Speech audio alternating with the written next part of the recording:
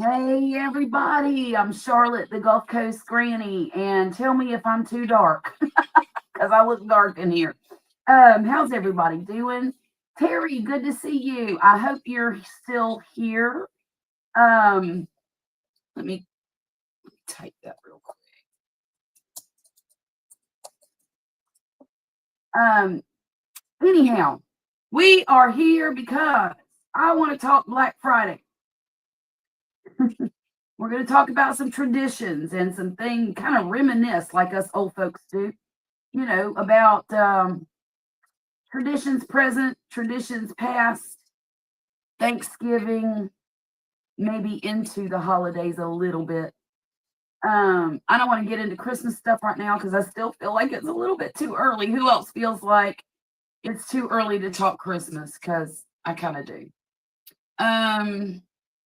I didn't do any Christmas shopping today, but I did do some Black Friday shopping. And I specifically went to Hobby Lobby because they were having 30% off all of their yarn, any kind you wanted, including the expensive stuff. Oh, look at there. Somebody is in a hurry today. Let's welcome Grumpus to the stage. Hey there, how you doing it? Hope you had a great Thanksgiving. I did. I survived. That's wonderful.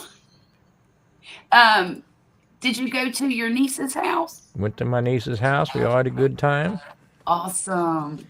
Stayed there, we were probably there 7, 8 hours. Spent the whole day there. Goodness. Oh my gosh. That's a long time. See, we played, we ate for a while, and then we socialized for a while and ate some more, and then played some cards. And before you know it, it was dark out.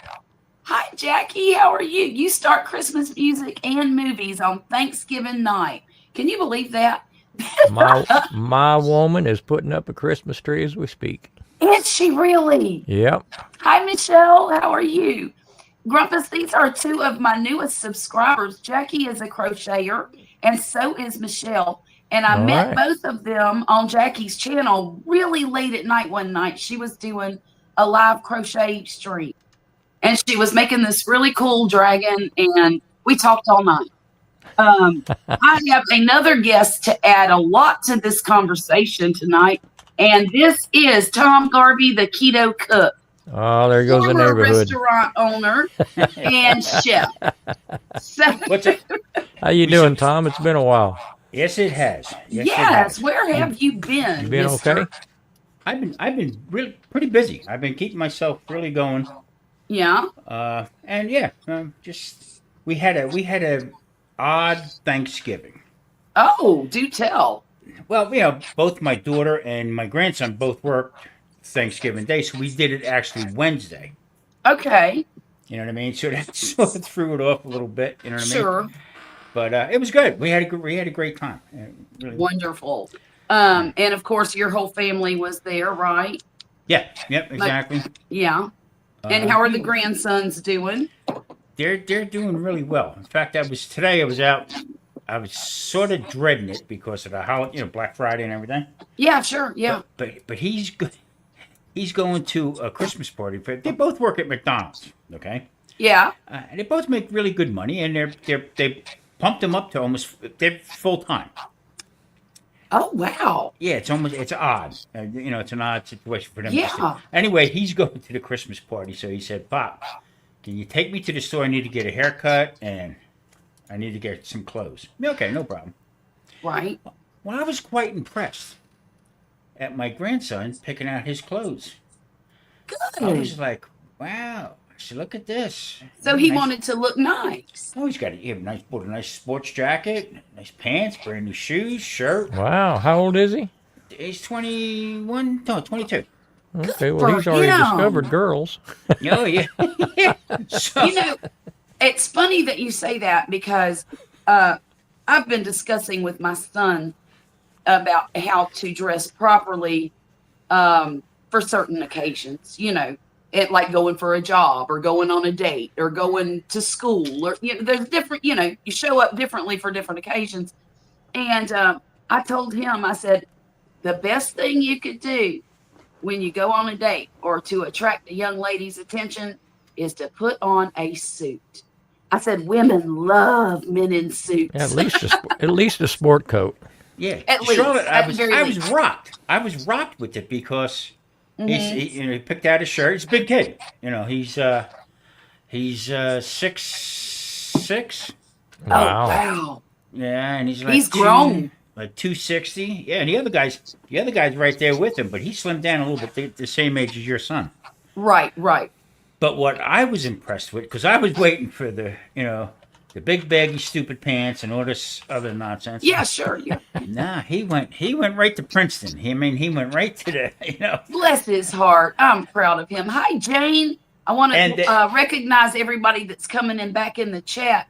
Terry, I'm glad you're back. I hope the shot wasn't too painful. Jane, thank you so much for showing up for us tonight. I appreciate you. And listen. Jackie, okay. Jackie has 2 channels and she does not have very many subscribers. And I want everybody who's in here to try and go subscribe to Jackie's channel. And Miss Jane, if you would please drop her link for everybody. And Grumpus, would you find? Oh crap! I'll find Jackie, that. All right. is it living the simple life? Jane, I know you have the link. I hate to put Jane through so much agony, but yeah, if y'all could please go subscribe to her channel. One of them is a crochet, living our simple lives. That's right. That is a gardening and homesteading type channel, and she does family things on it. I think I've seen her channel. That one has more. To it. She's a new YouTuber. Well, relatively new. Okay. She has 300 and some subscribers on that channel. And then the other one is a crochet channel. You don't have to watch. Just give her a little love over there. I know I have some people in here tonight that weren't here last night. Y'all, I was so bored. And let me tell you what Terry did. He sent me a text on Facebook and said, "Hey, can you go live tonight? Because I'm bored." Well, I wasn't doing anything, and I did have to finish cleaning up my kitchen, and so I had to postpone it. I said, "Is what was it, 9 o'clock, 10 o'clock, something like that?" I said, "Is that good for you, or is this an emergency live stream?" And he said he could wait.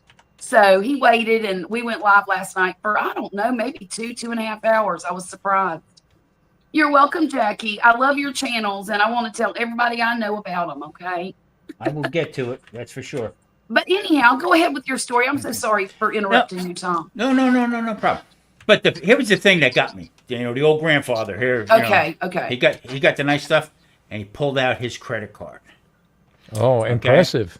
And he was like this, Grumpus. His hand was shaking. Put it down, and he just looked at me, because it was like $300 some. Yeah. For the clothes, and he's waiting for you to go digging, wasn't he? I said, "No, this mine, not me, Mister. This mine is closed, brother." But he was like, and when we got in the car, he started talking. He said, his voice was a little bit higher. I said, "Now, here's the thing, right here, Sonny boy. Now, this makes you, when you go to your party tomorrow night, you get done, you get home. Guess what? Because he works 4 a.m. till 12:30 in the afternoon. Oh, wow. He works the odd shift because I guess he gets whatever they do there. Right. But I said, that's going to make your ass get back up and get back into that job. And go back to work. Right. Well, now let me ask you this. Was it a real credit card or was it a debit card that he just... I hope it was debit. I hope so, too. I think it was a debit card because that was, I guess, his pay card. Whatever that means. Okay. So it came out of his account directly. Yeah. So I was pretty proud, though. I mean, I would be dead too. horse. I was proud as hell. I did some Black Friday shopping today. Okay. And y'all gonna be bored, but I'll tell you the best part first. I just spent $100 on a pair of sweatpants and a hoodie. I've lost my mind. That was a sale? Yeah, that was a sale. the regular price of the hoodie was like, I want to say $68. Maybe, no, it was more than that. It was a Nike hoodie at Academy Store. See that? And the pants were Nike breeches, sweatpants. And those were regular $60. And with 30% off of both of them, it ended up being $97 and some change. Jeez. I'm like, when did sweatpants go up so high? Of course, you know, when you go to Academy, you're going to pay for Academy anyway. I probably could have got it cheaper online. I don't know. Nike's kind of expensive. But it was the only pink hoodie they had, and that's what my son wanted. Now, I don't know why my son wanted a pink hoodie. Maybe it's because he got in trouble at school and he knows he don't have to go back for 10 days. I'm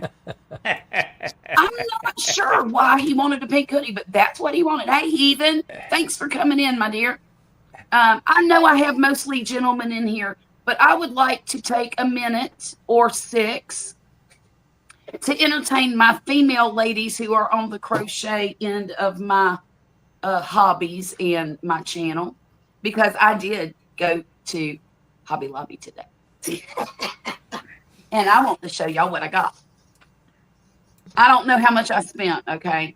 Because it was a long line, and I get very claustrophobic in lines in stores. So I just handed Poppy all my money.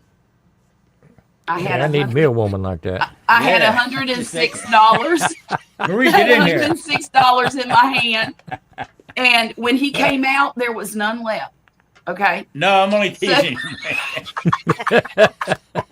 And I said, "Do you have any change?" And he told me it was whatever was left over was his fee for standing in line for me. I said, "Okay, that's fair." But I knew I was close to $100. Okay. So I got this cool furry yarn here. I got to remember where my camera is. It is Yarn Bee For the Moment mink. Wow. Now look, this does not have a lot of yardage in it, but I want to make a teddy bear for my grandbaby with this. Oh yeah, I think that would be so cool. Yeah, this is only 62 yards. So of course, you know, I had to get a bunch.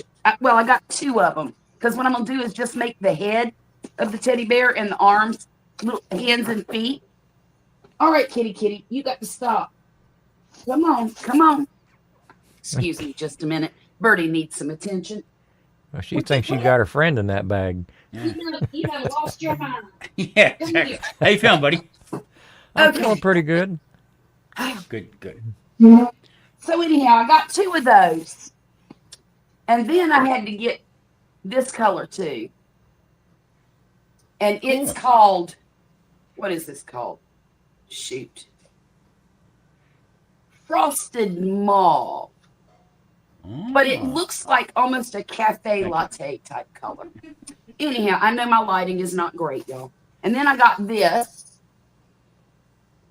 And then I got this. And I'll be quick, I promise. No, take your time.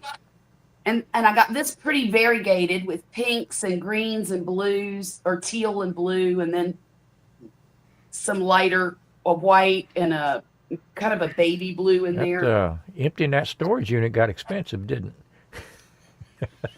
Well, we're not going to talk about that.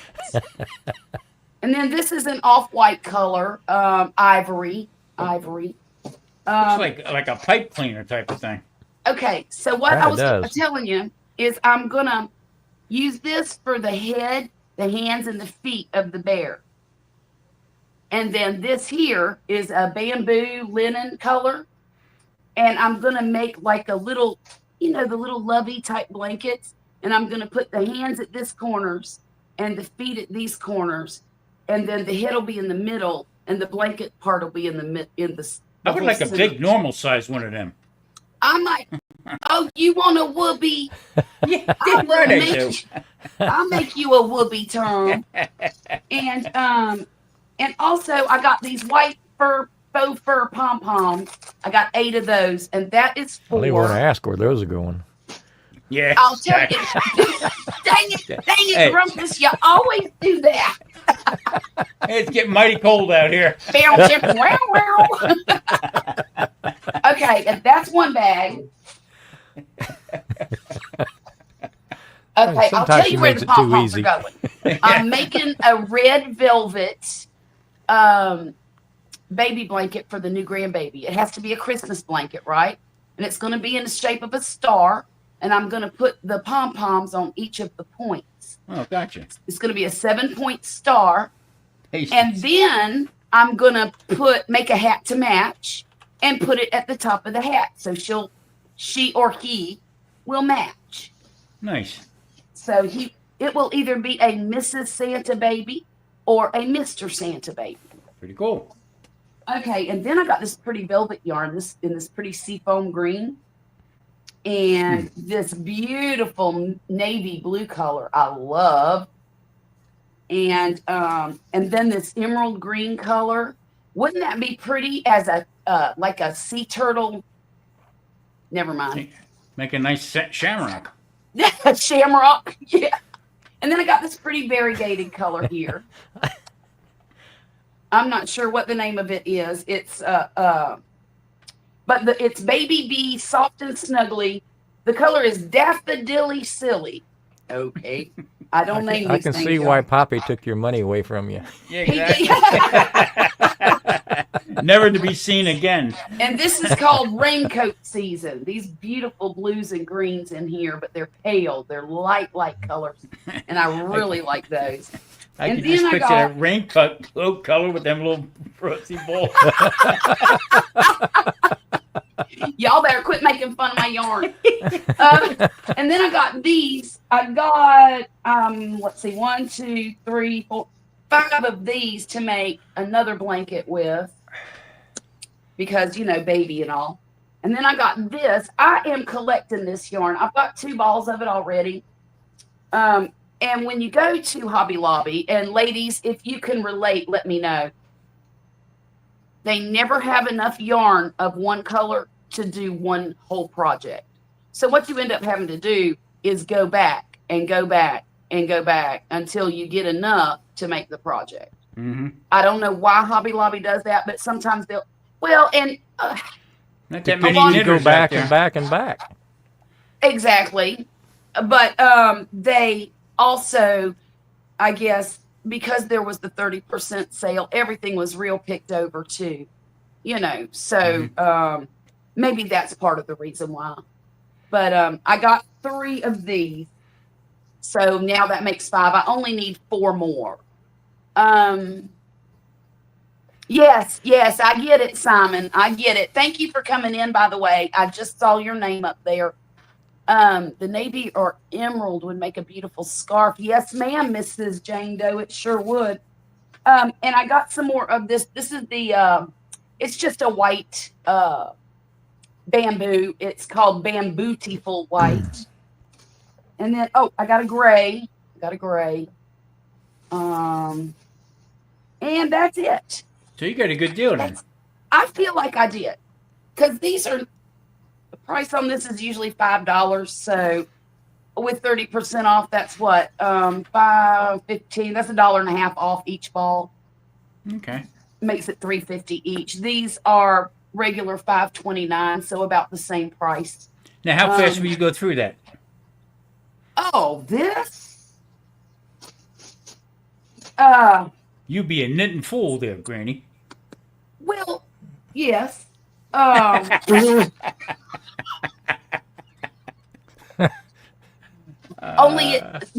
Tom, how many times do I have to tell my gentlemen friends I don't knit? Big K, I man. I I'm embarrassed for you. I crochet. See, I gotta remember that. You have brought the wrath upon thyself. I got to remember that. Let me write that down. I don't knit. Don't knit. That's right. I So crochet. anyhow, that's my haul. And I one more crochet item, and then I will table it for the rest of the evening. I promise. I'm making a robot for my little grandson. because he's into cool. robots now. Oh, now, okay. he's not done. See all the strings hanging, and he's still attached. Yeah. But his eyes are going to be up here. No, just a toy that I'm going to stuff. Okay. His eyes will be up here, and his this is a control panel little thing. It's going to have a embroidered, like, lines or something on it. And then he'll have arms. He's going to have arms and legs, and he's going to be about this much longer. Nice. And he'll have little buttons down here, 2 of them. And then over here, he'll have another square on him. And then the rest of him will just go down, and then he'll be stuffed and closed up with arms and legs attached. That's and cool. I'm very excited to finish him. I did all of this yesterday. So if I wasn't doing a live stream tonight, I could probably finish him tonight. But I'm not going to do that. I'm just going to wait till tomorrow and do that. I know, Jackie. Can you believe it? Thank you so much. This time around, I made the little manatee, not a manatee, a stingray. I've done that twice now, mistaking a manatee for a stingray. I made a stingray, and it was a tiny little plushie about this big, okay? And it was a little difficult. And I think one of the reasons is because it was so tiny. But this is a different yarn, this orange is, and it's easier to work with. It slides on the hook better. And so it was a lot easier to maneuver. But yeah, I'm enjoying it a lot. Hey, Megan, how are you, my Aussie friend? Happy birthday. Happy birthday. Goodness gracious. Wonderful to hear. You've made it another year. Congratulations on surviving. Charlotte, I got a question for you. Yes, sir. That furry one that you had, like the first couple ones you showed us, the furry ones, is that like just a regular yarn, and with the furry ends on it? It's kind of a real fine yarn through the middle, and then the fur is somehow attached to that thready yarn. So, but here's the problem with crocheting with fur like that. You can't see your stitches. You have to feel for them. So that one's going to take me some time because that's not something I'm used to doing. I'm used to being able to just look and see what I'm doing, So, but I think I'll be able to do it. I'm very confident that I can. Now, will I get frustrated and want to cut it into pieces? Maybe. But we're going to try. Best birthday gift is hearing you're doing well, Grumpus. Oh, Megan, that's so kind of you. You're welcome, Jane Doe. I got to share. I got to share my crochet stuff. That's my gig. Right. Before we go any further. All right. Okay. All right. I got a little bone to pick with Mr. Grumpus. Uh-oh. Here it comes. I know what's coming. Here it comes. I'm just gonna sit back and watch fireworks. Well, careful now. Yeah. I don't mean to pick that bone. Did you open? Don't get me too riled up. Yet? Did you open the damn box yet? Look here, we don't want to have to call 911. Tom, take it easy. Take it easy. Okay, for those of you who don't know, go ahead, Grumpus. Tell the backstory on It's going to happen. It's going to happen soon. Okay, yeah, I've been hit 2 years now. Tom sent me something a couple of years ago, and it's in a box, and I was going to do something special with it, and it kind of turned into a joke, opening the box. And 2 years later, the jokes kind of got out of hand. Well, only because you haven't done what you were supposed to do. Well, let's put it this way. And I apologize. I feel bad about it. Let's put it this way. The stamps are now worth money.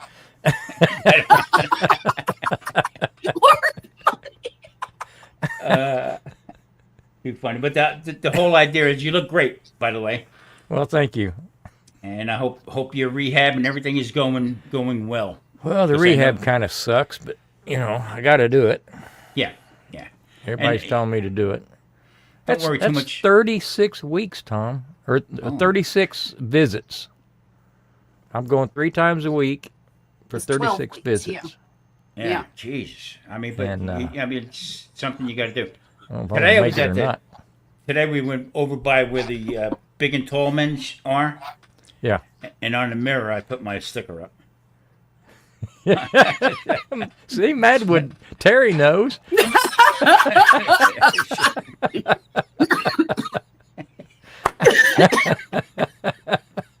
Oh God, I had to put that up there. That's funny. That is so funny. Okay, I'll need to go back through my comments and catch up. So y'all talk amongst yourselves for a minute. Well, I hit a Black Friday sale, but it was a week and a half ago. A week and a half ago, what'd you get? I needed a new refrigerator for my garage. Oh yeah, oh yeah. I had one freezing up and messing up, so I went to Lowe's and hit a Black Friday sale, and got a pretty good deal. Good for you. So me losing, I'm losing weight still, gain a little bit, lose a little bit here and there. So now it's getting colder, so I broke out some blue jeans, and put them on a little bit bigger on me. So you can't put the belt on too tight, okay? Right. And if I go to reach for something, my pants fall down. Right. So I said, you know what, the hell with this, okay? So I turn around. You got somebody in the back. The Grumpus just scared the hell out of me. Look out, a lion. So I snuck up on me a couple weeks ago. I go on Amazon and I order suspenders. $4.52 for suspenders. Okay? Yeah. I ordered them on a Saturday, and they said they'd be there Monday. Okay. Mm-hmm. Don't know what happened. Blah blah. They give you the runaround. All right. To the point where you want to explode, yelling at somebody. So I call up, and naturally, you get somebody from overseas, and I got into a little bit of a screaming match over suspenders. I said, you can pinpoint me. I said, you could zero in on where the car is that's delivering it, okay, but you can't tell me where the suspenders are. Well, give us till Wednesday or Thursday, blah, and it kept going up and up and up. I canceled it, okay, reordered it, okay, and now I'm fighting back and forth. I got the suspenders, okay, now the other pair come. Oh, no. So I got 2 pair. They gave me a $5 credit. Okay, now they charge me again for the other suspenders. Okay, I said to Marie, my blood pressure's through the roof over freaking suspenders. $5. I paid it and that was it. So it's amazing how things can choose your battles. Yeah, exactly. So I didn't do any Black Friday shopping whatsoever. Well, Tom, I've lost 13 pounds. Yes. Oh, you did? Yeah, I had to put another hole in my belt yesterday. Oh. Wow, very good. Very good. You need to eat more. Well, you need me to send you some ham sandwiches? Twice as much as I used to, seems like. Yeah, I mean, I didn't have an appetite for a while, but, it's come back. Good, good. That's always a healthy sign. Don't be afraid of butter. Well, I've been trying to avoid it. Why? When I can, but I've not been real religious about it. Yeah, you gotta watch the crazy carbs is the problem. Oh, Charlotte made a good point the other day. Took me 70 years to get in this shape. I don't know if I got another 70 in me. See, that's my fight with my doctor right now. Is we're going back where your cholesterol's up. I said, really? I said, did you stop and think that I'm eating a lot of fat and a lot of oils? I mean, really? Simon was forced to do Black Friday shopping this year. I want to know how you were. Oh, your mom's microwave. That would. Yeah, that would do it. Same thing with me in the refrigerator. This guy. I told Vicky today. She was asking how to, the refrigerators. She said, "It's really doing good." I said, "Yeah." I said, "We spend hundreds of dollars on refrigerators, maybe up to thousands. Some of them, and then we buy a couple $1,000s worth of generator, all to keep $40 worth of brisket from thawing out." Exactly. Exactly. There's something wrong with this picture. Now that you put it that way, I'm wondering why I have 3 freezers in my house. There you go. Well, I mean, I got the one small refrigerator here, and I fill up. We had like seltzer bottles and stuff, the little smaller ones. Yeah. Fill them up with water, freeze them, put them in there, and we put them in there to take our broom in case we lose power to keep Exactly. the food cold in there. Exactly. Like I tell Marie, it doesn't make any sense, you know. Well, I mean, I only use the one in the garage just for drinks. Yeah. Right. You know, beer, water, Gatorade, soda, you know, stuff like that. And it's got a little freezer on the top that'll hold, you know, a little bit of meat. Yeah. But I try to keep it as full as I can, so when we do lose power, it keeps itself cold. I told Marie, I said all the talk I told you about and all the ideas about going off grid and doing all this stuff, strike it. I want grid. I want the air conditioner. I want the heat. Oh yeah. I get wood. I don't want to have to go through none of that stuff. I'm with you, Tom. I want my air conditioning. I need my air conditioning. That'd be hard to give up here in Houston. Isn't that the truth? 120, brother. Yeah, I hear you. When my daughter, my oldest daughter, who's going to be 39 real soon. Yes, I'm calling you out, Erica, if you're watching. She turned 16. She got herself a little job, and she waited all year to go Black Friday shopping. And that's when I wouldn't let. She wanted to leave the house at 2 a.m. Now this is back before internet shopping was a big thing. You know, you couldn't just go to Amazon or all of that. Gosh, it hasn't been that long. Anyhow. You just didn't have that. We still had Circuit City. We still had, you know, Pick and Save.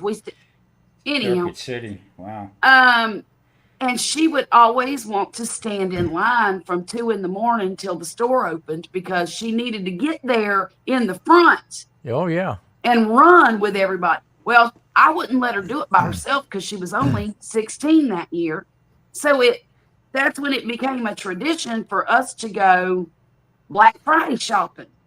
Well, then she had a younger sister, and she's 3.5 years younger. Well, when she got her first job, we all went together. Well, then I figured they got old enough and mean enough that they could do it by themselves. Yeah. So I backed out. But, you know, those are some of the fondest memories I have of our Thanksgivings back in Virginia. We had so much fun. I would bring alcohol. And of course I didn't give it to the underage kids, but me and Erica would dip into it a little bit, and then we'd make the little one drive. Yep. She was old enough. I'd probably have a flask in my back pocket. Do what? I'd probably have a flask in my back pocket. Oh, we did. Well, yeah. And you know, we'd cut up and standing in those lines, sometimes it was so cold. Once we had snow on us. Sometimes it would rain. Sometimes we didn't care. We just out there goofing off and having fun. And those were fun times. Really, really fun times. Mm-hmm. And now, you know, we go Black Friday shopping sitting in our stinking living rooms. Yeah. And I miss that. I miss that a little bit. I mean, Gary, you need to unplug them things. Just open the doors. Yeah. Fist fight. Yeah, back when it was fun, Simon. I mean, knocking people in the head for a computer, you know? I remember Go ahead, I'm sorry. Well, we lived down in Brooktown, New Jersey, with Marie and everything like that. There were people on the mall, you know, Tom's River Mall and stuff like that. They were actually tents. We call them homeless now. Back then, we called them shoppers and nuts. See, we were never smart enough to get tents. And I mean, for a couple of days or whatever. But like they would close Thanksgiving. All the stores were closed Thanksgiving. All of them. Right. Mm-hmm. Okay, and then they would set up to get ready to open up the next day. That's right. Now, and I was surprised today because out here in Vegas, the traffic is just nuts. Okay. Is it? So I said to Marie this morning, I said, I'm going to go pick up, we call him Little Man. He's 6, like I said, 6'6", 6'7".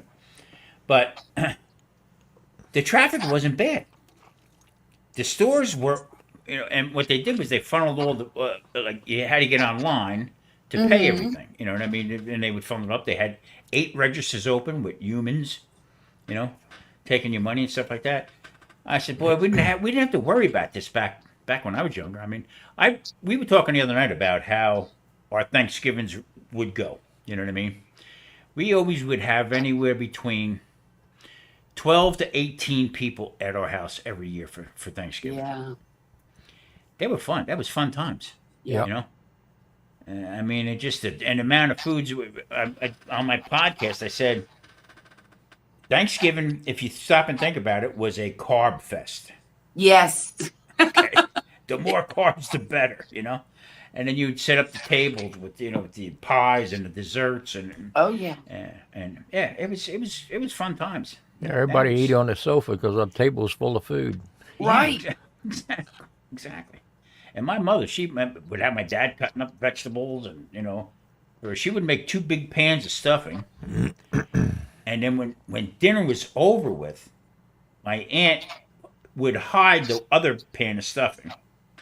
And then when it was over with, she would cut it, and then she would bring out the black skillets, okay, put it up on the stove and fry it. Oh, wow. Okay. The stuffing. Yeah, I mean, that was like a wow. Everybody would go. Was go that after a treat? Yeah, it was like, like afterwards, the sandwiches and Sure. Yeah. rolls Oh, okay. Okay. That makes sense. yeah. It was, Go ahead. I'm sorry. no, it was quite the time. Now it's 1, 2, 3, Yeah. And, we had a big family when I was growing up. My dad was one of 10 children, and my stepmother was one of 12 children.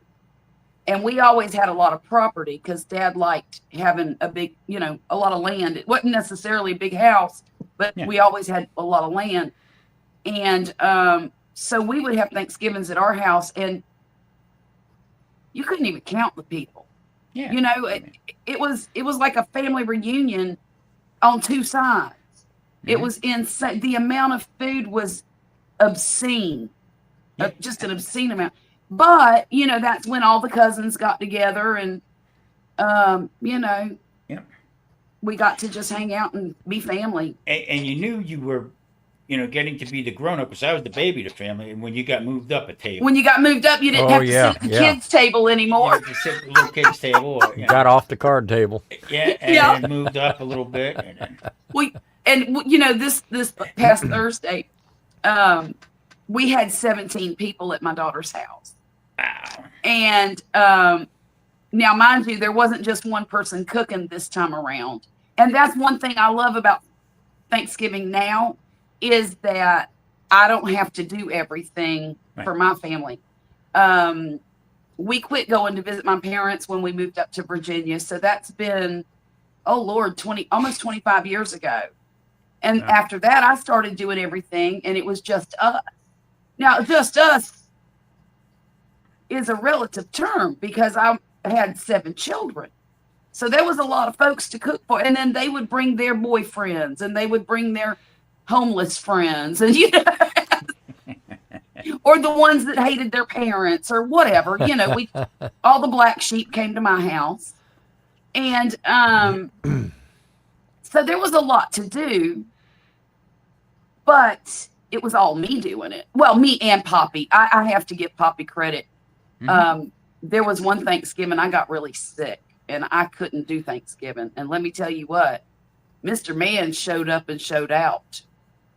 Yeah. He made the turkey. It was delicious. He made the mashed potatoes. My kids to this day will not eat mashed potatoes on Thanksgiving unless he makes them. He screwed up.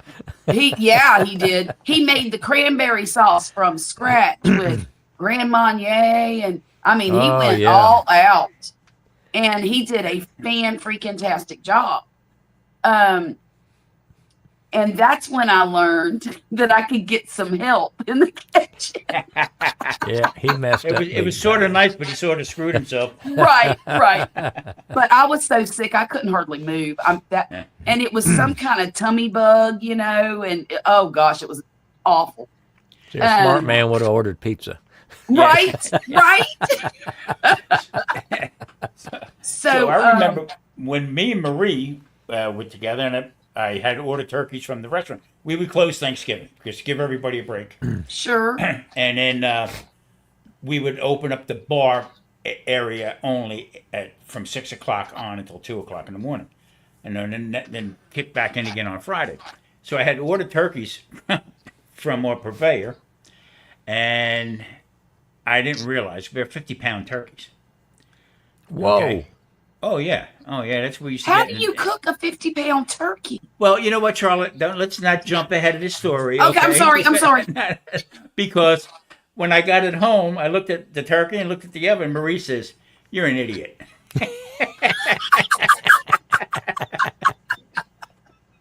I actually had to get a hacksaw blade and cut this thing in half. Oh my goodness. And put one down, and it was horrible, but it was good. But I mean, 50 freaking pound turkey. So then the next couple years we did it, but we did it a buffet type of thing. Oh, okay. Sit down buffet. Everybody got their stuff, and then you would get up and get your own desserts and stuff like that. But Right. I mean, yeah. She looked at me, and I looked at her, and went, "Get me the scotch. This is gonna be a long day." I didn't even know turkeys could get that big. Oh yeah. Oh okay. Yeah. Wow. Yeah. Yes, sir. The biggest one I ever saw was a 22-pounder. And it was enormous. Yeah, So I can't even imagine. It looked like Arnold. Yeah, I bet. Wow. Me and my brother, we laughed so hard about that. And then a couple years after that, we were supposed to be getting fresh turkeys, not frozen. Okay, and they come in frozen. Oh no! 2 days before. Oh wow. Yeah, that was quite the. How many days did it take for a 50-pounder to thaw out?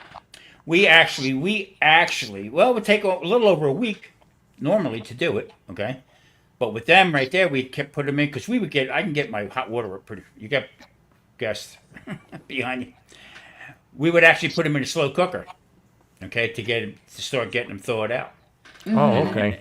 And then to do it that way and then take all the. Oh, that makes sense. But yeah, that was quite. But we laughed so hard. We talked about it the other day. Yeah, you want a 50-pound turkey? Well, I got a small turkey at HEB. I've got it thawing out. I'm going to butcher it down and refreeze it. Oh, okay.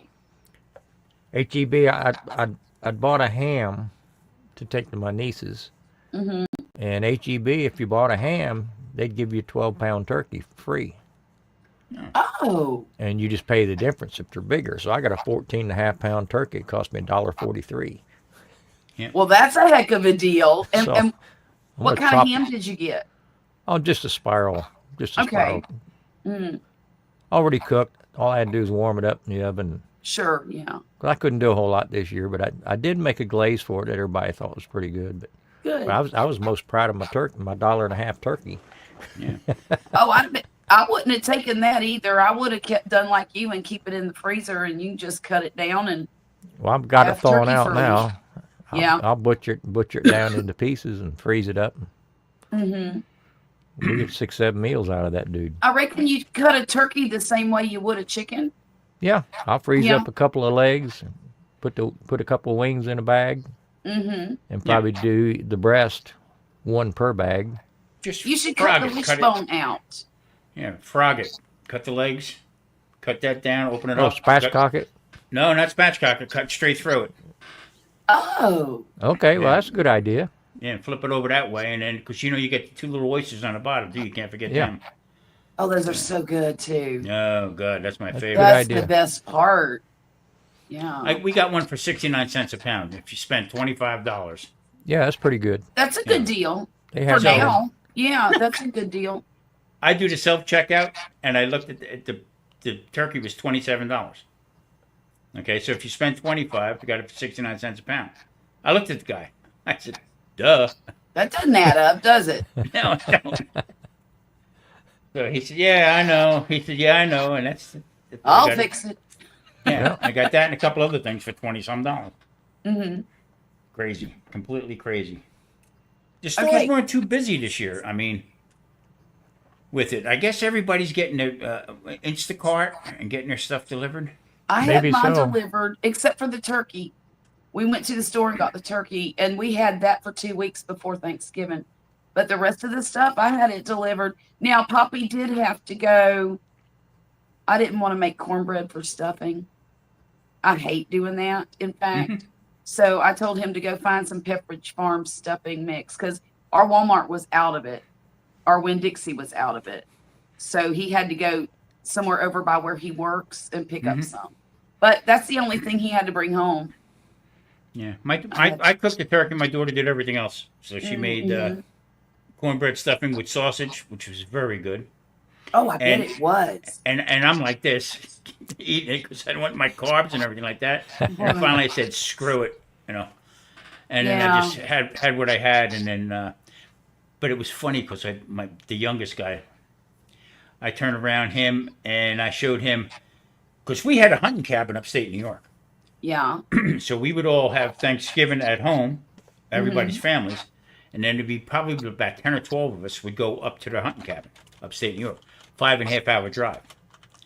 So one guy was in charge of making the sandwiches, and we'd stop in a rest area and hand out sandwiches. And this guy would put turkey, and then he would put some stuffing on it, and then cranberry sauce. Oh yeah.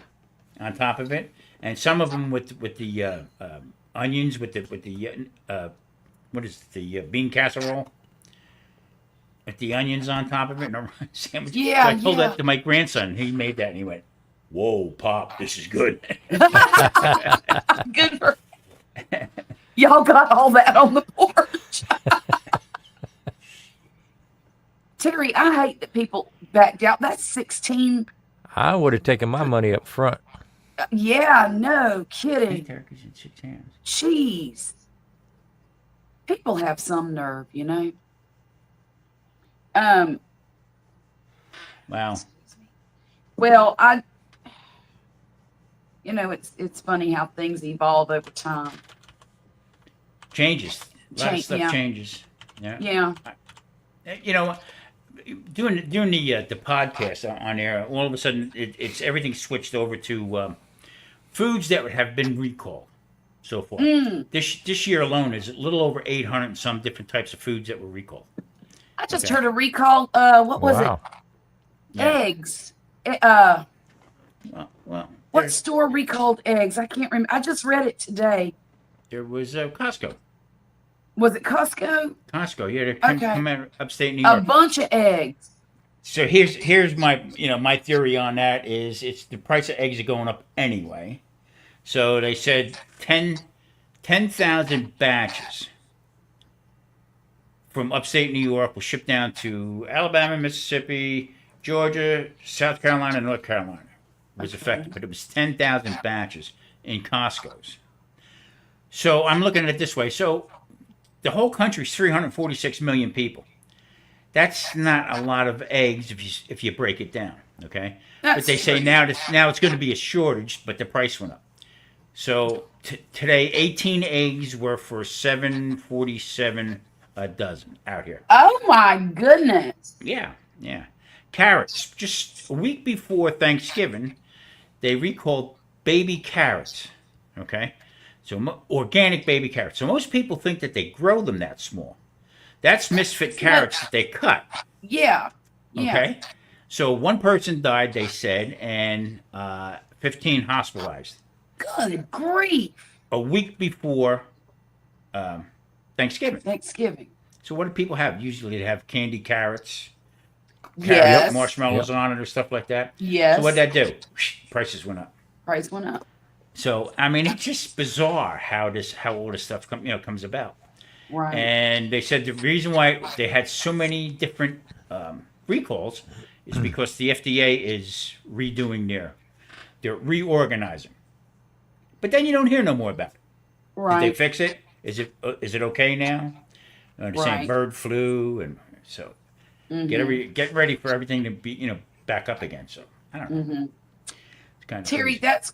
it's good that they're not cooked yet, because that way you might be able to cook them for somebody for Christmas and get rid of them, like that. Wow. I didn't see what happened here. Well, he had all them turkeys and hams that people backed out of their orders. Oh. And so he's got 10 turkeys and 6 hams, and they're in the freezer, I guess. I was supposed to do a turducken, but the lady never showed up. I hate that. Yeah, ain't that something? Well, I hate that. I hate that. I've always, if I've you always lived got my money closer, up front. Terry, I would have got a turducken from you. Because I've never had one, and I'd like to try that. This is the first year I haven't done a turkey outside in quite a while. Yeah. Yeah, Well, do you feel like you're getting stronger, Grumpus? Oh yeah. Good. But the doors on my pit probably 25, 30 pounds. Right. Even with the counterweights. Right.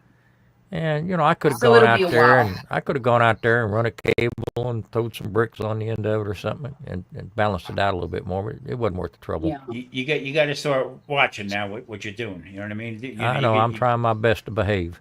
You got to pick and choose your battles. Like really. I know it's hard though. I know for you especially, it's Well, hard. I usually let the wife do all the hard stuff. Yeah. Well, I'll tell you what, Mrs. Grumpus has really proved that she can she's got do a some halo hard and grew stuff. wings at this point. Yeah, Mhm. yeah. She has really stepped up and done all the necessary things, and I'm happy for her and proud of her, and happy for you. Well, Because I it think, could have gone bad, I think when I get back to normal, I'm going to be a little bit more appreciated around here. You might. She might too. It'd be short term, but I think there would be a She time. might appreciate it too. Oh my goodness. We made the deal, I guess, a month or two ago about, she does the floor, she does the laundry and all this stuff like that, and then and whatever I need, she's right there. So let's take a break here, okay? Let's work together with it. Let's pick one day, okay? If you want to vacuum or mop the floor, whatever you want me to do, but let's do it together, Yeah. okay? And we get it done a little bit easier when it dusts, whatever. Sure. And we'll do it that way. So he said, okay. All right, so I got the broom, went around sweeping, got the mop, bing, bing, bing, bing, bing. Okay, give me the vacuum. She might stop. I got to go back and do it. You didn't get in the corner over here. You didn't get over there. Oh Lord. I don't know. There's been a lot of times the wife wanted to mop up the floor with me. Yeah. So I told her yesterday. I said, well, let's try this one more time. All right? I'll do the high stuff. You do the low stuff. Right. That's good because I can't see the high stuff. Can't come in behind you. That's a good plan. Yeah. I might have to do that with Poppy. Because I'm a little height challenged myself.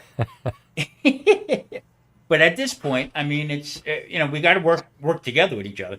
Yeah. She walked in the room the other day and she went like this. I said, "Forgot what you came in here for, didn't you?" She said, "Yep." Went back at it again. But that's it. That's So, the price we pay. I did clean the kitchen yesterday for her. Oh, that was nice of I you. was in there about 6-7 hours. Cleaning the kitchen. I took everything off the counters and cleaned everything that went back, and I think I did 3 loads in the dishwasher, just different stuff. But I couldn't tell if it was dusty or not, so I just threw it in the dishwasher and called it a job. Right. Yeah, I was on my feet about 6-7 hours. Yeah. Are you What they got in you doing training at to go rehab? back to work or something? No. I'm hoping to go back to work this coming week. I'm having a hard time. My boss's daughter, I'm all tied up here. Mm-hmm. My boss's daughter is an emergency room nurse. Oh, you're screwed. So she's in daddy's ear on what Bill should be doing and not doing. Exactly. I Exactly. told him the other day, I said, between your daughter and my wife, I may never get back. Oh Yeah. gosh. I don't know. I still think you ought to wait till after Christmas. I got to do First of the something. year. I can't. I mean, I'm understand. working from home here Yeah. as much as I can do at home. Right. But, he still has to come in and cover for me. Right. And if I'm sitting in a chair here in front of a computer, I can sit in a chair at the office in front of a computer.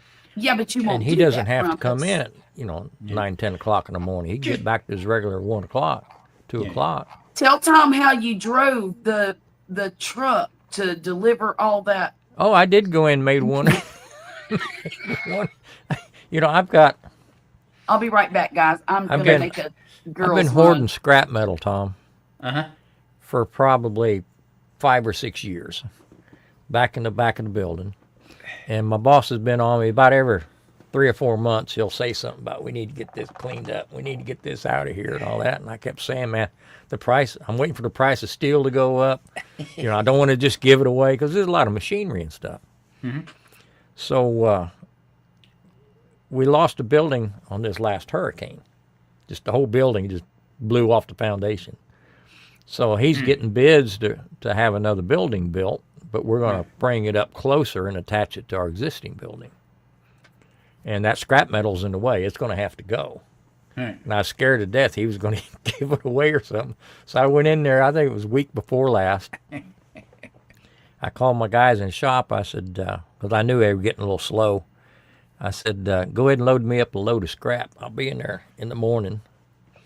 And it's one of these big Isuzu trucks. So, I have to pull myself up in. Like, not supposed to be doing that.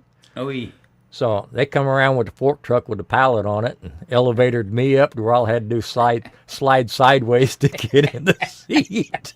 And I drove that over to the scrap yard. I had to stay in the truck because I couldn't get out or get back in.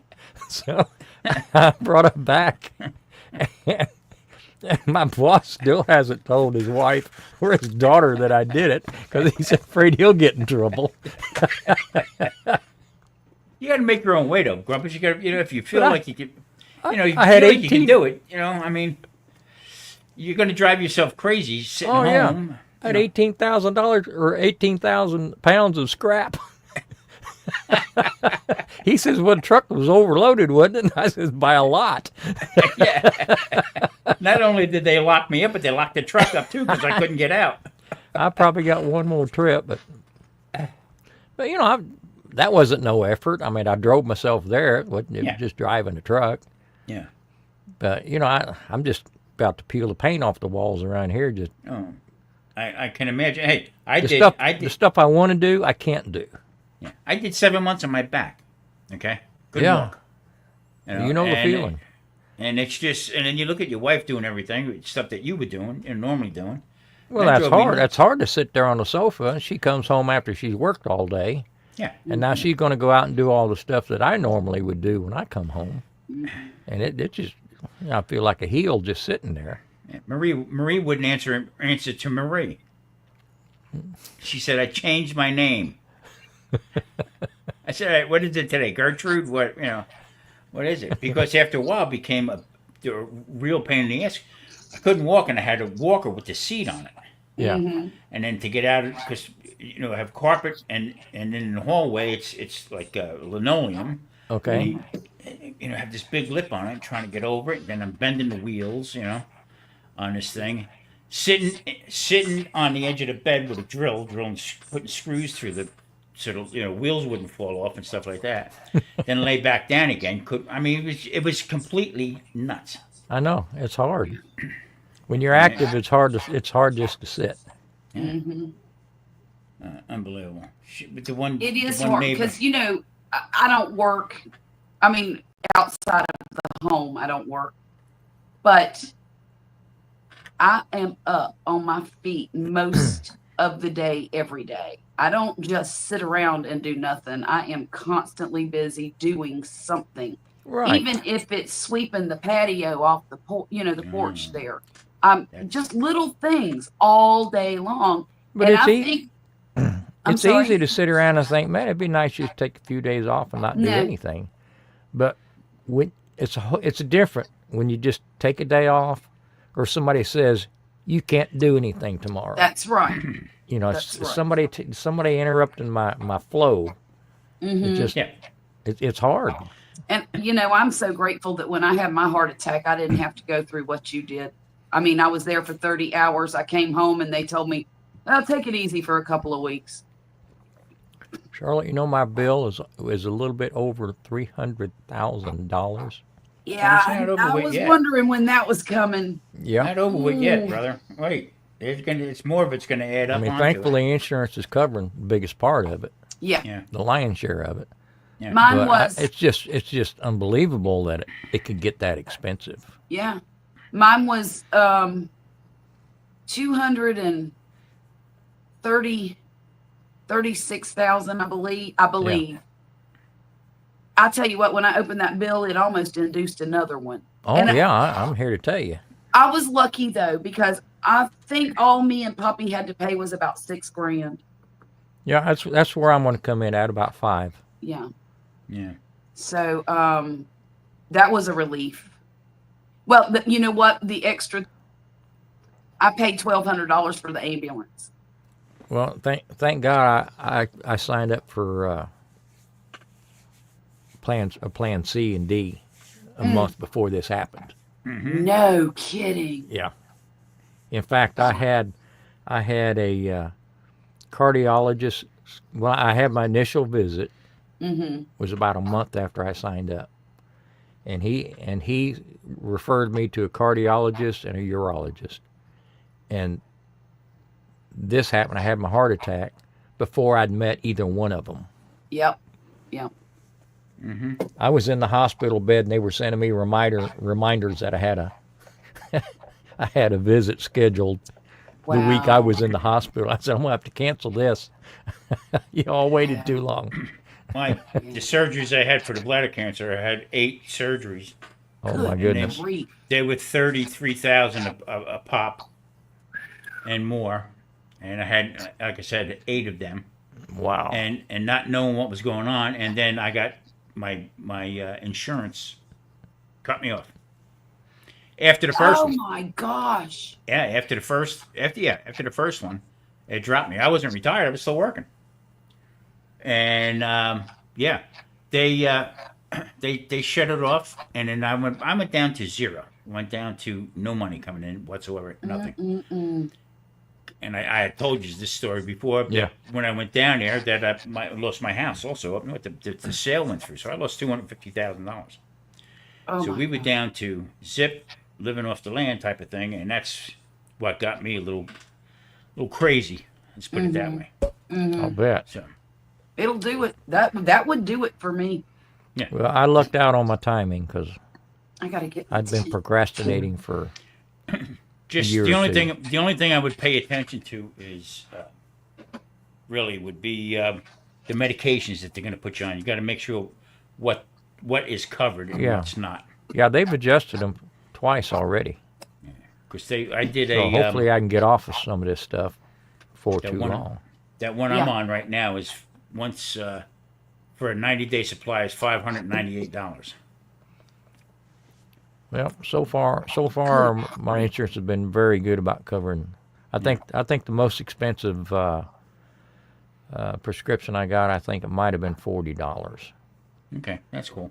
But you know, Vicky picked up 3 prescriptions the other night on the way home, and I said, "How much was all this?" She said $3. Yeah. So I've been really lucky on the medications. That's good. That's real good. And they said a couple of them I'll have to take, forever. You got your color back. You look fantastic. But, Yeah, some you of do the other look I hope good. to get weaned off of pretty quick. Just pace yourself. That's all. I mean, I got to. You can't do that stuff anymore. No, I don't want to do this again. Exactly. right. That's the point. That's the whole point. That's why, like I tell Marie all the time. She says, "Well, what do you want to do?" I said, "Let's take a walk. We'll take a walk around the building. I'll go outside. We'll get halfway around the thing. Nah, I ain't doing it. Turn around, go back anyway. My leg starts hurting and this and that. So Yeah. I got to realize that I'm at the age now where when you fall, you hurt yourself. Well, I've been Right. walking around the block during the day, which before all this happened, if I took the trash from the garage to the curb, I was already huffing, and I could get halfway back and had to take a break. Oh, I'd lean up against Vicky's car and catch my breath and take a break. And Well, now I can before- walk around the block. before this happened, Grumpus, I mean, you told me square business that you couldn't walk across the floor. Oh, I'd huff. I mean, just getting from my car to my office, I'd have to sit down in a chair before I can get up and turn the computers on. Wow. So, I was flirting with it They cleaned you quite out. some time. They cleaned you out. So, I mean, don't take advantage of it, but watch what you're doing. But in the same token, though, you're good Almost as new. good as new. Yeah, probably better. Probably. So, I mean, just keep that in the back of your mind and just Yeah. live life. I wouldn't worry too much about anything. I mean, don't go skydiving or nothing like that. No. And I did ask one of the nurses in the hospital. She was going over a bunch of stuff. I mean, I had so much shit hanging on me, and she said, well, "How you feeling?" I said, "I'm feeling, better than yesterday." I said, "But when this is all over, will I be able to play the piano?" She said, "Oh yeah." I said, "Great," because I couldn't play before I come in here.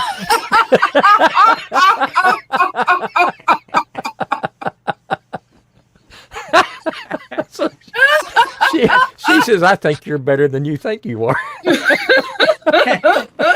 So listen to this one.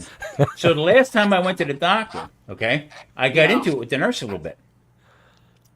She said, "We're gonna walk down the hall." I said, "I know the routine. We're gonna waltz down the hall.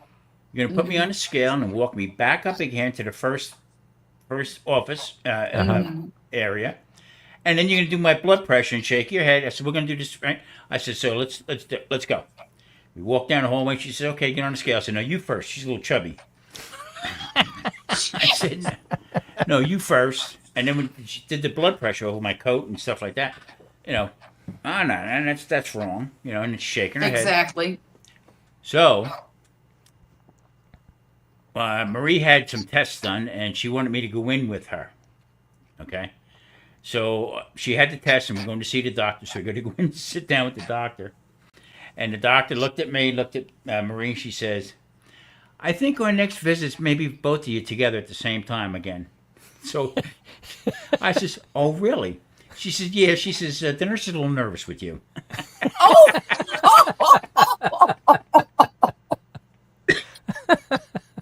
Good So grief. our next visit is both of us going at the same time.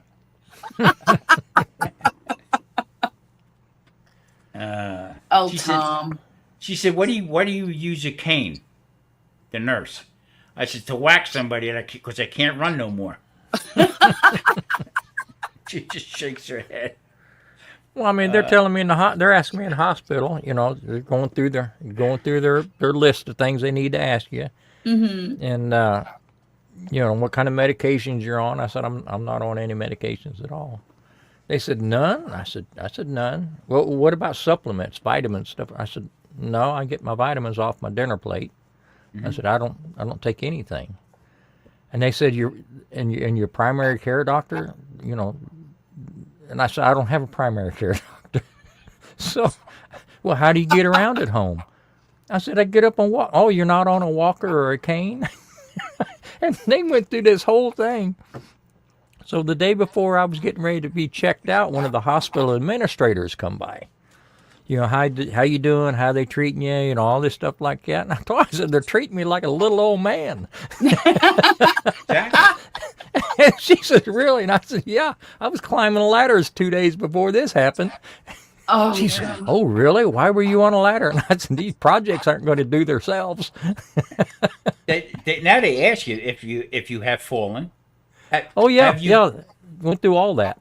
She said that she looks at me. She says, "Have you fallen?" I said, "Yes." She said, "When?" I said, "When I was 10 and a half years old." Tom. She just looks at me. I said, "That's the last time I fell." "You asked me, have I fallen?" "Yes, I have." But that was back then. For goodness sake. So then she says, "On this paper, there's a round circle. On this paper, I want you to write down 9:15. First, put the numbers around, okay?" So I put the numbers around, okay? And then she says, "I want you to draw out on the paper 9:15. I said, "AM or PM?" And she just looked at me. So in the middle of the paper, I wrote 9, the 2 dots, and put 15. Okay? And I hand it back to her.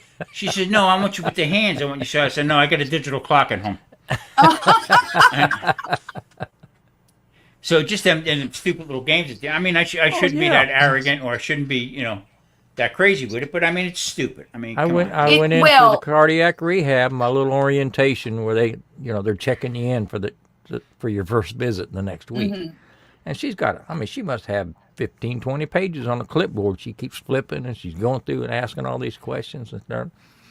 And then she got to the part where, when you wake up in the morning, how do you feel? Do you ever feel like, you're alone? All this stuff like that. And I just leaned over and I said, if you're asking if I'm fixing to hang myself, my wife won't let me pick up a rope. She said, I think you're going to be okay. Then I have the doctor, woman doctor. She's really good. I mean, we'll sit down, we'll talk. She knows I'm with the keto and stuff like that. So we go through their whole routine. So she's on a computer. She has a laptop. And she's going through the laptop and she says, do you drink alcohol? I said, you buying? She put her head down, started laughing. Okay, it's going to be one of these deals. So that's how we went through our whole thing. So she says, you're doing good. You're losing weight the right way. Your sugar levels are still a little high, but blah, blah, blah. She said, and because of your age. And she looked at me like, I could see her getting a little red, waiting for me to come back with it, okay? I said, and that's why I do the banter with you and your nurse and everything else like that, because I don't want to lose my edge thinking I'm an old man. That's right. Okay. Which I am an old man, but in my brain, I'm 21 years old, want to fight anybody. I can and still hold my own like I was 30. 10 feet tall and bulletproof. Yeah. So, yeah, I mean, we should call this old hour. It's hard to let go. It is. It really is. It is. Yeah. It is. I don't know. But then you see the kids. You see the younger generation in the doctor's office, and half of them are clueless. You know what I mean? As far as what they're doing, it just makes me. Today I want to be an X-ray technician. Some cute girls here. The only problem is they're like my granddaughters, for crying out loud. That's the problem. Well, that's like Thursday. I took some sodas up. I had a big cooler. I think I had 60 cans of soda, and I think there was 7 bags of ice in that cooler. And I went up there, and a couple of younger kids said, "Well, Mom said you were bringing sodas." I said, "They're out in the car if somebody wants to carry the cooler in."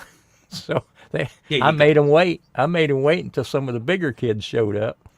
I said, "If you don't want anything to drink, you got to go get it." I said, "You're not going to get out of my car. You got to bring the cooler in." So that's right. That cooler must have weighed 80, 90 pounds. Oh my gosh! I was afraid the handle was going to break off. Smart man, not to do that kind. That's the stuff where you get yourself in trouble. Yeah. Well, especially you got some strapping teenage boy can whoop your ass at any time. He grabs one end of the cooler. My first instinct is to grab the other half, grab the other side, and I had to restrain myself, even though the other kid was struggling. I figured, okay, I remember struggling. Nobody helped me. Right. Marie says, I said, we're going to put this is funny. So we're living in an apartment, and normally every house I had would be decorated to the hilt, okay? Big tree, the whole bit. So out here, I bought one of them pull-up trees. They're like 5 foot, sit on a table. And I ordered a green one, but they sent me a gold one with lights. Yeah, not my cup of tea, but what am I going to do? All right. Well, that's true. I mean, it matches, where you're at. And then I have a Santa Claus that I usually put out on the balcony, tie him up and plug him in. He blows up, okay, and with a light in him, the whole bit. So I said to Marie the other day, I said, we're going to put the decorations up? She said, I don't feel like it. Really, nobody comes, whatever. And, to go through that aggravation. I said, well, you know what? Pull them out anyway. We'll see what happens. Okay, not thinking. She pulled out 2 boxes. We laughed so hard. I said, whoop, pull the tree up, plug the Santa in. Whoop, done. Done. Wow. I said, we're arguing about putting them 2 things up. Are you nuts? Unbelievable. Unbelievable. We've got to go get our Christmas stuff tomorrow out of storage, and because the kids will revolt if I don't put the Christmas tree up tomorrow. And I'm not gonna decorate it tomorrow. I'm gonna wait till next weekend, but I need to let it decompress because it's been in storage for a year, and so we're gonna do that tomorrow. But other than that, I don't know. I'll probably decorate back here a little bit because I've got a shelf up there that has all my Thanksgiving decor. I had to buy a tree this year, and I got one that already got the lights on it. Good. Yeah, we hauled all that crap out of the attic here in the middle of summer. Yeah. Got rid of probably about half the balls she had and a bunch of lights and got rid of the tree and all that kind of stuff. She looked at me the other day. She says, I got rid of my tree. What are we going to do? I says, well, probably not have a tree. And she convinced me that we could find something cheap at one of the garden centers. So this tree is all USB, okay? So I forget. I mean, it's got remotes all over the place. I put the remotes, the lights on the balcony went on. What the hell? So she says to me last night, she says, this damn tree, the lights in the middle went out. I said, you didn't want to put it up anyway. Who cares? There ain't nobody going to come over, you know what I mean? So, I mean, it's completely nuts. Let me show you. I tell you, she's cracking up. She unplugged it already. Oh, no. Probably used 1 gigabyte of electricity. That's what happens here. We always decorate the garden for the grandkids.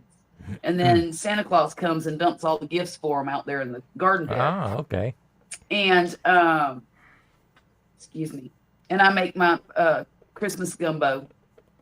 And everybody eats and watches kids open their gifts on Christmas Eve. And that way they can have their Christmas at home, instead of having to leave the house.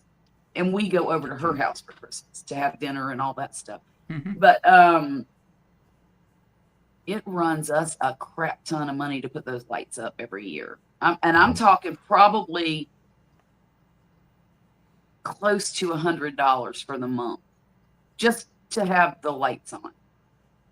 And of course, Poppy will not keep them off all month and only turn them on Christmas Eve for the kids. He's got to have the whole neighborhood lit up.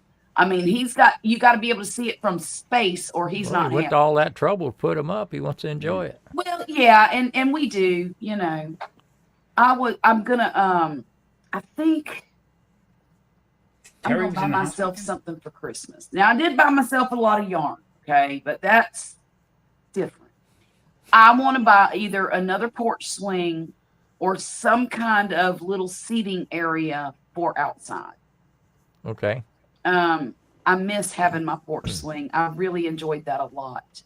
And it wasn't really a porch swing. It was the kind on the A-frame stand. Yeah, I had one of those. Cover. They're nice, yeah. Yeah, and I miss that so much. And so I think I'm going to get me another one. The hurricane tore it up. Yeah, I knew that. And then Poppy fixed it. And then, I don't know, it just really started. It wasn't the same after that. The seats started coming apart. And the stuff he fixed it with, when the wind would blow, it just started deteriorating. Well, so we got rid of it. I think mine was metal tubing. I think it still only lasted maybe 3 summers. Really? Okay. It started rusting out and falling apart. Yeah.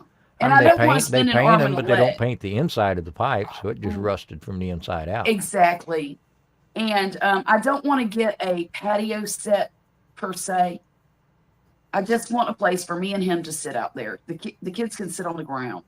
Yeah. They're kids, Yeah.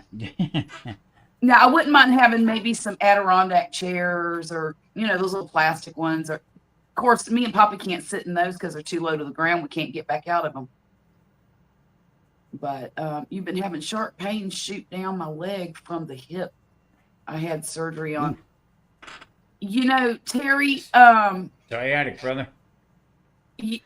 it's also, Poppy had that happen for a while, and a lot of it was nerves coming back together and learning those nerves that create new pathways for sensations. Yeah, I'm working on that now.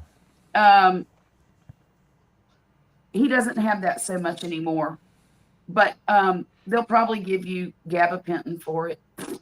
Just saying. Yeah. And you can decide whether you want to take that devil or not. I know it helps a lot of people. For me, it made me sicker than what I was when they started giving it to me.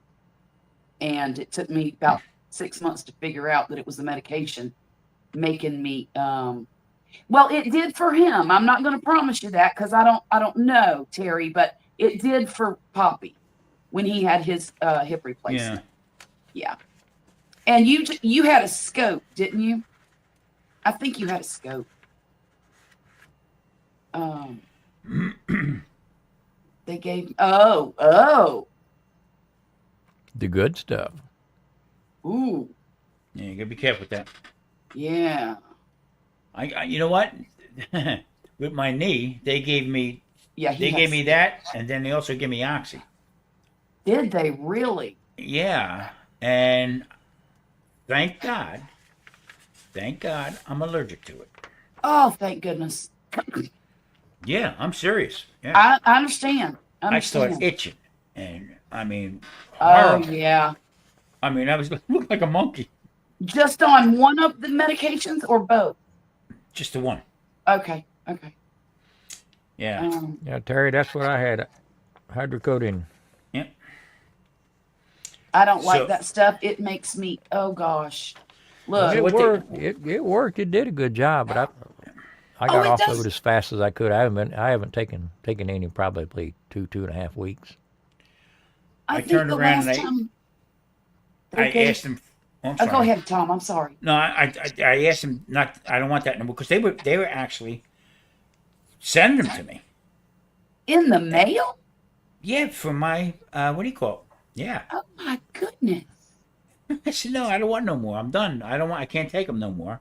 And I got this other stuff starts with a C. So it's actually like an extra strength Tylenol with codeine. Okay, and that's what I did, and that's how I got through it. You know that used to be start with Tylenol 3 is what they called it. Yeah, but that seemed to help. I can take pain. I can take a lot of pain. I have no problem with that. My problem is at night going to sleep. Okay, after suffering all day long with all the bullcrap that I went through, up and down, and the throbbing and all that stuff. That's what I wanted, something to go to sleep with at night. But I didn't want no of that Ambien. I didn't want none of that crap. So right. I was. Let me ask Terry a quick question. Terry, yeah.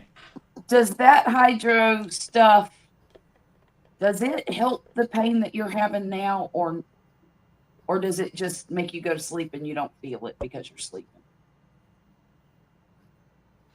Because if it is nerve pain that's coming back, or nerves reattaching and sending signals in places where you're not used to it and causing pain like that, that shouldn't. It helped with my pain. It shouldn't give you a lot of relief. Right. There are better medications out there, like nortriptyline, or it does. Yeah, it does help with pain. I get that, Simon.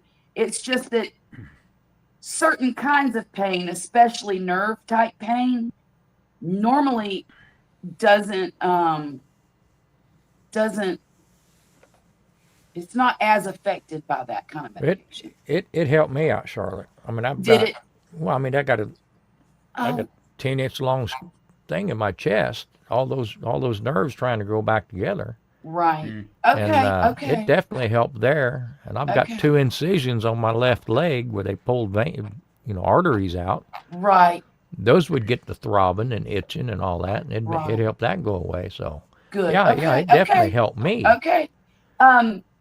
Jackie I just said didn't it's want to been be a on. pleasure It's like listening I told to y'all. It was nice to meet you, Grumpus and Tom. Y'all have a wonderful, blessed day. Good night. Good night, Jackie. Thank you so Good much night, for coming Jackie. in. Nice to meet you. And I'll Yeah. see you soon. I will. But it's I like will, I told the rehab lady. She asked about if I was in any pain, stuff like that. And I told her at that time. I said I haven't taken any pain pills in Yeah, about Yeah. 9 days. right, She said, so you're not hurting anymore? And I said, well, yeah, I'm hurting, but it's not excruciating. right. And I said, she said, well, you should go ahead and take those. I said, well, the way I look at it, I'm an overachiever, so I'm gonna push it to the limit. And I says, I want to feel it if I'm overextending. I said, if whatever, I can't read what he says. I said, Dropped if I him kept on the myself floor. numb, if I keep myself numb, then I'm not going to know I overextended myself until the pill wears off. Yeah, and that's a good point. I said, That's a so very good I need, point. I stopped taking it to keep myself in check because I know how I am. Right. Terry said, whatever this is, dropped me on the floor at Walmart last night and once tonight here at the. I think I would call my doctor. Yeah, I'd probably give him a That call. doesn't sound right. That's me. That's exactly what happened with me. Poppy has had 2 hip scopes, 3, 2 on one hip and 1 on the other hip. And that's never happened to him. I would call my doctor, truly. Yeah. That's exactly what happened to me with my knee. Is it? I went to go put weight on it, went up on the stage, And it just boom, wouldn't fell hold you? backwards. Yep, wouldn't hold me. So I mean that, and they said the doc. What I was really appreciative of the doctor was the surgeon, that he said, Mr. Garvey, the best thing I could do is do a knee replacement. Right. But with your situation, how many screws you have in your leg and on your ankle, you don't walk correctly. Right. For me to do this surgery, I would do it this time. 6 months down the road, I'd have to do it again. Oh, no. 3 months down the road, I'd have to do it again because it would constantly be wearing. He said, Right. so, at your age, it's the age came in again. And but I was a little appreciative about it too, because I see my neighbor upstairs, she's 75, 76 years old, and she's going for a knee replacement. Why? You know what I mean? Oh, I can get around better. Jesus, I don't know about that. And she lives on the second floor. Terry, on my husband's last hip scope on his left hip, and you can talk to your doctor about this, but when they went in there to clean everything out, once they got it smoothed out, there was really nothing left. There was no cushioning between the bone, and he was walking bone on bone. It took them about 9 weeks to figure out that he needed a hip replacement. And you might want to discuss with him, have him go in there and do another MRI and see how much cushioning you have. Because that sounds really Don't sounds sound like good. it shouldn't be happening. Yeah, that Not don't after sound a good at scope. all. Not after a scope. That should not be happening. Jesus Christ. You You hate know, to hear that. You know what they do in that scopes? They'll take your hip completely out of the socket and clean up all the cartilage because it's all raggedy in there, you know. Mm-hmm.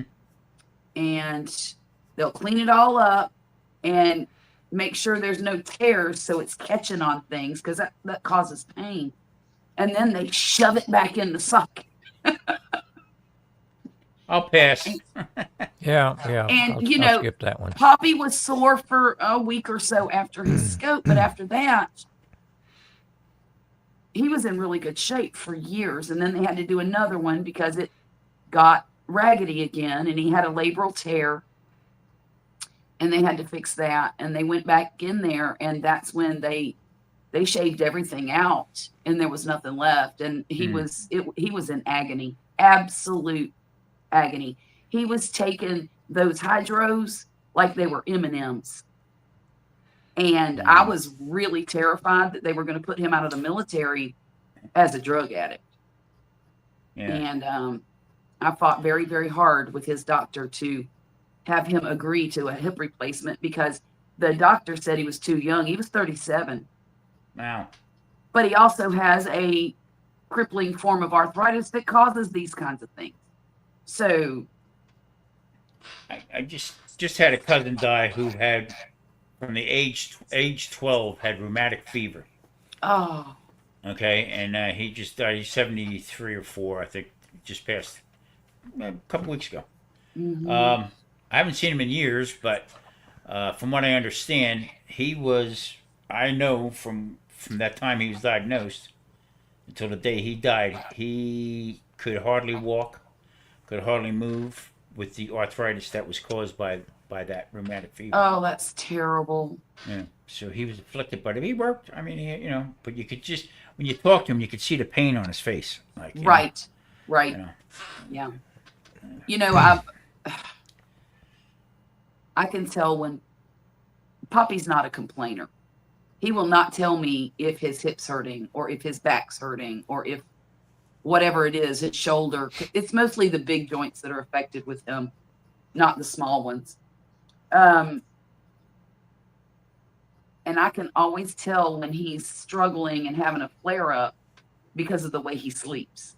And he will have like his face will grimace in his sleep and he'll toss and he'll turn and he can't get comfortable. And he's doing this when he's sleeping, but he's still uncomfortable and you can just tell. I can tell. Yeah. And so go ahead. I'm sorry. As soon as the weather changes, that's, I got to walk with the cane. Well, I broke my ankle and leg when I was 16. So that's been. Don't go there. I don't even know how many decades ago. Okay. There's been a lot of them. Let's see.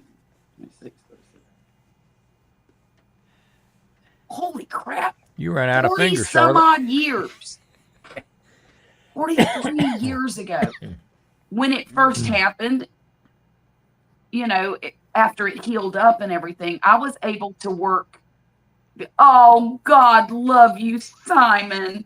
Oh, listen to that. Aw. Somebody looking for points. Yeah, exactly. That's the sweetest thing anybody's ever said to me. You brown nugget. The older I get, especially since I turned 50, when the weather changes, especially when it gets cold. It's not so bad when it warms up and, like the rains come in the spring and all that. That doesn't bother me so much. It's the cold that bothers mine. And I have literally stepped down out of the truck and my foot would not catch me. And if I wasn't, I always hold on to the oh crap handle. If I wasn't holding on, and sometimes I'll have to holler because sometimes I'll set my foot down on the running board to get out of the truck.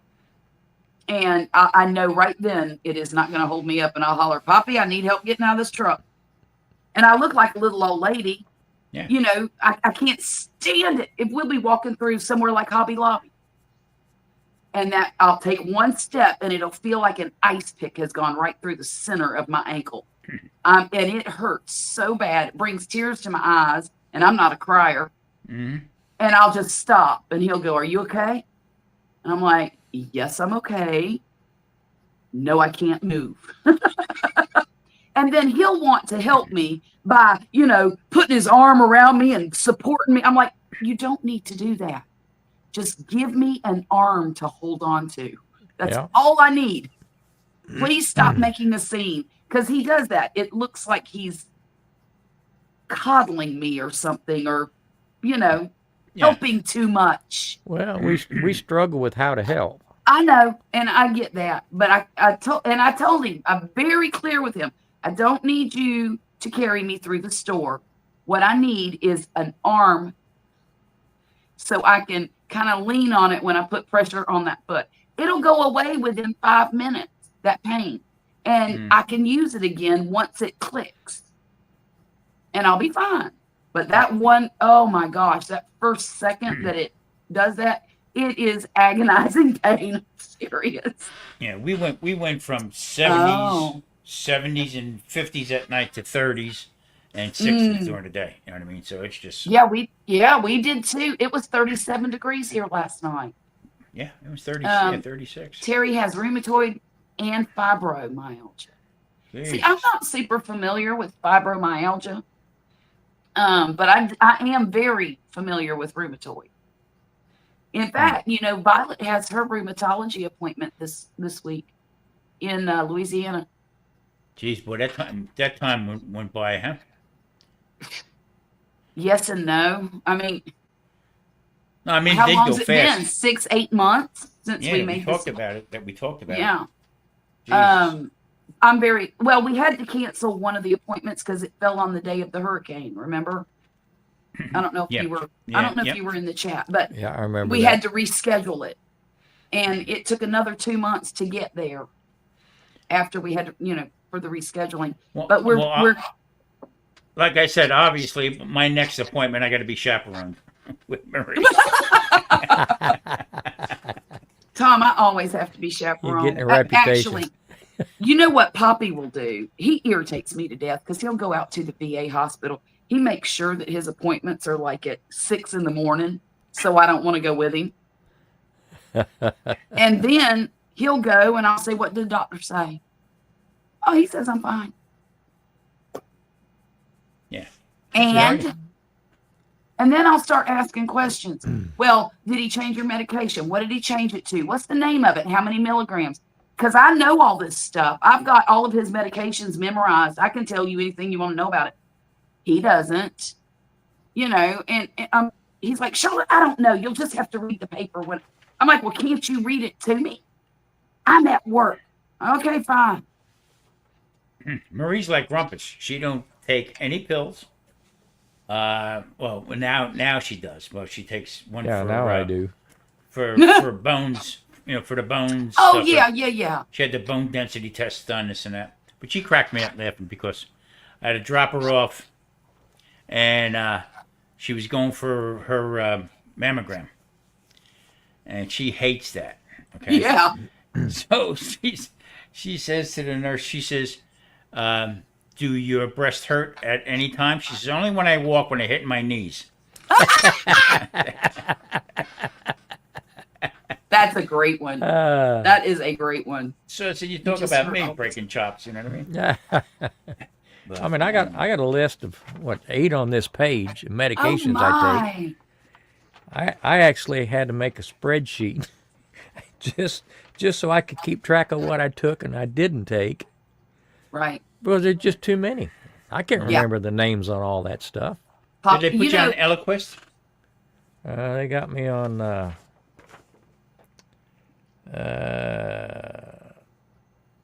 That's the one I've been fighting. Charlotte knows that. I've got Plavix, Norco. That's pain medicine. Xarelto. It's potassium supplements. Okay. Darone. Like I said, I can't.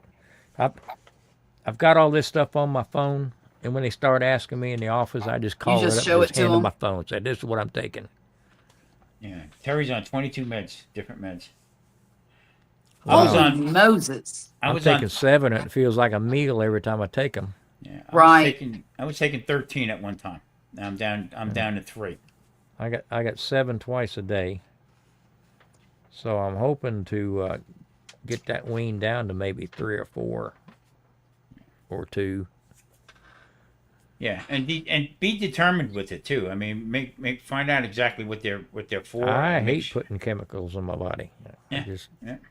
They have you on 2 blood thinners. Yeah, Charlotte, they had me on 3. Plus, they had me on 3 different blood pressure pills. Huh. Okay, until I started thinking about what I was taking the whole bit. In North Carolina, I was walking across our property. I had 17 acres there. I was walking across the property and just dropped, passed out. Oh, My blood pressure dropped down to 50 over something like 30 or 40. Oh, my metoprolol does that to me. That's why I had to get off of that. Because I had to cut mine in half because a whole one Oh my gosh, that was crazy. I was get so dizzy and so I feel like it would tunnel vision. So now I just take lisinopril, blood Mm-hmm. pressure, Blood and I pressure. and I take these Eliquis and Mm. the other one for diabetes, metformin. That's it. That's all I take is three. All I take is the metoprolol, a half a one, um, the Plavix, and I'll probably have to take that forever, and the baby aspirin. That's it. Yeah. Oh, and I'm supposed to take cholesterol medicine, but I don't like taking it. It makes me hurt so bad. They're so wrong with that. I mean, and the reason why I'm saying that is because I follow a couple doctors. I follow one who is a Mm. active cardiologist and said no, cholesterol has nothing to do with heart problems. Nothing Well, to I do don't with know it. there. I was pretty clogged up. I was pretty clogged up too. Well, now they're saying it's not from the cholesterol. They're saying now it's from the carbohydrates that turn into fat, that type of thing. Tom, So did I tell you what blockages I had? Oh, no, it was. And I had my cardiologist was reading the report that the surgeon had posted. Mhm. The only thing they told us at the hospital was 99% blocked. Oh God. I was of the four arteries, I was 70% blocked on one, 95% blocked on the other one, and the other two was 100% blocked. There was no blood flow at all. Oh my God. And they come out. I had the heart cath. They come out and told the wife. In fact, it scared her to death because he brought her over into a small little room, Of course. and she Yeah. just about lost it. And he said, well, he's doing fine, but he should have been dead a long time ago. Oh wow. And I told Vicky, I said, that's the exact thing. She said, those are his exact words. Mm-mm-mm. they put me in heart cath twice. I had three of them done within a year's time. Yeah. Okay, first time couldn't see anything. Okay, we don't know what happened. Something went wrong. Then they put me in for a stress test. Okay, Uh-huh. couldn't figure out what was going on with that, and then sent me in for a heart cath, but did it through my arm, no problem. So they went up through my groin. Well, that the first one they did, and the Yeah. second one they did it through my arm. The You third know- one, Go the ahead. third one they did when they went through my up through my groin, and I was awake. He was talking to me and laying on my side, and I could see. And he says, right over here, he says, there's a little blockage here. He says, it looks like about 35%. So I'm going to put this small stent in, the smallest stent we have. I'm going to put that in, and we'll go from there. All right, you're in there, whatever you got to do. But then what happened was when they wheeled me back to the room to take the sheath out, okay, I wouldn't stop bleeding. The hole wouldn't close. Oh wow. my goodness. So I got this big goon, Marie's sitting in the chair, and I got this big goon with his fingers, In your Oh, yeah. artery. yeah, to stop the bleeding. They hold it for like 30 minutes. No, this was almost 2 hours before it would My stop. goodness. Oh wow. Okay, so me, I'm sitting there, and they got everything. I'm wide open. My wife's sitting over there, so I said to the guy, "So do you play golf or what do you do? What you do?" He wasn't talking to me, and then when I got done, and then I was there 2 days, and then they sent me home, and I was coming out of the shower. I had a shower, but I had the handle shower. I couldn't get wet down here, so it was awkward for me to do. Of course. So Marie comes in the door, and I was black and blue from my knee to my belly button. Okay? Oh no. And we always try to joke around, but so Marie went, "Look what they did to my boys." Like the Godfather. Okay? Then I had to go to the doctor, and he was like, whoa, this is not good. No. So they put me on this pill. 6 months, no problem. For 35%. Cardiologists out here said they should have never put you on this medication. They should have never put a stent in at That's 35%. Not at 35%. Okay. So here I am stuck taking this pill back and forth. You know what I mean? So I would Google it, look at all the different stuff on that medications that you're taking, and listen to what he's saying, but still check it, double check it. Yeah. Right, You right. know what I mean? Well, what scared Vicky was they put one of them balloon pumps in me, plus a pacemaker, just to keep me alive for another 24 hours till they could do the surgery.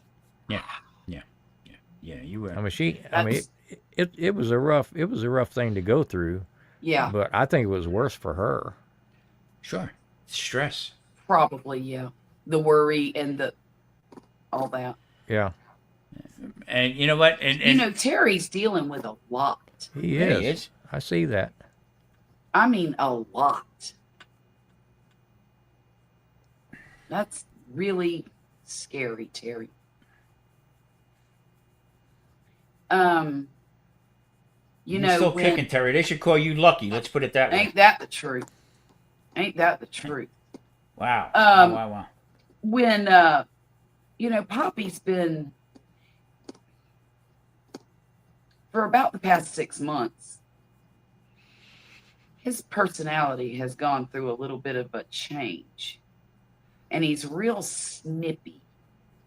And he's just kind of on edge a lot.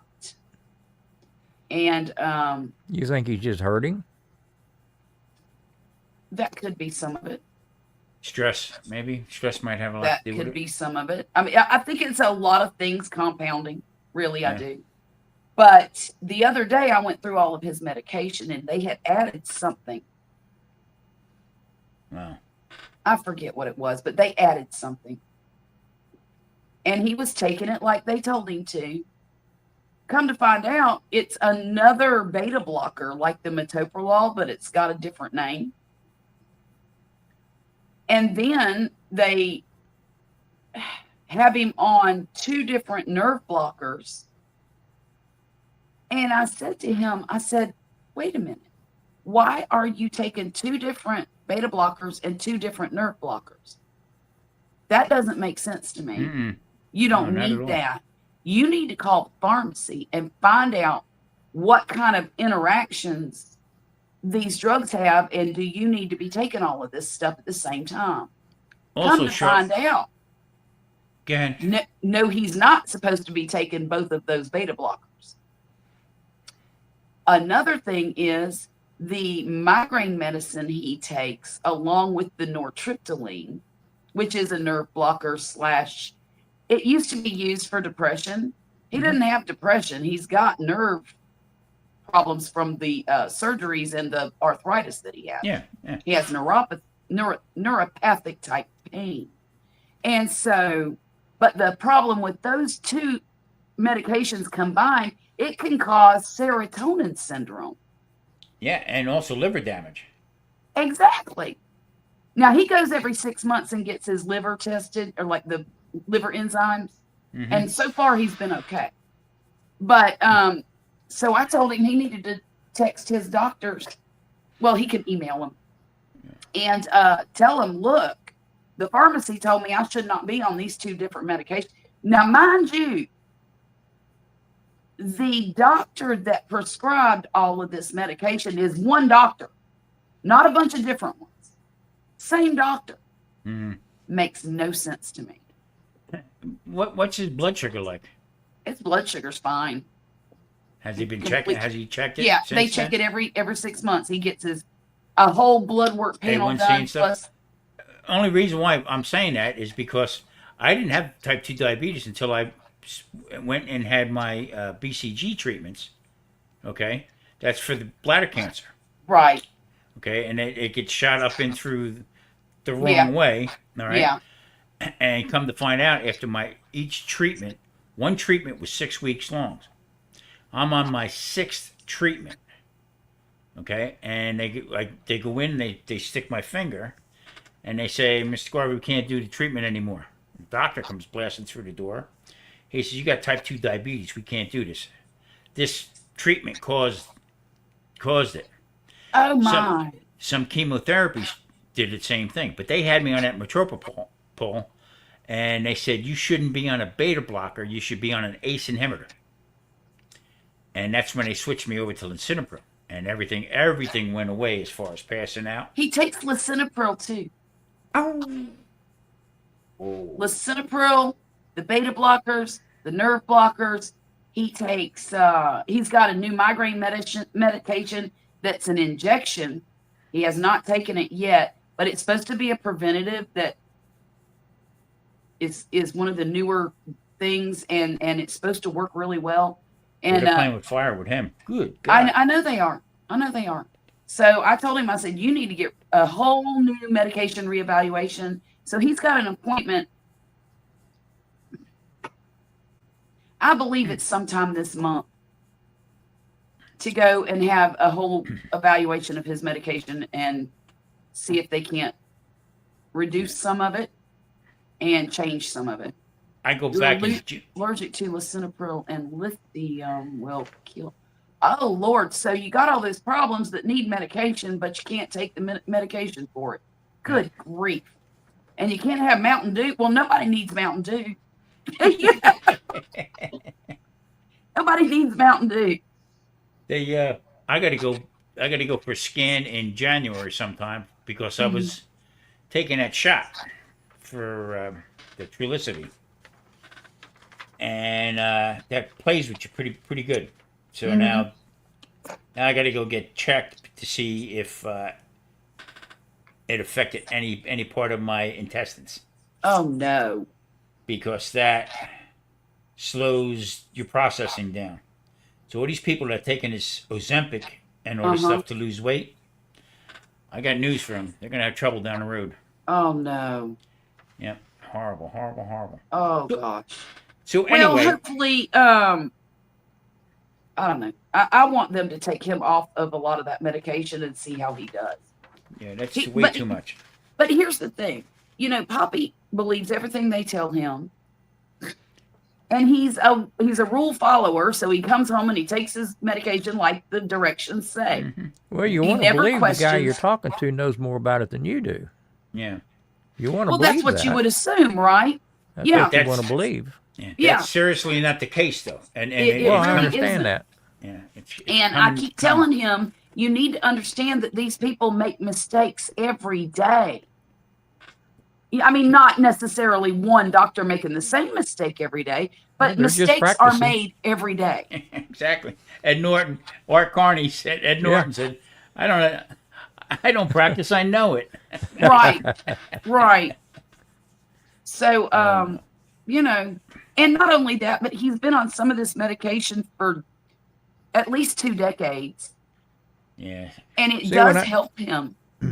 It does help. When I left the hospital, they had me on a regimen of pills.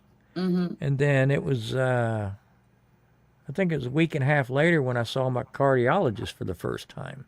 And he's looking over the stuff that they give me at the hospital. And he reevaluated all of it and changed some of the dosages and dropped one and added another one like that. I said, well, I just need to make sure I'm not stuck in the middle between 2 doctors. Right. And he said, well, he said, Dr. So-and-so kept you alive and got you out of the hospital. He said, now it's my job to maintain keep you alive at the house. Yeah, exactly. So they've already reevaluated my stuff and changed some of it once already. So I argue with my doctor. The one doctor left, and now I have this woman here, a younger woman. She's really nice. Me and Marie both have the same one. So when I go there, she has on my report that big letters, ketogenic diet. Okay. So I looked over at it, and she sort of pulled the paper. I said, no, we're talking about me. I get to see that too. Okay. Yeah. Okay. So in the beginning, we didn't hit it off well at all. Right. So we got talking about it the whole bit. I said, let me ask you a question. I said, obviously, you don't believe in what I'm doing, okay? And for years and years and years, I followed your rules and what you do and what you prescribe for me to do, as far as going to see this and see this one, see that one, the whole bit, and none of it worked. Not 1 ounce of it worked. You just put me on different medications. Now for type 2 diabetes, that meant another medication and possibly insulin. So now if I'm insulin resistant, why would you want to give me more insulin? Right? If my insulin's not working, why would you want to give me some more of that? That's number 1. And number 2, the diet plan that you put me on has me chasing my tail. So I sat back, I shut up, and let her regurgitate everything that that she wanted to say about it. And then she put the paper down and she looked at me. She says, "It does work. Your way does work, but who I work for don't agree with that." So she said, "Here's what I'm going to do. 90 days, come back and see what happens." Okay. 90 days go by, I go back to her, and I didn't do nothing more, just kept eating the way I was eating. She said, "Well, your LDL went up." I says, "And that is what?" She said, "That's bad cholesterol." Yeah. I says, "And versus what? HDL and my triglycerides? Where are they at?" "Well, they're good." Okay, now we're talking my language. Yeah. Right.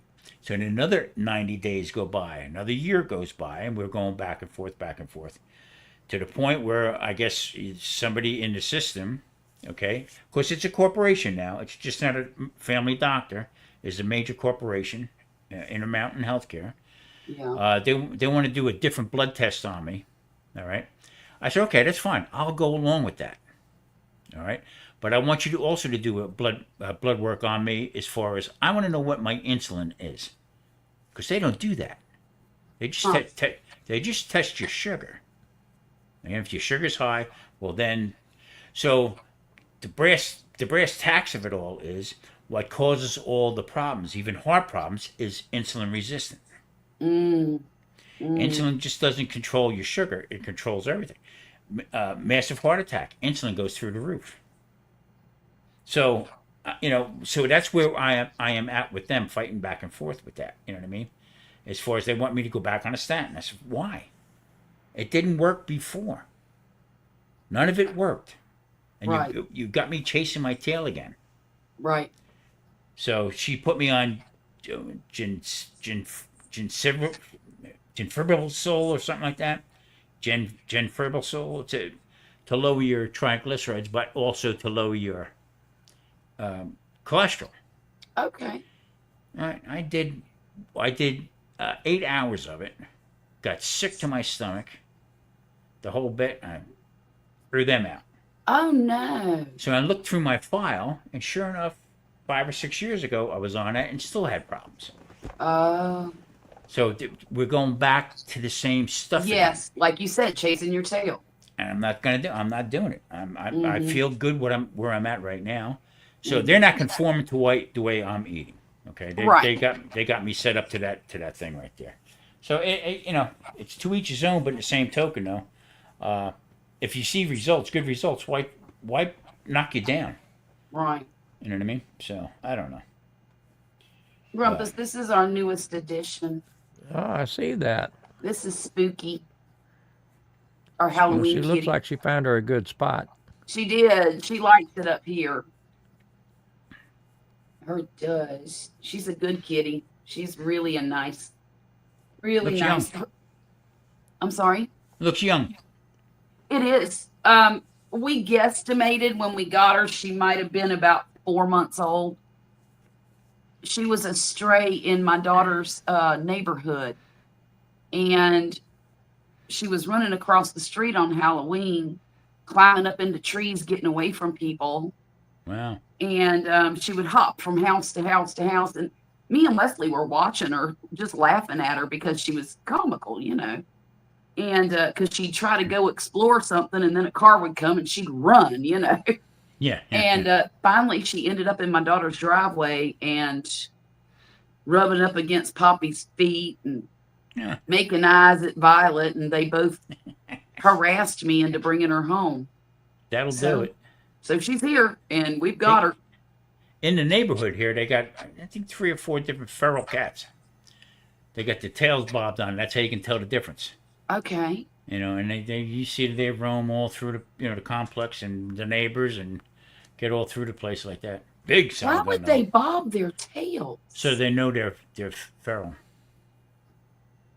That's is absolute insanity. Do you know that a cat's tail is more important to it than almost anything else as far as sensory stuff and communication between other cats. And yeah, this one's lost. what they do here is they clip the ear. They'll take them and fix them, and then clip the ear. They also have the V in the ear, the Mm-hmm. V cut in the ear, but the tails are all bobbed. I mean, when I say it's like it's maybe that far from them, I guess I don't know. Oh wow, Yeah. wow. That's crazy. She's a good kitty. I'm glad that we brought her home, even though I really didn't need another cat. But you know, I told Poppy, I said, once if we ever get to move to Georgia, or you know, have a big piece of property or something, and I'm even talking like an acre or two, I would have all the cats. Mm-hmm. I mean, I'd just bring home as many as I wanted, and then I don't mind feeding them. Don't bother me a bit. Yeah. I'd much rather have cats than dogs. Nicole and I were coming home from Walmart last night and almost hit a deer a block from the house. Oh my goodness. Yeah, I'd be hitting that deer, if you know what I mean. Mm-hmm. Yeah. Hey, Carol. They cut How you the ear doing, Carol? here. Never heard about the tail unless it is a genetic thing. Yeah, I've heard of cats that are genetically born bobtailed, but I'd never heard of anybody cutting the tail. Yeah. I think don't I like told it. you. That cat I've got, it hasn't left my side hardly since I got home. Aw, Really? I can't go anywhere. That cat's. stuck to you like glue. I've kicked her in the chin several times with the heel of my foot. She's just right on top of me Yeah. wherever I go.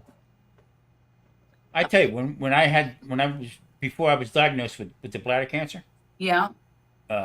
we had a dog. It was a Shih Tzu that was deaf. Okay, it was deaf when it wanted to be deaf, but when I would come home 2 or 3 o'clock in the morning, some bitch would bark at me. But that dog would come sit by me, okay, and sniff. Shoo him away. Get the hell out of here. What's wrong with you? You know what I mean? But sure enough, I guess they must have sniffed it. You know. Yeah, the they've cancer or got a something. sense, I think. Yeah, Yeah. that's crazy. You know, my aunt, my late aunt, who colon cancer. When they diagnosed her with the colon cancer and they started putting her on the chemo, her cat wouldn't have anything to do with her. Really? Yeah. And this was a cat that, you know, sat in her lap 24/7. And the cat wanted nothing to do with her after that. And she used to just cry about it, you know, because that was her baby. Yeah, she said they could smoke cancer. Yeah, I think they can. I really do.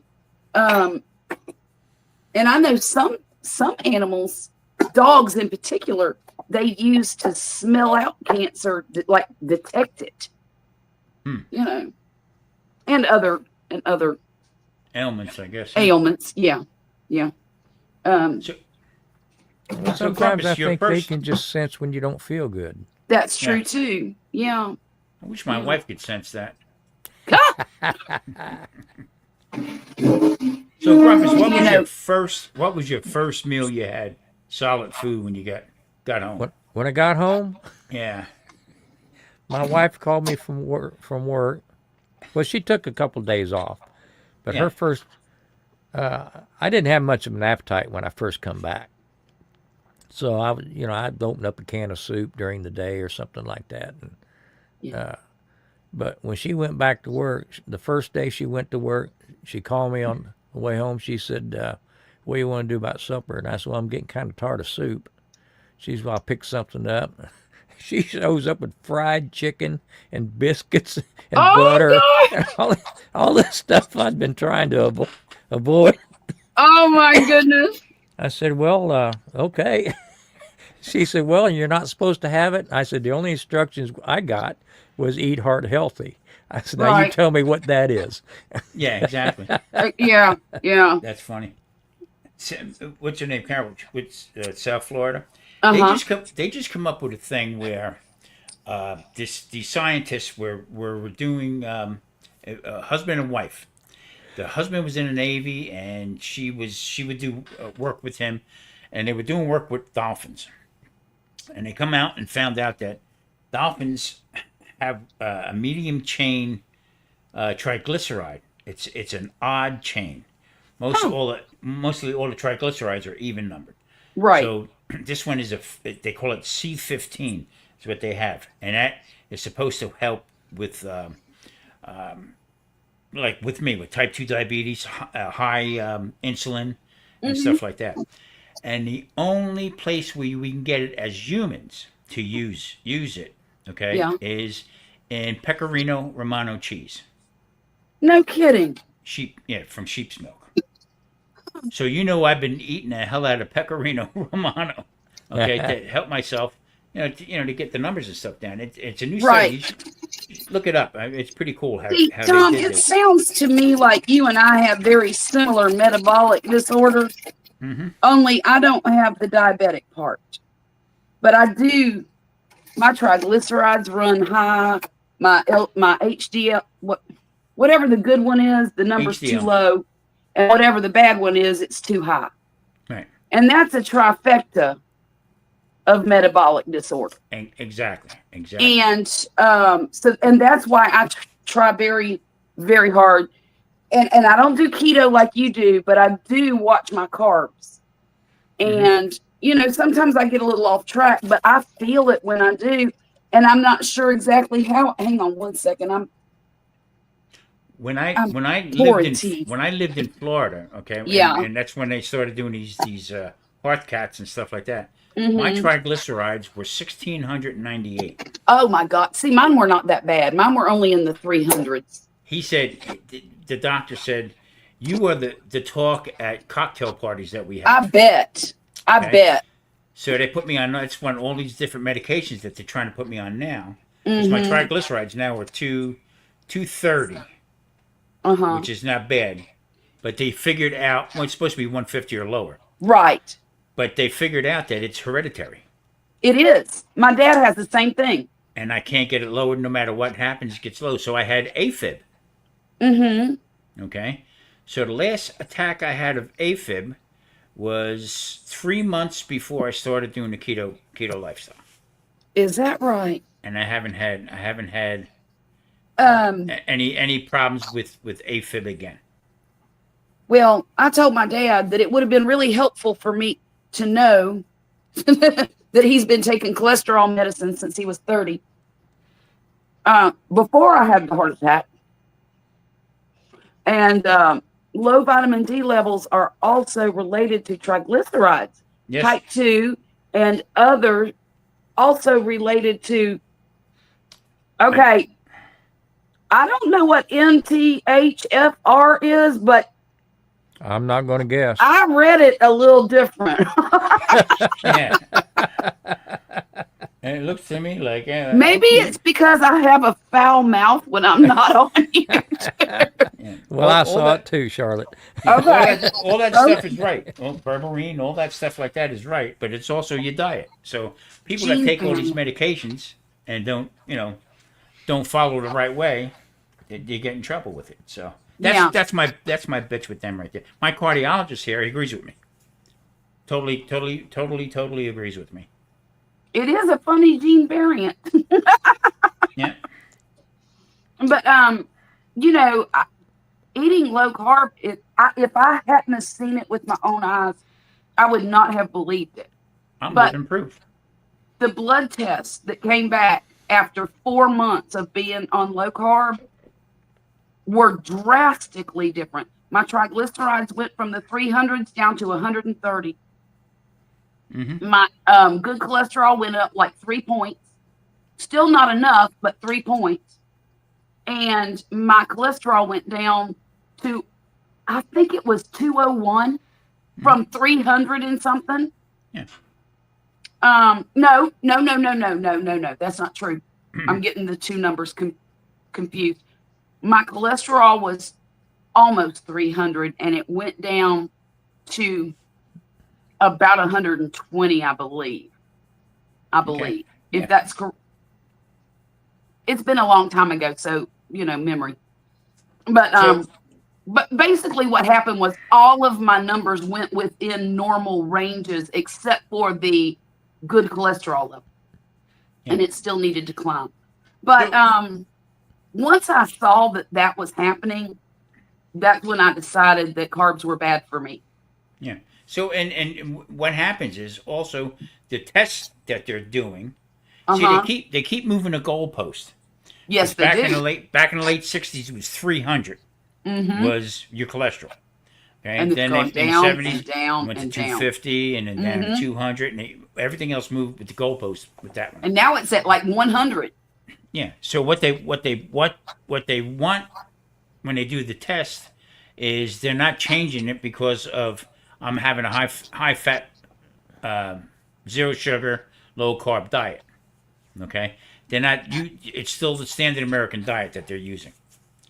Right. As the guidelines. So if I'm eating fat and butter and all stuff like that, and all of a sudden my chest pains go away, I have no more AFib, I lost a ton of weight, all my numbers are dropping, the whole 9 yards. They can't get that through their. And that's another bonus. Really a bonus that I lost 14 pounds when I started low carb. I lost 72 altogether. Yeah, and I didn't even need to lose 14, but I lost it anyway. Now I need to lose about 20, but that's all right because them ribeyes are good. I got an appointment with a dietitian Monday. Yeah, which ought to be pretty interesting because I've already had to fill out a questionnaire. You know, how many fresh fruits do you eat a day? How much fresh vegetable? You know, all this stuff like that. And I pretty much of 6 pages, I got back to the last 2 pages before I could answer yes on anything. Because I'm a meat and potatoes kind of guy. Yeah. You know, I don't, and plus I don't normally eat breakfast. I probably eat lunch maybe twice a week. So at night I'm ready to eat an animal and some vegetables to go with it, and that's about it. So Vicky said, "Well, your whole diet's going to change." I said, "Well, I don't know if it's going to change, but I at least want to know what I should feel guilty about." Yeah, and that's the problem they're having right now is with all the food recalls and stuff like that. How many zeros are at the end of the check for these doctors and enablers and stuff like that? That's the bottom line. Okay. Well, here's the way I look at it: how many zeros at the grocery store to buy all these fresh vegetables and fresh, or you know, even the farmers market stuff straight out of somebody's yard in the back. You know, that stuff's not cheap. No. No. Grumpus, listen to this. Me and Marie stared at each other and we started laughing. So, the one store I go to, it's a half-assed restaurant supply. They got you big things of meats and stuff like that I can buy. So, but they really upped their game as far as vegetables. Okay. So I said to Marie, pass the organic stuff. I don't buy nothing organic because it's a bunch of bullshit. I don't believe them. Okay, exactly. I don't believe them either. So we go passing them down, and they had jalapeno peppers. They had, I think they were 79 cents a pound. Now I like jalapenos. Okay, the whole bit. So I said, Marie, can you get me a bag, please? So there was no bags with its primary vegetables were. But down by the organic ones, they were bags. I didn't. She gives me 2 bags. I filled up that. I got some green onions I got, and a whole bunch of other stuff. Now we go to checkout. Okay? And I'm looking, and I say, what in the hell? The jalapenos, they're not $3.79 a pound. They're 79 cents a pound. She said they're in the yellow bag. Yellow see-through bag. Yeah. That means organic. Yeah. That's well, they're not. So well, it's a price jump. Well, yeah. Carol says she feels better when she eats organics, whether it's BS or not. And I get that. I mean, I understand it. I just don't buy into it. Yeah. And for me, it's just not a huge and I am factor. not going to give up the meat department to spend all my time in the produce department. No, I'm not either. Yeah. So I'm not either. In North Carolina, Carol, I had bladder cancer, and we were growing everything fresh. Okay. We were everything organic, no pesticides, no nothing. The property across from me, all right, This was a big farmer over there. He had many acres on the other side of the land there. And one Saturday morning, I hear it sounded like we were being invaded with airplanes. The crop dusting. Yeah. Okay. So what they did was, and I was working with my urologist to take the seeds of everything that I grew, get your mind off the bladder cancer, and I was starting a package deal to bring up to the doctor. All right. And me and him were going to work something out by him to give seeds to people with bladder cancer. Okay, from me and Marie and this and that to get your mind off it, whatever. That was the deal. From that plane coming down, okay, I couldn't get certified. Couldn't get certified to be organic because of that. Because of that dust, neighbor of yours crop dusting? Exactly. And there was a pig farm there and also a cattle ranch. So it'll run off with the water. So that's terrible. Okay, and she said, if a fruit looks super large, it is pumped up on something. I agree. Yep. I agree. However, I will say this. The persimmons that my father sent me from his yard in Georgia are enormous. Now, I don't know what he's pumped them full of other than Super Thrive. Yeah. But I swear to you, they're this big. I mean, they are huge, huge, like almost the size of a baseball. Yeah. Maybe a little bigger. Most persimmons I've ever seen were, little small 2-inch persimmons. These are at least 3 to 3.5 inches in diameter. I'm out here in Las Vegas in the desert, okay? And I can get watermelon 24/7, 7 days a week. Don't taste like watermelon, but it's constantly here. So I mean, it's most of the stuff is overgrown.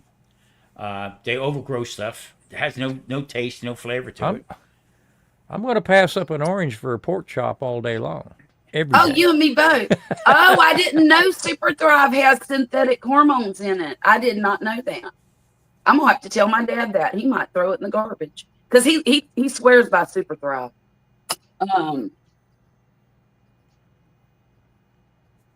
So anyway, it ought to be an interesting conversation with this dietitian. Yeah, it should because I know she's gonna push salads on me at every opportunity. Rabbit food. Let me give you a little way I look at things with it. Okay, they're not going to help you in a 10-minute or a 15-minute office visit. No, I don't think so either. No way, no how. They're going to give you a paper and try this and this and that. So the food pyramid they're going to give you is upside down. Yes, okay? It is, definitely. Everything from the American Heart Association is backwards, and it's generating nothing but money. Now, I'm not going down rabbit holes, and I'm not, saying not to, this and that. You're going to find your own way, Grumpus. You're going to find your own way to do things, all right? How you're going to eat, and you're just going to go on from there. It's how you feel. It's not the way they want you to feel. Well, and it also has to do with, blood tests and what them numbers look like, too. I think a lot of it's common sense. Yeah, that's true. If I don't have to leave a 3/8 rind on my ribeye, right, and eat that, even though that's my favorite part. I can trim that down a little bit and still have my ribeye. Yeah, that's just common sense to me. Yeah, but the healthy part about it is the fat. Believe it or not. I can throw a half a stick of butter in my mashed potatoes instead of the whole stick. Of a whole stick, right. Yeah. So I think there's some common sense stuff that you can do along the way without just starving yourself to death. And not only that, but nobody needs like 8 to 10 servings of grains every day. That's insane. I don't need it, but it sure seems like the right thing at the time. It sounds good. That's a lot of what I cut out of my diet. Was the oatmeal and the bread and the rice and all of that stuff. I got a 5-minute video of what I eat. Okay, and it's clean. Beef. I think it was broccoli or spinach, one of them. That was it. That's it. Nothing else. But I hold up a broccoli. And I look for the ingredients. There's no ingredients on it. Because it's broccoli. Yeah, just broccoli. Hold up the steak. Right? It's a New York strip steak. Bing, boom. There's nothing on it. Boom. That's clean eating. Yes. Yeah. And that's it. That's basically. And it makes sense. Yeah. So, I mean, everybody. I mean, I got railed against about keto, the keto this and that. Oh, that's bullshit. It's too hard to do. No, it's not. It's matter of fact, it's very easy. People get you see the people who get frustrated because they go from keto, then they go to carnivore because they think it's easy. Yeah. Right? And then they can't afford it. Grumpus, look what Madwood wrote right there on that. Look here, Madwood, we got to have a talk. Butter and sugar. Nobody, no self-respecting Southerner would ever put sugar on rice. No, I don't even understand that concept. Wait a minute, Charlotte. Charlotte, wait a minute. Have you ever had rice pudding? No, yes, and I don't care for it. Okay. I really don't. I've had it several times, different ways, and that's just not something I like. Well, you know, we have a lot of fruit here in the house. Vicky eats a lot of fruit. We've always got strawberries, blueberries, oranges, apples, all that kind of. Yeah. It just doesn't appeal to me. Yeah. So I don't eat it, but she eats it. It's not like we don't bring it in the house or can't afford it. It's just not something I crave. You know what I had for lunch today? We went to the chicken salad chick, and I had 1 scoop of lemon basil chicken salad on a bed of lettuce. Well, I call it a bed of lettuce. It was more like a car seat of lettuce. You know, it little. Yeah. And I had a fruit salad with grapes, strawberries, and blueberries in it. That is the way I love to eat. Mm-hmm. Now, I know the grapes had a lot of sugar in them, but for God's sake, they come off a tree. I mean, how bad can it be? I could eat that kind of stuff. It's not repulsive to me. Right. But you set that down next to a meatloaf, and guess what? Oh, see, I would eat that over the meatloaf. I enjoy eating that way. That is something I really like. I like charcuterie boards. I don't care if it is processed cured meat. I enjoy a good charcuterie board. Yeah, I love salami. Carol, did they remove your gallbladder? Oh. Because if they did, you got to be very careful with fat and high fat intake and stuff like that. You really got to be careful. Well, Tom, my daughter had her gallbladder removed after she had my grandson, and this has been, well, he's 3.5 now, so about that long ago, because it was within a month of her having the baby, and that's very common, I think. And do you know she can eat whatever she wants? She does not have any issues. And I don't know if it's because she's younger. Well, I mean, she's in her 30s. Normally what happens with the way I understand it is if the gallbladder is not functioning, okay, so prior to it, and then they just take it out. So if it wasn't functioning to begin with. And then you can go like that. My brother had That's right, Miss Jane Doe. You tell him. Rice and gravy. Hello. And butter, lots of butter. My brother had his gallbladder taken out, okay, and then went to another town and got another doctor, okay, but he was still like burping a lot. So the doctor says, "Well, I got your report. I got your health report from the other doctor. Looks like we need to remove your gallbladder." Oh. They already took it. So, I mean, it's just, crazy. Yeah. She loves mangoes, but they're one of the higher. Yes, they are, but boy, I sure love them. Look, if you want a mango recipe, Grumpus has an amazing mango salsa recipe. Got to go look that up. Which video was it, Grumpus? The rotisserie pork?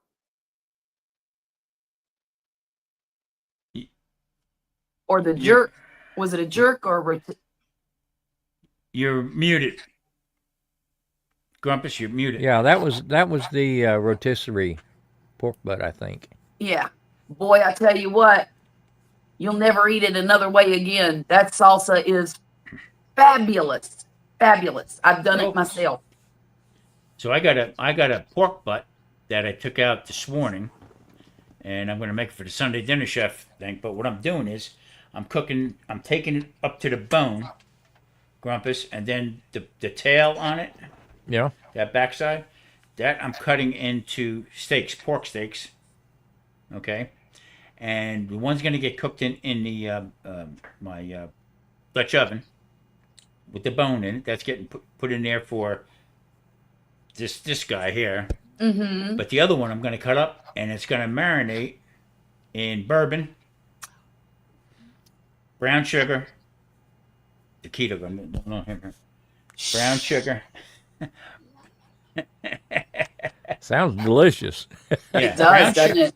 Brown sugar. Hey, Rolfus. And I got some oranges that I'm going to squeeze into it. Rolfus has a pork belly drying out in the fridge. Rolfus, how are you and your brother doing? I haven't seen Taz Daz in quite some time. Yeah, you're right. Quite some time. Hey, anybody here from Patrick? No. It's been for quite a while, maybe a month or so since I've talked to Patrick. Yeah. Oh, he did. We did. I messaged him when Grumpus was in the hospital, and he messaged me back. Doctors just remove stuff here and don't give good advice. Most men, their gallbladders are usually gangrene for some reason. Holy Moses! Wow, that makes no sense. We don't give up parts easy. Well, and that's true too. You know, a lot of, I'll tell you why. Because men are stubborn. We ignore it. And yeah, exactly. And I know that because I do the same thing. Even though I'm not a man, I ignore things and I just keep pushing. I don't have time to be sick. I got too many responsibilities. I got too many kids. I got a husband to take care of who can't find his socks. I had a heart attack. I ignored it for about 4 years. Yeah. I had a bulge in my spine, but it's fixed now after some physiotherapy. Oh, good, Rolfus. I'm so glad. So you feeling good, huh? Oh, my. Taz is good. Patty Joe is good. He seems to be working a lot. Yeah, that's what I got, too. It seems like he is working a lot. However, I'm glad that he's able to work, you know? It'd be a terrible thing if he didn't have a job. And y'all don't go to doctors till you're about to drop dead. Exactly. That's right, Carol. Exactly. But give you all a cold and oh my Lord. This guy took it to the limit. Yeah, Grumpus kind of pushed the limits there. He went right to the line. He drove himself home after during his heart attack. Good Lord. I've been told I've burned out any gallstones I may get because of all the spicy food I eat. Well, shoot, maybe I should try that. I probably need to have my gallbladder removed. I've had 1 or 2 attacks in the past 10 years. But I'm just going to wait till I can't stand it, and then I'll go. Yeah. I'm just blaming everything on old age. That's it.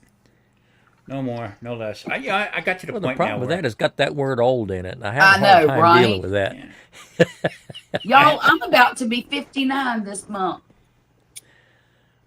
59. I don't know how to deal with that. Except be grateful that I made it this far. Yeah, I mean, you had a pretty good banger too. Yeah. With your heart. Yeah, I was only 53 when I had that heart attack. Jesus. I never had I didn't have any heart issues until I was almost 350, right. 350 pounds, eating all garbage. I didn't have any heart issues either until I had a heart attack. Yeah, and they were looking. Grumpus too. They were looking at stuff back and forth, and like I said, I was on every freaking pill you can think of. Mm-hmm. But other than that, until I took the bull by the horns, I mean, it was just. Carol, my husband goes to the doctor to get off work now because he's with the VA. He goes into the VA, spends half the day there, goes back to work, and says he's had a fine day. Imagine that. That's My amazing. dad was 45 when he had his. See, that's my grandmother was the same age I was when she had a heart attack.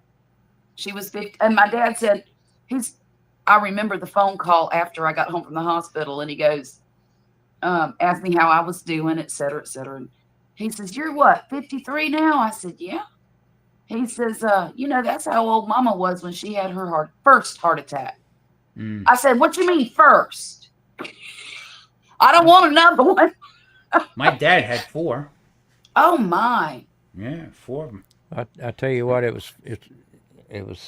it's not funny, but it's kind of amusing.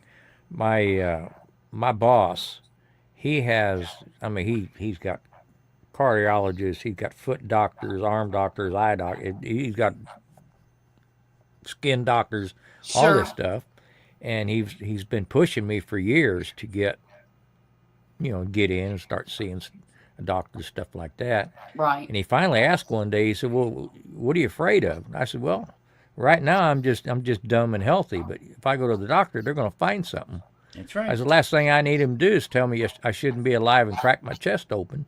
And darn, if a year Well, later, that's not what happened. and the nightmare began. Yeah, I mean, So if there's nothing wrong with your car and you take it to the shop, they're going to find something. They're going to that's find something exactly wrong right. with I it. didn't want him to find anything. And this is a bad time of year because Marie lost her dad on Thanksgiving. Oh, I'm Okay, he sorry. got dressed. They went. They had dinner. They went to the son's house and like lived across the street. Yeah. Went home, and then he went to into the bedroom, and that was it. Done. Died right Oh, there in the house. Yeah. So it's a little touchy with it, and she breaks my stones a little bit about make sure of this and make sure of that. But thank God she's with me because she stuck me with doing what I'm doing with keto and stuff like that. mm-hmm. Some people call me a hypocrite on my other channel, but I'm at the point now I can do what I want as far as I can control it a little You bit know better. how exactly, because I've been doing low carb for a long time, and I know when I'm getting out of hand. Now, I don't have the diabetic problem like you do, but I know when I've had too many carbs. I'm not Yeah, an idiot, yeah. you know, So and I know that I need to back off, you know. in that sense, Um, so in that sense, I sort of take it easy. But what people don't realize on the other channel, when I make something with pasta or potatoes and stuff like that, Marie eats it. I don't touch it. hang on a second, Tom. Carol said that she pulled her back really bad the other night and thought she was having a heart attack. And she said she went to her Apple Watch and checked her heart rate. And it was Yeah. because of the story I told them about my heart attack. And Carol, your heart rate won't necessarily tell you if you're having a heart attack or not. Yeah. But that's I'm the glad truth. you did that. You also should take your blood pressure and your pulse and your what's the other vital? Respirations. Mm-hmm. You will also know if you're having a heart attack because you're going to feel so weak. Am I wrong, Grumpus? And also up here. Did you Yeah. feel weak? I just couldn't get my hurt to go away. Oh, Like okay. normally I could ignore it or I could calm myself down. Did you sweat a lot? And no, I don't think No? so. Oh, I But did. this I time sweat here, I like went a from 7 pig. a.m. till noon. Oh, and okay. Could not Okay. get myself calmed down, and called the wife. I said, "You know what? This isn't going away. This may be the one." Yeah. So I did Yeah. what any man would do. I drove home. I get it. I didn't know you. How did you get an EKG machine at your house? I don't know anybody who has that in their house. I have a watch that I can wear, Uh-huh. okay, and I can put my 2 fingers on it, and it goes to my phone, and I don't even know where it's at because that's what they did for me when I had AFib, No and I kidding. could check it and take it in. Well, I So don't know why I don't have one of them. I can understand this thing on about Thanksgiving, because when I was talking to when I went into the emergency room, they were asking me all yeah, these questions, and I told them I can normally get myself calmed down, and it would subside and everything like that. Right. And I said, also, lately I realized that, after I eat, I'd be a couple of hours, I'd feel this coming on and trying to keep it shoved down. And they said, well, that's because when you digest your food, your heart rate elevates. Oh, And I said, Yeah. well, that explains it then, because it got to the point to where I was hardly eating anything because it hurt so bad. And the reason why your heart rate went up is because your insulin level jumped. Yeah, probably so. So as soon as you see, everybody's get this backwards because, well, I don't eat table sugar, but I can eat an orange. It's more healthier. Yeah. Your body don't know that you're Sugar, eating sugar. an orange that's or right. a white Or a sugar. potato, or a cup of rice, or So your insulin's the first thing to jump, okay? And that affects insulin is the only hormone that affects every organ and every cell in your body. no I mean, kidding. it just makes sense. Yeah. People have a lot of issues on Thanksgiving because Yeah. we're all overeating. We're stuffing it in there. And as soon as an hour or two later, as soon as there's a little bit of room left, we stuff ourselves Stuff again. some dessert in there, And it just makes sense because Back to- I realized it Thursday that I had eaten more than I normally would eat, and I wasn't hurting Oh, that's because before I'd have pushed away from the table very, very early. And that's why if these different studies they have and stuff like that, that is why between 3 o'clock in the morning and 8 o'clock in the morning, a man will have more likely to have a heart attack between that time frame. Is that their body is at rest, okay, and all of a sudden things are not working right. Insulin jumps the whole bit, and that's usually when a man definitely has a heart attack. Is early in the morning. Rolfus wants to know if we use Discord. Rolfus, No. I've never even seen Discord. Nope, I do not. I'm sorry. I don't know anything about it. Carol said, I know I'm insulin resistant. I eat, get me cozy, and have a nap attack. So I only eat more at dinner when my hubby is here. Okay. See, I don't eat breakfast. I have a light, I don't eat lunchy breakfast. snack. I Hey, call it a lunchy lunchy snack. And then I eat dinner. And that's, I do snack a lot. Like, if I have nuts here or Brock's pumpkins, Candy corn. Yeah. Good. only at Halloween. That's the only time I eat those. And I don't stock up so I can drag it out the rest of the year. I don't do that. Poppy, and I put the ban on Poppy because, I can't leave my house without Poppy. And during the week when he's working, we don't really go very many places. I sit right here. I clean my house. I take care of my kids. I cook dinner and all that stuff. But on the weekends, sometimes I will go out and about.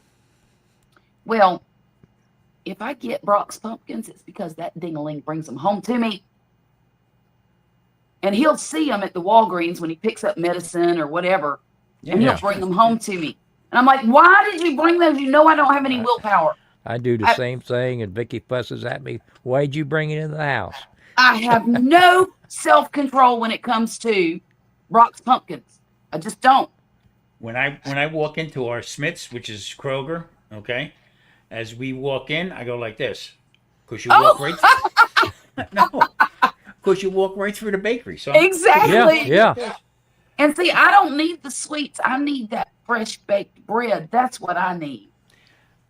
I'm over But by I the Brussels. can't.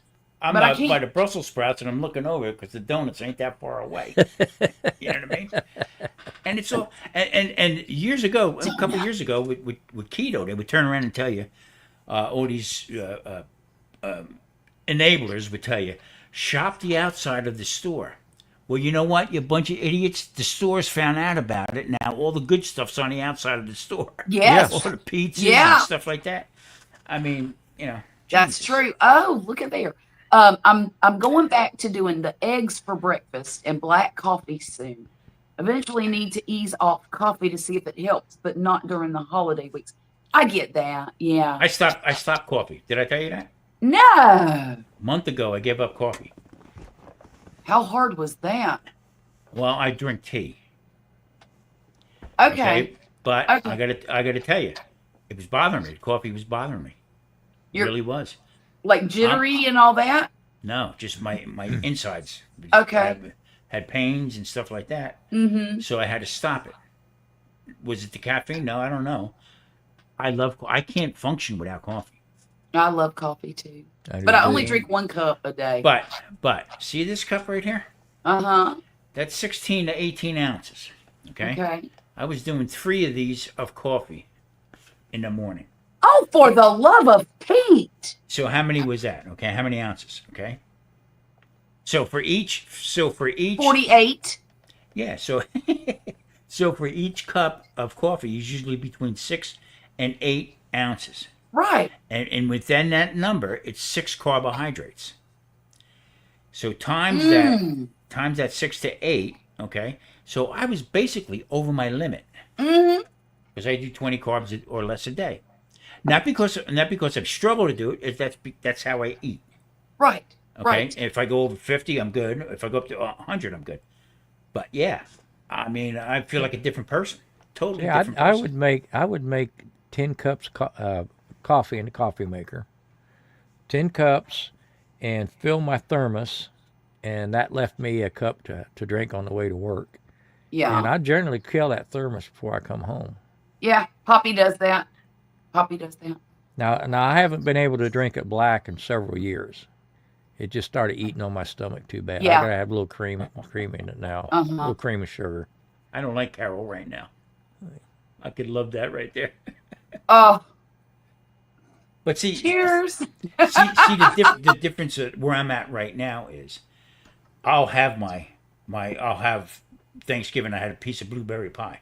Okay. You thought I had a firecracker go off in my head, okay? Because the sugar just, blew me up. But I know it, so Poor dirt farmer says, "Brr, who turned off the heat?" We're wondering the same thing around here. yeah, it is. I don't right know now. what temperature it is right now, but last night it was 37 degrees in South Mississippi, of all places. Let me We see. got something coming off the coast. It's something they're It's saying. a 52 vortex or right here some now. shit. Weather. Here we go. Oh, it's 42 here. Huh. Humidity 74%. Wind is blowing at 5 miles per hour. 46. And there is no heat index. Oh, wait a minute. Do you know? Oh, that was 11 hours ago. Apparently, a freeze warning is in effect from midnight tonight until 8 a.m. Sunday in Louisiana, Mississippi. It'll be 40. I don't even know where that is. It must be up Well, north. it's been getting down in the 40s more nights Mm-hmm. than not here in the last couple of weeks. In fact, I actually had a fire in the fireplace Wednesday. Just take the chill out of the air. I didn't want to turn the furnace on. Oh my goodness, it's Yeah, 30 you degrees got in that right. Florida. Dowling Park, is that Well, the is price that of south oranges of just went up. Gainesville? Eggs. What was that, Charlotte? I'm sorry. Dowling Park, Florida. Where is that? Is that south of Gainesville? I think so. I think I don't know. It's, I oh, don't- you know what? That's close to frostproof. Oh, okay. Yeah. That makes sense. Now she said Swanee she's County, Florida. We are frozen. Ha ha ha. You know And it's what? supposed to get hit. Do you know where I'm from, poor dirt farmer? I'm from Lake City, Florida. Oh, no kidding. Where, well, that's where I went to high school, and I call it home. I have 2 homes in Florida, Jacksonville and Lake City. See Terry. 23 feels like 60. Oh, no way. Northwest of Gainesville. Yeah, I know just where it is now. But we could have been neighbors 100 years ago. Feels like 100 years sometimes. You're 40 minutes west of Lakes. Okay, I know just where you are. Palm Beach County. I would like to go back to that area one day, but God, it's so hot. I used to live in Tarpon Springs, and then I moved up to Hudson. And the reason why I left Florida, Hurricane. damn hurricanes. There was no place for me to go. Stay in the house. No, they actually told us to get. Oh, they out. made you leave. Or write your date of birth, Social Security On your number on your arm. arm. Yeah, that's fun, isn't it?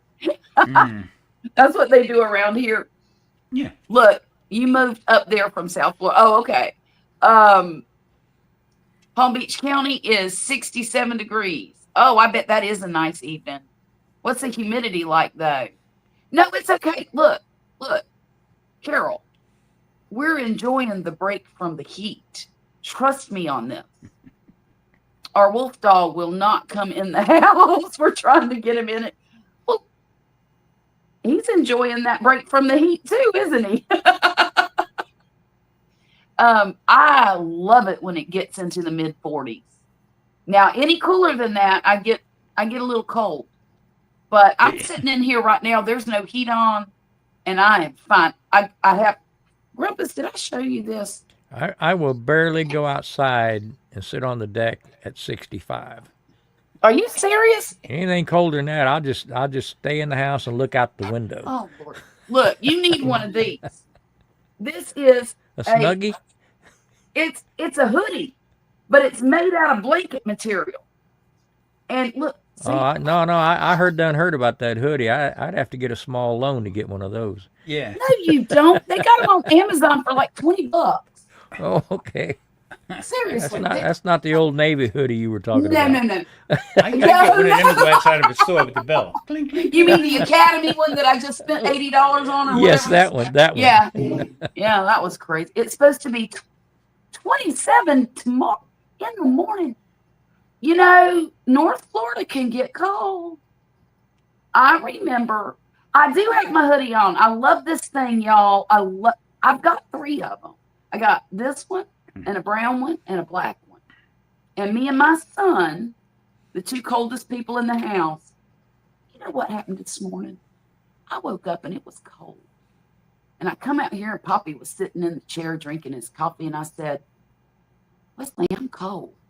He says, don't worry, honey. It's just your heart. I said, what? I've had the heat on for 3 days. I'm right. So, Ocala has serious freeze. Yes, it does. So that would be a note for your hubby. I love this hoodie. I love them. I don't know how I lived my life so long without them. It is so cozy and snug. You had snow today and going to snow tomorrow too. Actually, Ocala don't freeze near as bad as Lake City did. Lake City, I've seen it 17 degrees in Lake City before. I'll never forget when I lived in Orange Park, Florida, right just south, the county south of Jacksonville. And that was when the space shuttle went off back in 1986. Mm-hmm. Erica was 3 weeks old, and my husband called me from work and said, hey, go look out the back door. The space shuttle just blew up. So I went and I looked out the back door and I saw the vapor trails. Yeah, the smoke coming, you know. And I saw it and I'm like, oh my God. Because that's the year they put the teacher on there and everything. And that was a really shocking event. But it was, I believe it got down in the teens that night. And it was so stinking cold. God, it was cold.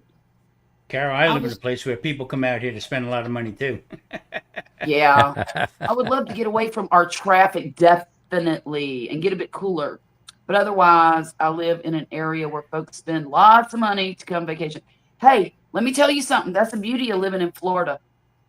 Tourism is a beautiful thing because, it keeps your car tags low. It keeps taxes. You don't have to pay taxes on groceries in Florida. A lot of benefits to tourism. A lot. Of course, it doesn't help with property taxes nowadays. We have no state tax here. no state income tax. Oh, well, see, Florida doesn't either. Yeah, we don't have it in But- Texas either. But they fee us to death. Oh, All the fees. I mean, they're just like ridiculous. 15 miles from. I'll tell you my favorite area of Florida. I'm gonna listen to Dirt Farmer's favorite first. You're on the river. Okay. I live in Las Vegas. What do you do when that river floods? Are you on stilts? You sing, Swanee, how I love you, how I love you. No, you sing way down upon the Swanee River. Yeah. Yeah, I live in Las Vegas, Carol. We left Florida to move out here. That was 5 years ago. Florida, Texas, South Carolina, New Mexico, and Tennessee, too, I believe, do not have the state taxes. State tax, yeah. Yeah. Texas doesn't have a state. That's why your property tax is so high. Income tax. They have a state tax, but they don't have an income tax. Yeah. That's what I mean. Yeah. Yeah. we So- got sales. We have sales tax, So when I first moved but here, not income tax. yeah. So when I Right, first okay. moved here, my car's a 2019. We moved here in 20. Uh-huh. Right? So to get my tags, and you do your tags every year, not every couple years. Yeah. Okay. And the first year here, my to get my license plate little tag was $560. Holy Moses. The next year was 4 something, then 3 something, and this year it was $100 and some dollars. She said that's some serious heat in Vegas, too. Oh, it was.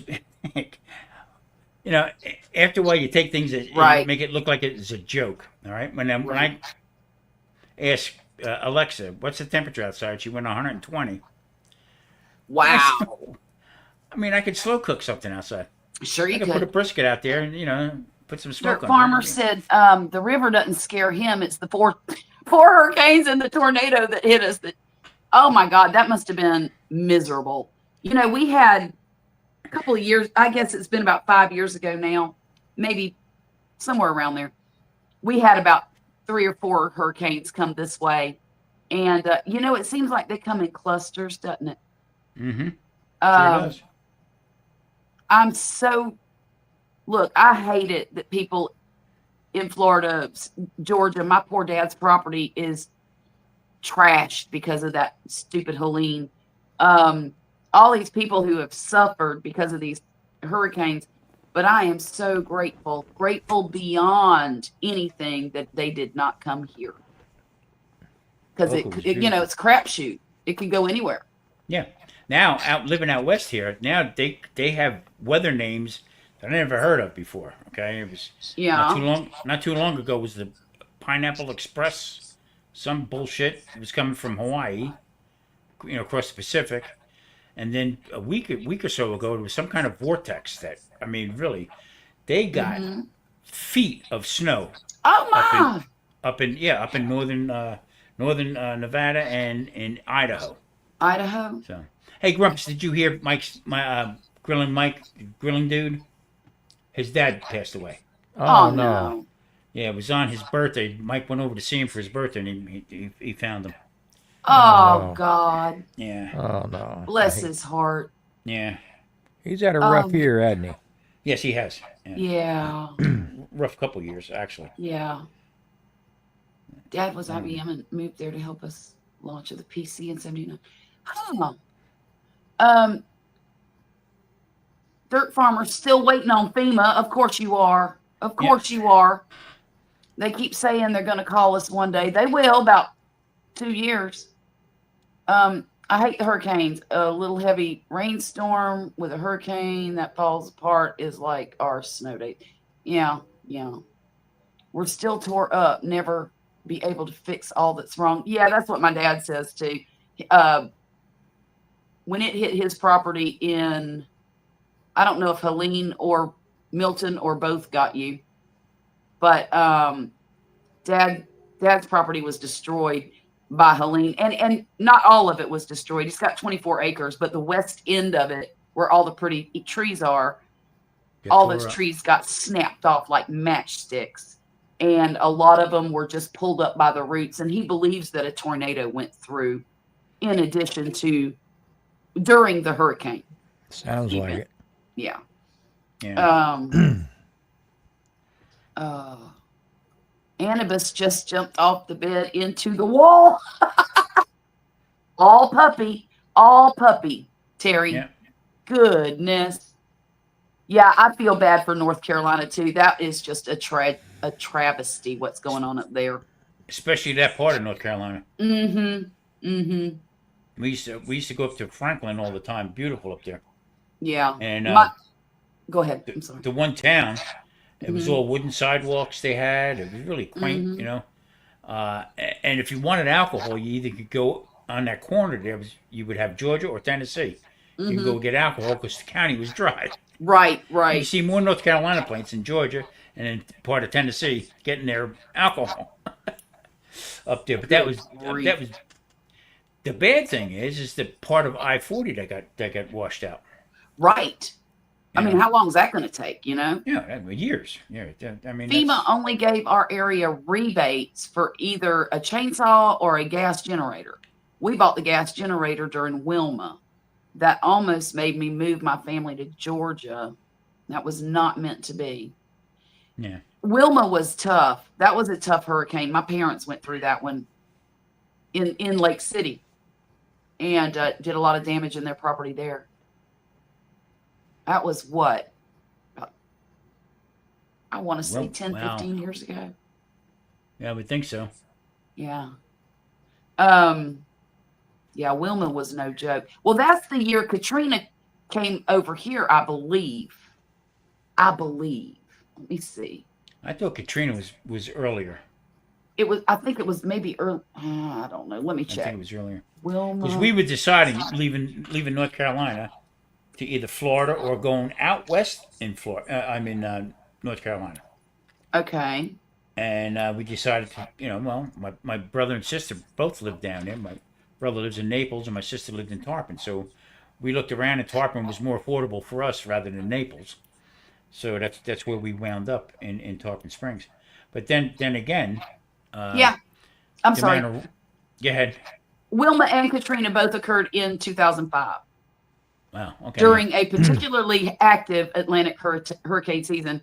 Because that wasn't the only one. It was Wilma and Katrina, and there was another really bad one that went through Florida that year. I think Florida had about 4 or 5 hurricanes that year. Man, that's hard to wrap your head around 20 years ago. Mm-hmm. Yeah, exactly. Mm-hmm. Yeah. This old age bullshit, you know that for a fact, Grumpus. You know what I mean? I mean, every time you turn around, it's something else going on. You know what I mean? My brother-in-law was talking Thursday about somebody had helped him at Home Depot. He said she looked like she was about 30, and I said everybody looks like they're about 30. Yeah, when you're old like us, everybody looks 30, except us. I mean, even the 30-year-olds look like jailbait. Yeah. Exactly. No kidding. You know, the only thing I hate about getting old is my face falling off around my neck. I hate sitting up till 1 a.m. talking about how my bones ache.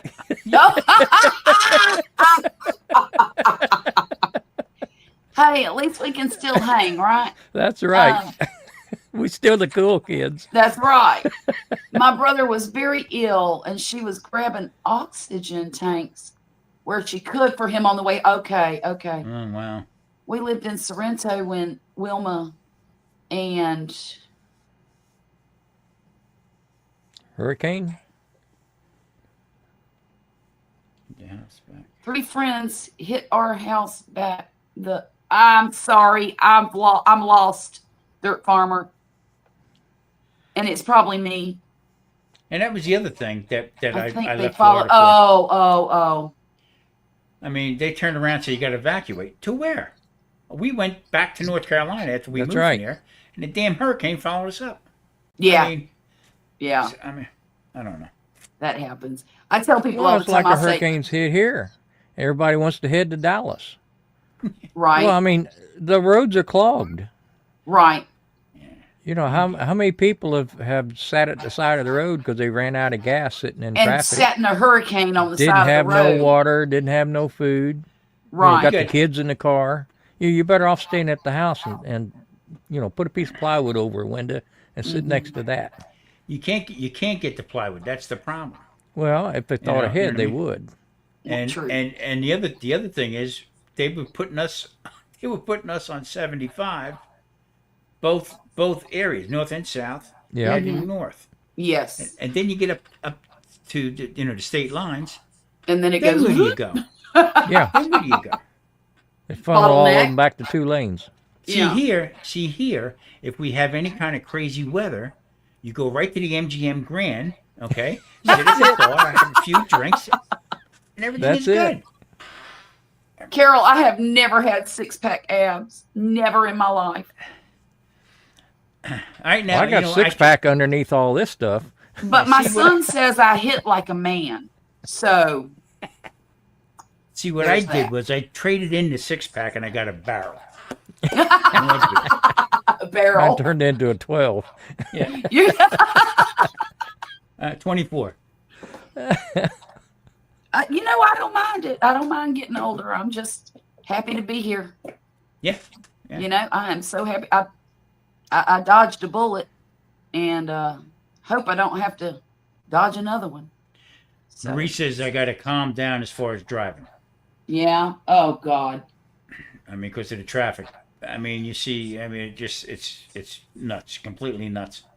But certain times, it's like the Yeah. odd times, not like like in Florida, you would have people going to work and stuff like here. So the workforce here is different. Yeah. Yeah. Okay, so you'll see it, like 3 in the morning they'll change and work to 11. Hey Denise, So I was on a panel when the first hurricane hit, and a tree came through the roof. Oh my gosh. You're lucky it didn't land on your head. See, you Jeez. dodged a bullet that day, didn't you? Yeah. Yes, sir. Yes, sirree, Bob. Goodness gracious. Can you imagine that? wow. I That can't even- that was the other thing. I mean, even with insurances and stuff like that, I mean, Mm-hmm. it's crazy. Car insurance out here is ridiculous. Is it? No, it's completely ridiculous. Why is that? Do they give you a reason? Because where we live, they said. I said, listen to me. I said, I have a 2019 automobile, okay, and I just turned 17,000 miles on it. I am not out driving at all. They don't want to hear it. Terry, if your white blood cell count was up and you're having that kind of pain and it just started, I would connect those two things, and possibly you might have some infection in there, and that can cause a lot of pain. Look, I'm throwing spitballs here, but when you first told me about that, that was the first thing that popped in my head And to get some water. before the nerve connection stuff. So that might be something to investigate. Your trolls were hoping it took me. Oh no. You know what? I guess I'm lucky. I don't have too many trolls. But I hate that that's what they were hoping. I do. That ain't right. That just ain't right. It is here too in South Florida, but we live in tourist and you okay. Stones maybe, or diverticulitis. He said there was no infection in it. Okay. Did he x-ray it? Just asking.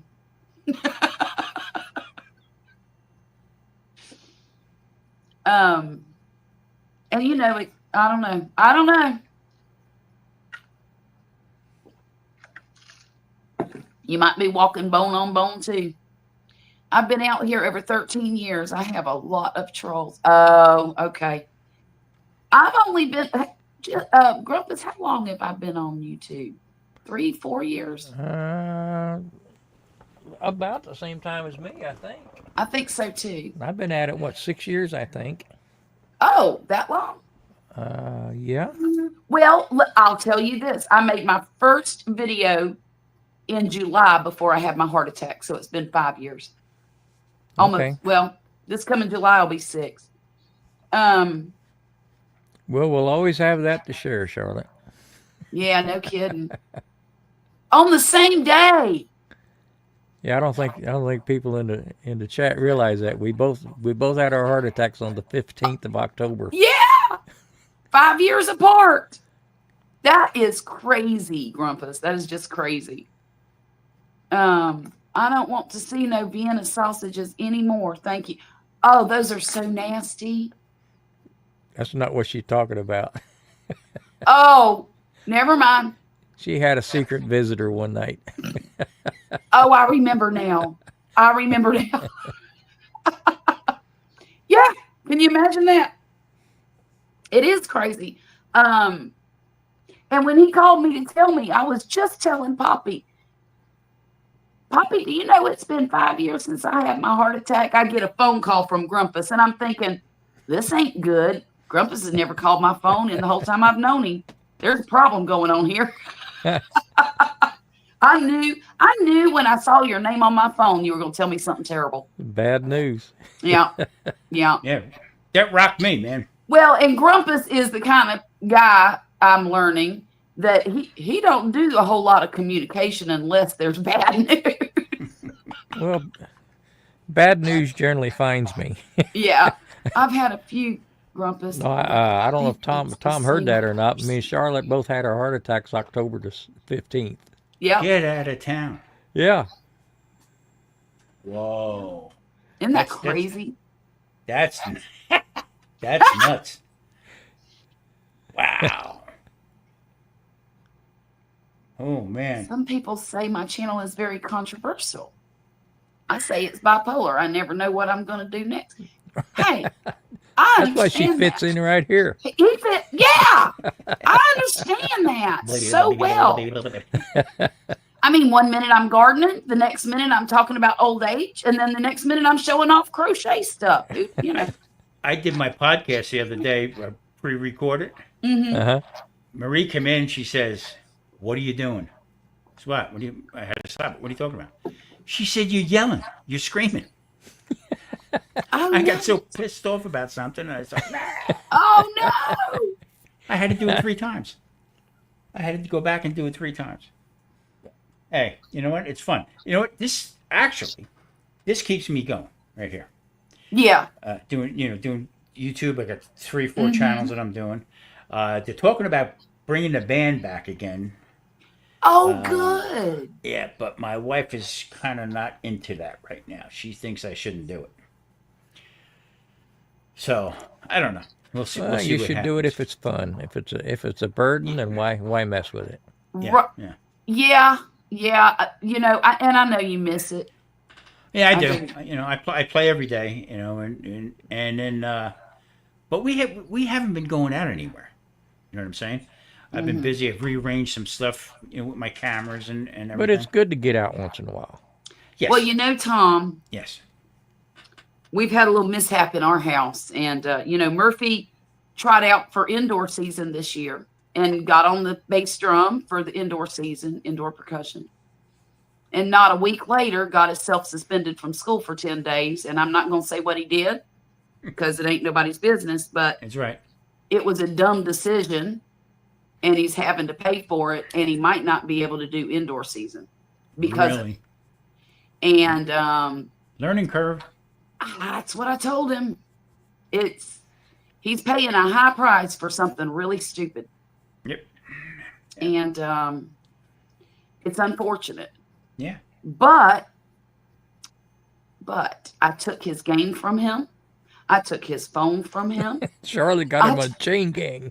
I got him he's in boot camp. He's in mama boot camp. You should Picking see up how garbage. you should see how clean my bathroom is. You could eat off the floor. Next week, he's going to spend the whole week redoing my garden outside. You know what? What was the old saying? You're going to be dumb, you better be tough. That's it. Yeah. That's it. Well, you got to get up early in the morning to be that dumb. I decided that if he is going to do stupid things that keep him from finishing school or being in school, that he needs to learn how hard he'll have to work to feed himself if he's not educated. Yeah. And that's what we're doing until he goes back to school. Yeah, my grandson's same age, but he's 6'5". Mm-hmm. Okay, and he lost a lot of weight and stuff like that, and he was getting ready to go to school. Okay, but had a little problem, and I had told my daughter he should not be in school because he will get picked on. Okay, everybody and their brother going to want to fight him, right? Or this and that, and because he's big. Yeah, and he's shy. Mm-hmm. Okay, he wants to be friends with everybody, but then he's got a bad temper. I said, so for him, let him stay home. Let him do it online. Okay, and he's doing really well with it. You know, good. She thought he was going to have a rough time. Well, you know, if it wasn't for band, I would homeschool Murphy, but he enjoys that so much that I really don't want to take that from him. I'm not going to say that he's super good at it, because he's probably one of the middle of the road drummers in the whole band, you know. But he enjoys it. Yeah, and see, this is what I was trying to tell my daughter. I said, Danny is super smart. The kid is super smart. He is, what do you call it, computer savvy to the point where when he was 13 years old, okay, he was making money. People would send him. She had to open up a special account that he was helping fixing people's computers online. Oh. Okay, so then this year, he's staying at home and he took computer science. And he said to his mother, "Why did I do that?" Because it was easy. It's the most boringest thing I ever had. Right. But he was having trouble in school, paying attention, getting in trouble, the whole bit, because he was super bored. You know, so. Carol, I know in Florida that they can participate in school activities when they're going through homeschool, especially if it's the K through 12 homeschool that they do, you know, through the Florida school system. Mm-hmm. But here in Mississippi, it is not an option. And it's unfortunate that it's not an option, but yeah. I guess they figure since we don't pay taxes to keep that school open, and that we shouldn't. I mean, you know, if your kid's not there, they're not getting that federal funding for your kid either. So, white blood cell, because you are still healing. Okay. That does make sense, doesn't it? It does, Carol. But, you know, he's only got 2 more years of school after this one. And he'll be able to do some different stuff at that point. I really don't see him going to college for 4 years. No. Because he just is not that into school. He despises it. He's bored to death. That's the way I was. He cannot stand to go. The only motivation he has to make a decent grade in any class is band. Yeah. Because you have to have a certain GPA to be able to participate, you know. I tell you what, when I was a kid, I wish we had homeschooling. I would love that. Yeah. You know? And I'd be like romper room. I see Tommy. I see. It is a shame. So tough. There's no way I'd want to stay home and go to school. But you know, too, here in Mississippi, they blame the budget on everything. Everything. Yeah. I was trying to say, note to self, don't mess with Sean. Look, I'm not near as young as I used to be. I probably don't hit like a man anymore. Back when I was young. The bad part about out here is this Clark County school system is like number 48 in the country. Horrible. Is it really? Oh, yeah, it's bad. I thought Real bad. Mississippi was. Jeez. We're close. We're close to you. They can't hire teachers. They changed the way teachers are being hired. Some of them don't require a 4-year degree. Well, One they're year just degree. babysitters at this point. Yeah, exactly. And on top of it, the superintendent of school is a multimillionaire.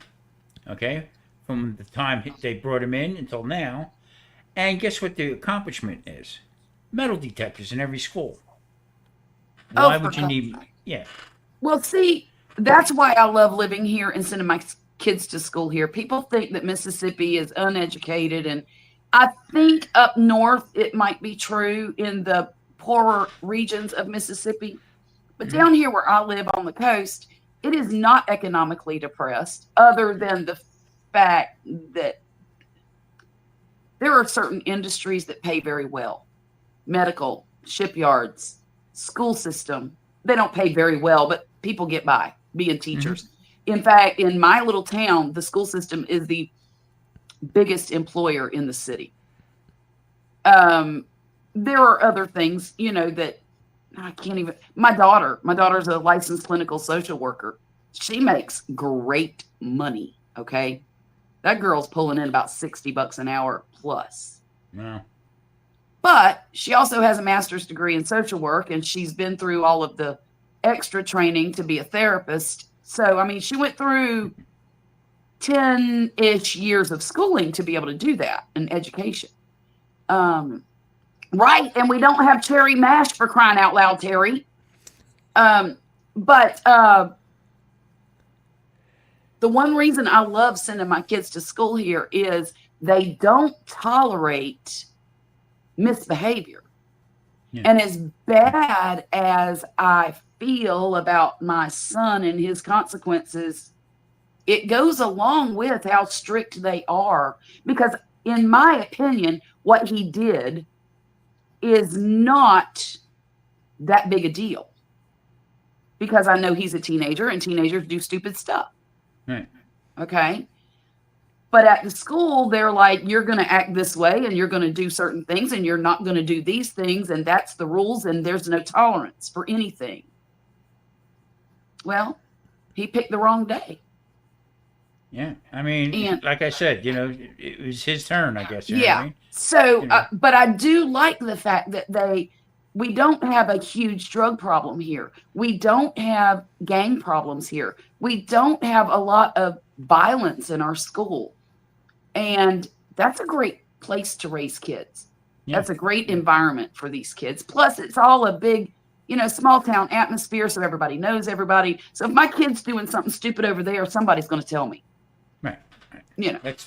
That's what was with us growing up, you know what I mean? I was the baby of the family, so I had one brother was the mayor, the other one was chief of police, and then my other brother was in the mob, and I mean, it just went down the line that way.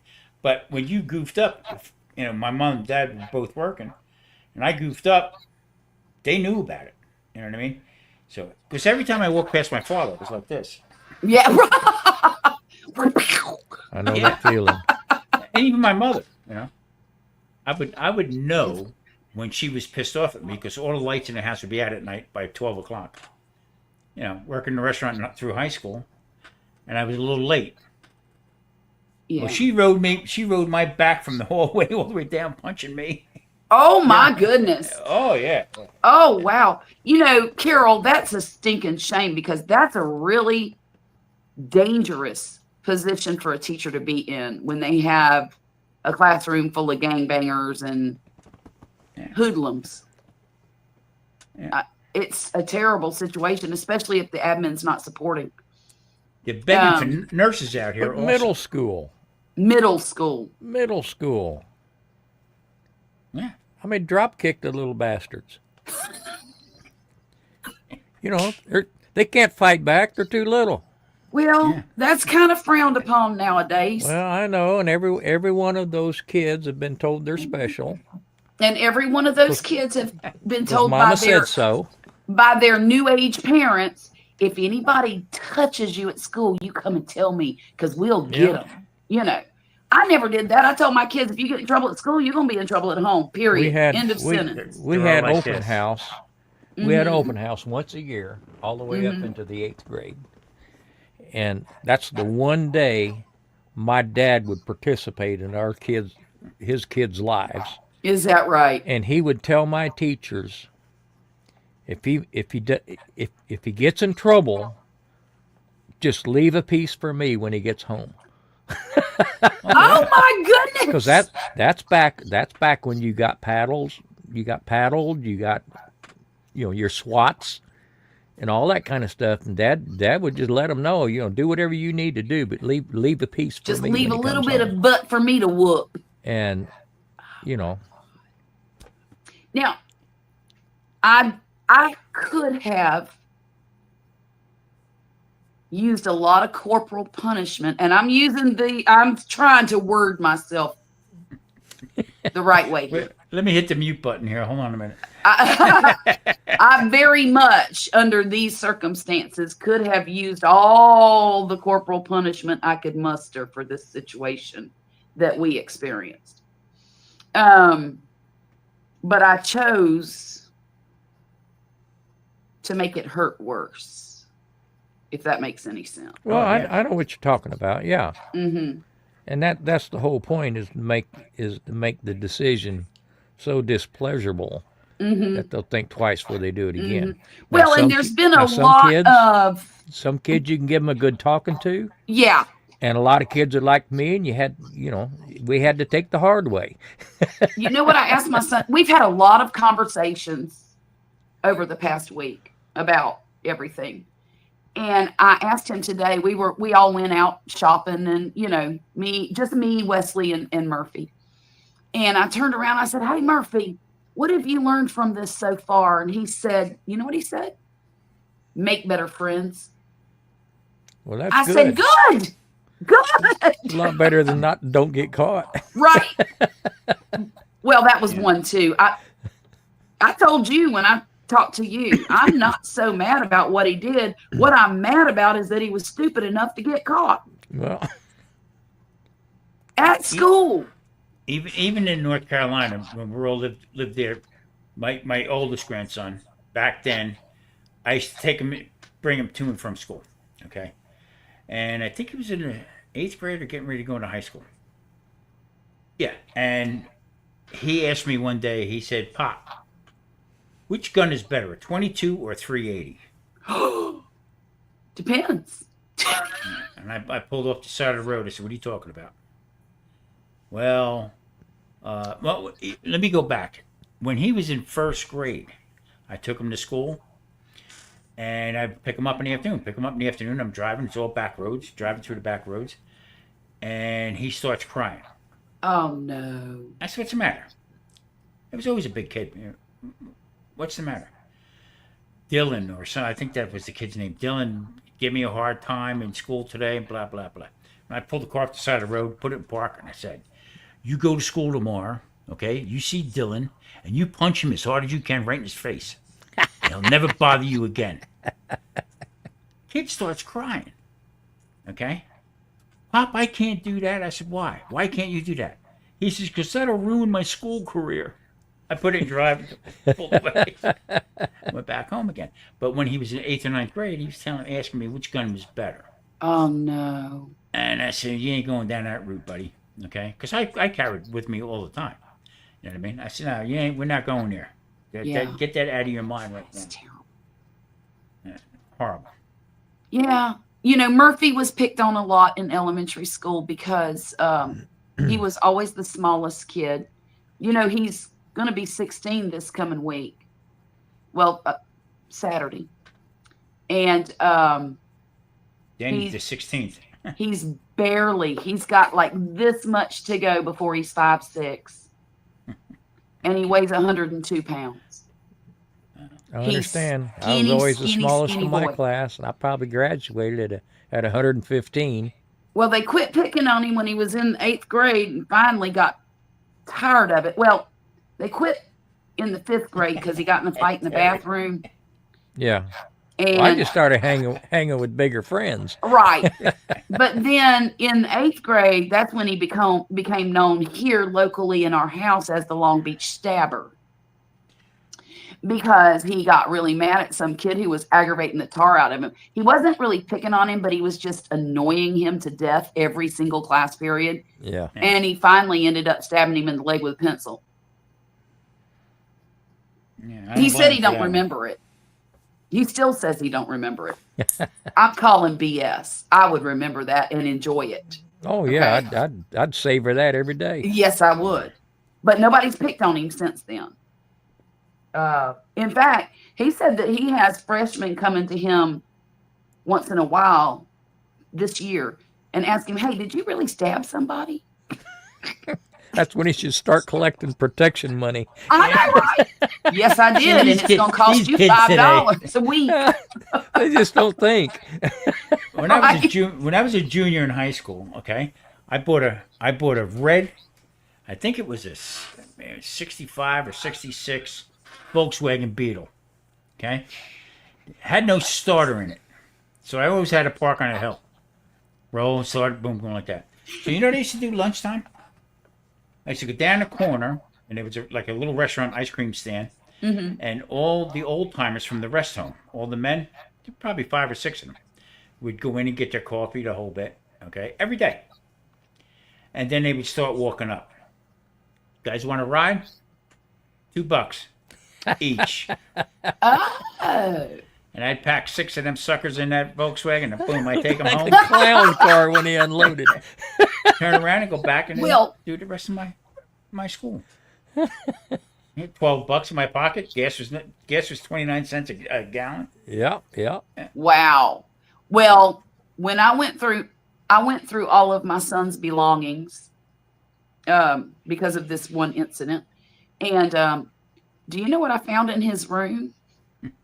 $147. Extortion money. They'd have found $140 worth of literature in my room. And by the way, I didn't touch any socks. I won't. I refuse to touch socks. Tom? Charlotte, that night you wrecked me with that. I thought that was the funniest thing I've ever heard. I'm not touching any socks.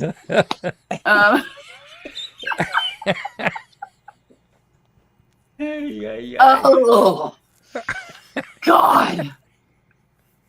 And then when I was a senior in high school, they dropped the drinking age to 18. Yeah. Okay, so I would have a study hall before lunch and a study hall after lunch.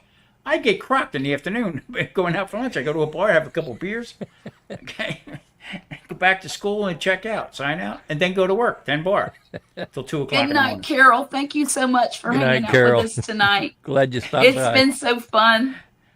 Good night, dear. We'll see you soon, okay? Nice talking Go to you, ahead. Carol. I'm See you sorry, again. Tom. No, I that's wanted okay. to acknowledge her. I'm here. I'm just going to go blind for a minute. No, that was my. And matter of fact, my typing teacher. I was dating my typing teacher. Yeah. She was a couple years older than me. Wait a minute. You were dating your typing teacher? Yeah, I got straight A's. Yeah, you needed a DA. I couldn't type worth a lick.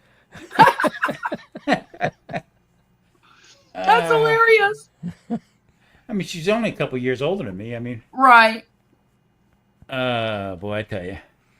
Think about them days. Marcel, hi. Hey, Marcel, how you doing? There's a link in your Instagram if you want it. She's probably in bed. Are you still on your trip? Yeah, $147. Let me tell you where the money came from. So when he has band practice after school, he always walks over to the Winn-Dixie and gets himself something to eat to hold him over till dinner time. So all the kids in band would give him money to pick them up something too, and a list. And they would tell him to keep the change as a running fee. Nice. I like it. So, Me too. well, that's when you get in trouble, is when you have too much money as a teenager and you use money for nefarious purposes. Just You get saying. independent. That's right. Now we're home. Today was Emery's birthday, and you went to dinner and a movie. What movie did you see? 12th birthday. Why? 12. Can you believe that? She grew up like overnight, didn't she?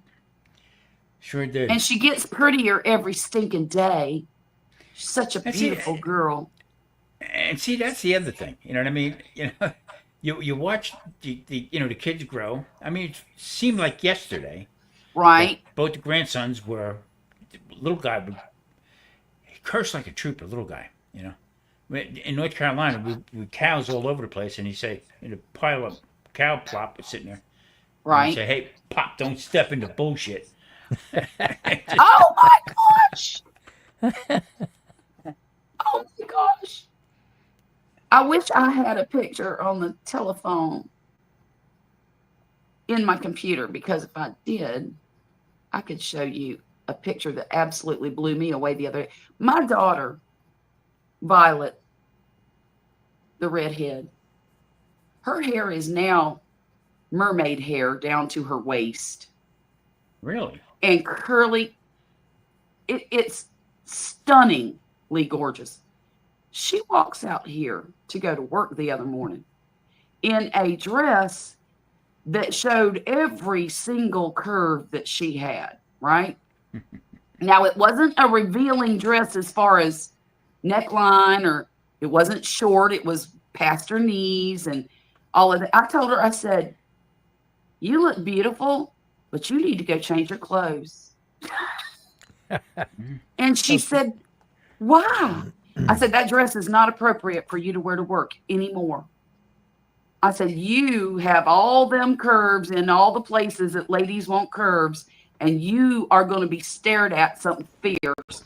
And she goes, "But Mama, I'm trying to make money here." Oh. I said, "No, that's not how you do it. Go get a different dress on." When my daughter they came over and the son-in-law asked me if he could marry my daughter. I said, "Hold on a minute." I went into the other room, come out, and I had a black magic marker and a bullet.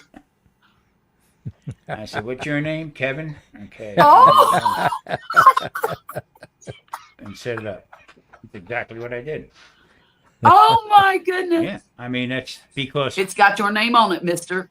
the whole You're feeling idea froggy, is, go ahead. with a boy, you backhand him, give him a shot across the face or something like that. Okay, girl, what do you can't do that with a girl. You know what I mean? Right. It's the hardest thing in the world. And then Mhm. you got to know when you can step into it, especially she was divorced twice now. Okay. Right. I said, next guy, I want a resume. I'm gonna deal with this guy for a week. Resume and a financial report. Yeah. Yes, and a credit report. She said, I'll never get married again. She said, I'm done. Oh, But she will.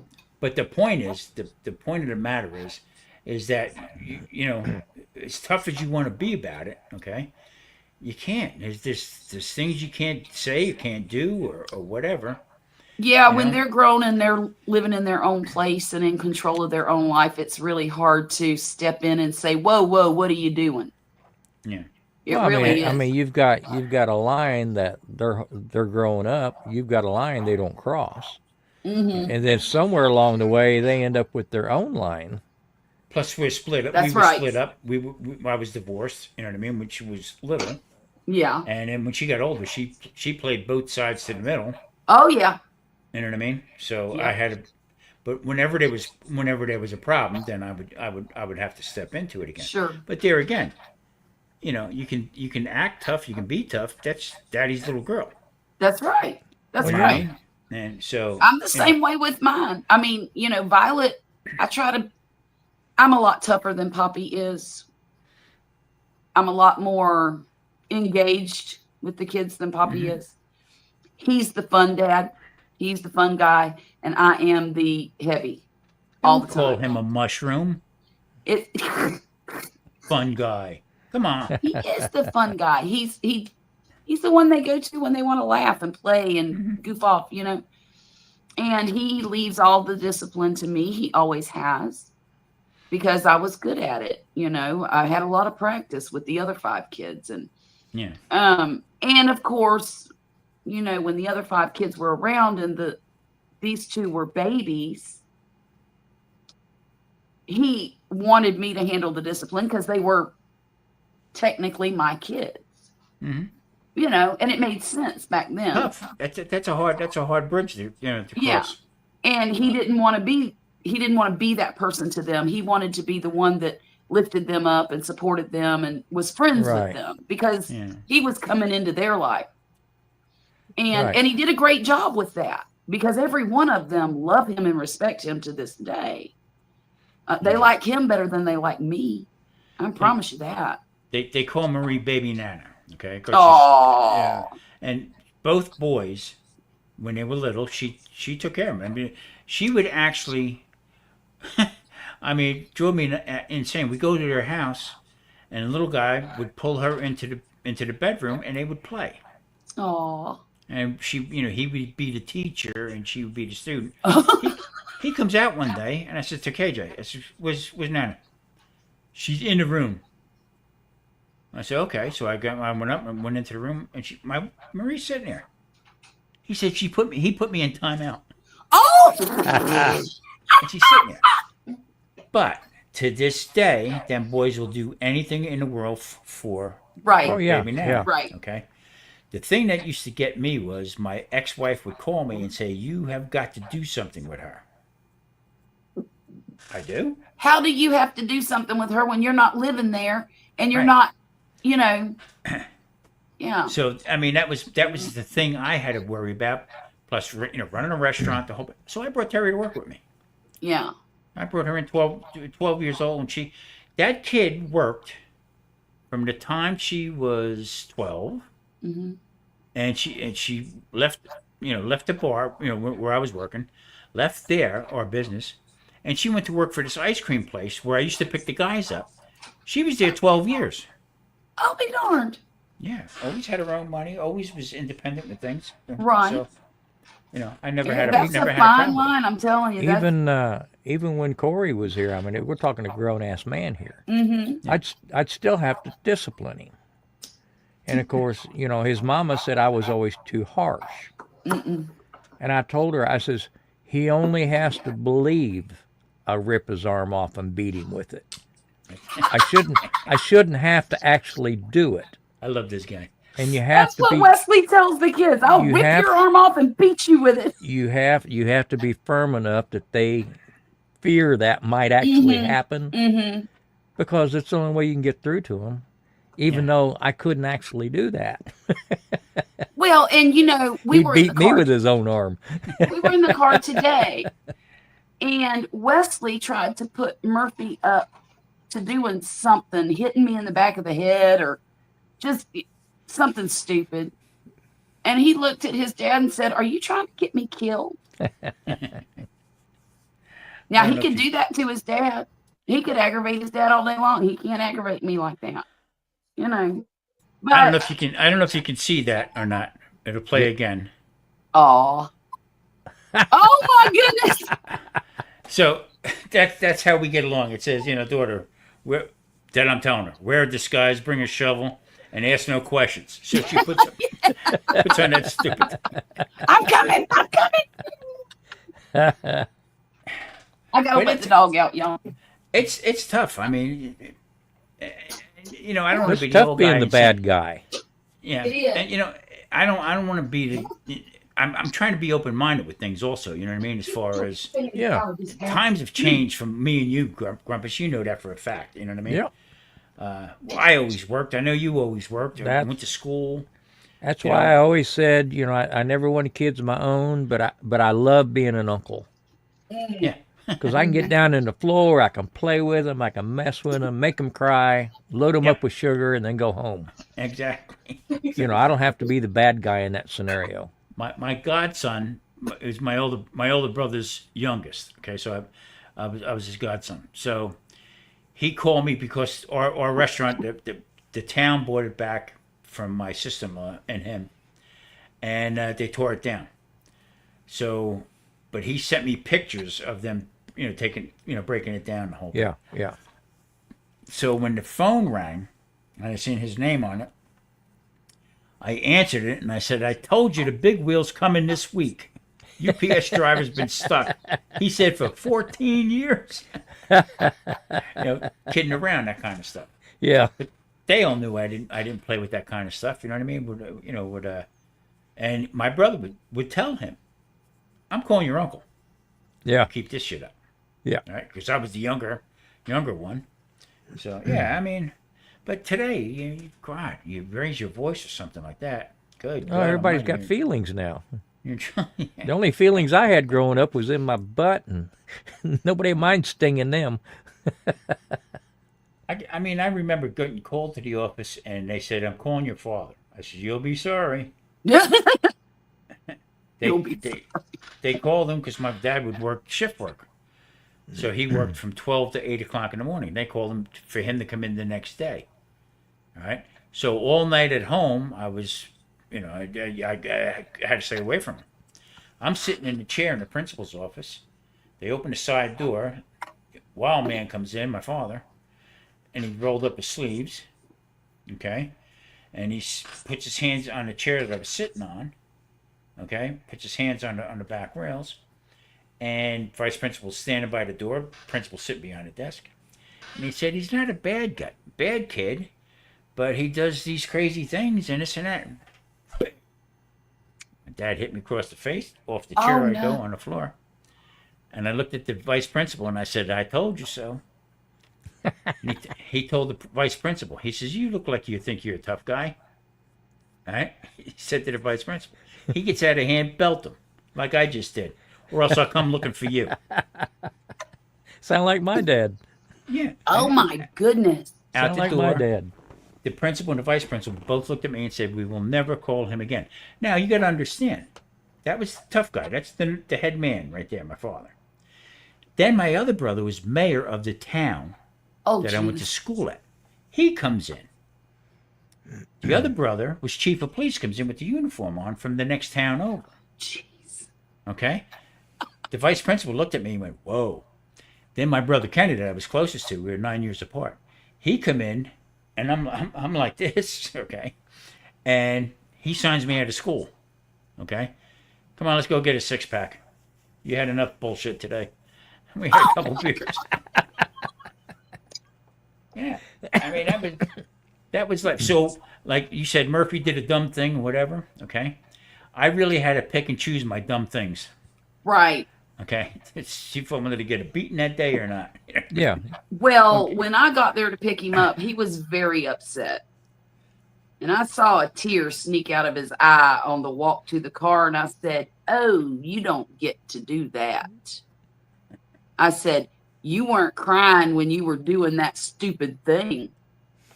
So you don't get to cry now. Don't even try it." I love you for that. You don't know how much I do, because that is, you got to nip it in the bud. Stupid is what stupid does. Oh, I hated it. I hated being. He was sitting here across from me, and I was having a very serious conversation with him, and he was getting all emotional. And I said, "Nope, that's not flying today." And all I wanted to do was get up and hug him and tell him it was going to be okay. But I couldn't do that. I just couldn't. It would have defeated everything. Yeah. That's true. Everything that I had said and done up to that point, it would have defeated it. He would have thought he was clean and got away with whatever it was he did. And I can't let him think that. I can't. My brother, there was chief of police. He told my brother, "I'll straighten him out." Took me to see a autopsy. Yeah. Nice. Sitting up in the thing, looked down at the autopsy. Get in the car. I didn't say too much. Got in the car, driving a little bit, and he says, "What'd you think?" I said, "I'll never eat liver again." No kidding. What? "I'll never eat liver again," and that was it. He went into my mother. He went in and he said, "He's all yours." Oh, wow. He's all yours. Yeah. Hey, Grumpus. I'm sorry. I'm going to change the subject. a minute. Yep. If I decide to use EV Mux the next time around, I really like that platform a lot. After being on a few panels with some people that have it versus the Restream, I really like the EV Mux. So, if I decide to do that, can I do the same thing I did the other night with the crocheting where I was showing my camera on my hands and bring that camera up as a picture or a second, like a panel guest, bring my hands up as a panel guest? I don't know, but I'll try to figure it out because I was thinking about using EV Mux next week. Good. In fact, I've been playing with it a little bit, and I was even tempted to just go ahead and subscribe. I am too. On a monthly. Yeah, I'm tempted too. Just so I can open it up and see what all I can do. All with the things. And if I'm not happy with it, then I'll just cancel. Sure. Yeah. Did I tell you what happened? I'll roll the dice for $25 and just see what it'd do. Did you see what happened to me with StreamYard? No, what happened? Okay, well, I was doing a podcast with Michelle, Valley Living. Oh, the cancer buddy. The cancer buddy. Okay. Well, she paid $400 some for StreamYard for the top of the line thing. Okay. Mm-hmm. So I was on my trial with StreamYard. Okay, and then they were going to charge everybody $44 and change. Right. Okay. So I brought it right up to that point, and I said, nope, I'm not going to do it. I'm signing out. But right. Before you go, okay, how about this? How about we give you for 6 months $26 or $24 or $22 or something. I forget what it was. I think it was $22 and change. Mm-hmm. A month for 6 months and see if you like it or not, and then we'll work something out to charge you the full price. Mm-hmm. Okay. We'll try it. I click on it. Next morning I get up and I go through my routine. I check my bank, the whole bit. Well, they took $49.99 out. Can't get a hold of nobody. Okay. So I go back and I cancel it, and I found one link that you can get on there, and I lost my shit with them. Yeah. You know, who the hell do you think we had a deal with $20-some? You're charging me the full price. Okay. Somebody sends me back a message stating that they will refund me the money, but it'll take anywhere from 2 to 3 weeks to give me my money back. But you still can use live stream. Oh, I lost my mind. I went back with him again, cancel everything. I want my money now. And boom, boom, boom, all the way around. They sent me the money back, and I got it within 2 or 3 days. Okay, oh, good. $49 and this and that. Yeah. So now, all right, my other computer, my laptop. Okay, all of a sudden I open that up, and I see a charge for $14.99 from here. What is this? Okay, they charged each computer. What? Yeah. I said, no, I don't. You're done. We're done. Okay, so it's not that you were on StreamYard with this PC here. The other one, I had the other one because I had trouble with that too. So they were charging me a complete different price. Okay. That's insane. And get that all squared away. I got it back to zero, the whole 9 yards. Okay. This month, I get a $44.99 charge. Okay. I said, here's what's going to happen. I'm going to go to the FCC. And I'm going to report you to the FCC that you're charging people, you know. I said, you guys went completely nuts with all these different charges and stuff like that. And I guarantee you're going to lose a lot of business because of it. Okay. Well, now I get an email with a 866 number to call. Oh. Okay. And I call, very sorry, we had a mix up. They tried to say a couple things that they got hacked, all this bullshit like that. Oh, bull. I said, no, I'm done. So they said, we'll let you run out your free stuff like that. But so what I do now for the podcast, I use OBS. Right. I record on OBS, and then I bring it up to my, my open shot, and I'll do my editing through that, and then put it up on there. But I was thinking about going on to the other one. What's the other one? Stream. Restream. Restream. Is that any good? I'm looking at Restream and I'm looking at EVMux. $19.99 or $20 a month for that. Yeah. Well, Restream. Tom, what I do to get around that? Because I just don't want the hassle. Yeah. I use a VPN, and I pay a yearly subscription for that. Mm-hmm. And I also I pay for Evernote, and I pay for an online cloud service for storage on an annual. Mm-hmm. I go to the drugstore, I buy a prepaid Visa card, and I put just the amount of money that I need on that card. Oh, yeah. And that's the card I use, and they cannot hit it again. Right. They can't hit it again because there's no money on it. Yeah. Mm-hmm. They were And so then usually apologetic. I'll get a notice a month before the new hit's going to hit, Right. and I'll just go get another card and use that card and put it in my account number. I'll put that in there, and it's a one-time hit. So even if they wanted to screw me over, they can't because there's no money on that card. I'm certainly not giving them a regular credit card number.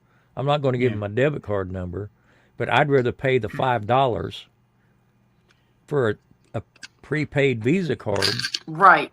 and just figure that's just part of my cost, Right. than to have to deal with the bullshit like Tom's having to go through. Right. Now I asked when I did talk to the guy.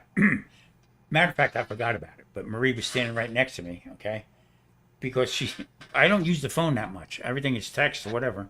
So she hears me talk, and she thought I was talking to her. So she comes in, and she says, "What about your other computer?" So I said, "How can that be that you're charging me for this PC I'm on right now, that I'm talking to you with, and you're doing all your shenanigans with? Okay, why is it the other one I'm getting charged for?" Yeah. He says, "Was this a new one added?" I said, "Well, yeah, a couple of years ago." I said, "But I did use that laptop, but that's when it was $20." Yeah. Okay, and then I shut it down. I didn't want to do it, and they said, "Well, how about if we do it for $10?" Okay, and then the $4.99 was for something else that they had on there, but they were charging me both times. See, most places will let you have multiple computers, but you can't use them at the same time. Right. See, I would shut this down, and when I go into the bedroom, I keep it in the bedroom, and that's why when I follow you guys, I'll Fire turn it back up. Yeah. And then what I did was I just went onto StreamYard, and I'm saying, what the hell? So I don't know. I'm going to look into the Restream, or let me know how that EVMux works. Well, didn't we do Restream last week or the week before, Charlotte? Week before, I believe. It wasn't my favorite. The one drawback, Tom, is that like me and you on StreamYard, Charlotte's hosting, we can see the chat and respond to the chat. Restream, you can see the chat, but you can't respond to it. Right. EVMux, you can see the stream, but you can't respond to it. I've looked at several of them, like maybe a half a dozen, and it's all the same thing. You can bring the chat in, but you can't respond to it, which forces you to have another browser open. Yes. Just so you can type in on the chat. Right. Now I checked into YouTube to go directly through YouTube. Yeah. Yeah. You can't bring anybody up. Oh, I didn't know that. You can't bring anybody up on it. Okay. Well, the same way with OBS. OBS, you can jump through hoops to make this what we're doing now happen. But what happens is your broadcast looks good, but it's a lonely experience for your guest Yeah. because you're having to go through 2 or 3 hoops Yeah. to get it to show up on the broadcast. Mm. But you're sitting there looking at a camera at your house, and you can't see the whole thing unless you open up another browser. I Yeah. see. I see. So before you Hey. drop any money on EV Mux, why don't you let me try it out? I'll drop the coin for a month, and because so many features are locked. Yes. Until you get a membership. I just want to and- subscribe for a month, open those things up, Okay. see what it'll do or it won't do, because there's only maybe $3-4 difference Yeah. between Not much. Restream and EV Mux. Uh-huh. EV Mux will let you do a lot of things that OBS will let you do. Right. And also the picture is better, I think. Yeah, Don't they EV feel- Mux you get 1080. Right. You get 1080. And To get here we're getting 1080 on 720. Restream, I think you have to go all the way up to the top premium level. Mm-hmm. No, you can go to the $44 one and get, because that's what I had at Yeah. 1080. And, Yeah. and this picture right here is much different than when I go just directly on OBS. Right. OBS, the camera's Yeah, much because closer. StreamYard's 720. Right. Yeah, Even but even though I'm sending a 1080 signal out, Right. Yeah, and so am I right now. y'all are still seeing 1080 or But it- 720. But if you pay for it though, if say I paid the $44, it goes to 1080p because it shows you. Yes, You yes, can do that, and then I can have Charlotte and you both go out on your own channels, yeah. Oh, yeah. so you could talk. But it's not $44 worth. I mean, No, it's I ain't. not. that's crazy. And just to run around In a the year's gates. time, I could just fly out and see y'all. Right. Let me ask you another question, Grumpus, because I'm ignorant when it comes to technology and what to buy. Okay. I'm looking at computers, and I don't have a lot of money. I might have $500. Yeah, Okay. yeah. But I need something because I need to learn to edit the normal way instead of on the stupid phone because I can't see anymore. Yeah. So I'm wondering if 16 gigs of RAM is enough to learn what I need to learn and to be able to Yes. do all the things we do on YouTube. 32 would be a whole lot better. It would. What I would look for, what are you looking at? Laptops? Yeah. I need a laptop. I don't See- have any space See for a if desk. the memory can be upgraded. Oh, okay. That way you can buy 16 now. If Uh-huh. you start bumping your head and you need more, then you can add some more to it. I just seen Amazon these- had one for $360. Some of these cheaper laptops, the memory soldered in, and whatever you buy is what you're stuck with. Well, that's what I'm afraid of with So this see one. I'm what's- looking at Dells. That's See what I'm what's looking at. upgradable. Because I've had Dells before and they've lasted me for years and years. They've always been good to me. I probably bought 6 of them in the past. Okay, well, I've got a HP. They call Mm-hmm. it a 2-in-1. Okay. That's where you open the screen. It'll fold all the way back, Yeah, that's what my Google and, Chromebook and you does. can use it as a tablet. Mm-hmm. I don't use it that way very often, but I'm so rough on laptops. I don't want to break. I don't want to break the screen off by overextending it. Right. And I've been No. very happy with mine. Okay. Marcel's got a good point right now. You can I find bet you can find a good laptop right now with Holly. That's what I'm Oh, looking yeah. at. Yeah, now's the time. Now's the time to look. Okay. I Are you I looking want to get online? something different. Are you looking online? Mm-hmm. Check out Micro Center. Okay. I got one here in town. If you find one you like, I'll go get it, pick it up. Okay. Micro Center. Is that Best all Buy one has word? some good deals sometimes. this computer I'm on right now. Okay, it's a Dell head, and it's a HP screen. Yeah. Right, and I got it for $20. What? I got it from my Cox Grandson? Communications. Oh, Cox Communications was doing a deal. It's reconfigured the whole bit. But Yeah. it was $20. I said it's gonna be a piece of junk. Actually, it turned out pretty nice size screen. No You know, kidding. it's got I this. actually got a phone call today from Intel. They're going to send me a new CPU because I just bought this computer. Well, I bought the pieces and put it together in January, Right. and I've been having issues with lockups and my screen freezing and stuff. Right. It's happened during our live streams a lot of Yes, times, I remember that. and Yeah. I've been communicating back and forth with them, and Mm-hmm. they're gonna send me a new CPU, and I'll send them my old one back, Mm-hmm. and maybe that's gonna fix everything. Yeah. I But seen on Amazon. yeah, I seen yeah, on Amazon laptops today. I went through it real quick, and it was an HP. I guess it was a bigger screen. I guess whatever it was, but a laptop, and it was like $360 Can't go wrong for that. yeah. Yeah, but just if you're concerned with the amount of memory you're going to need, just make sure it's upgradable. Okay. I can do Now, that. now you may be able to add another stick with your existing stick, or you may have to take yours out and just replace it with something bigger. In which case, the Okay. one you took out is just Trash. trash unless Yeah. you find somebody can use it. Yeah. Yeah. Why is Yeah. it telling me? They just changed the game again on YouTube. Now they're making a shorts into 3 minutes. I heard that. I stopped doing shorts because they're not putting it out. They're not putting them out there. Now on the Seniors Food and Life channel, I'll put a short out and I'll get a bunch of hits on it. What's a bunch?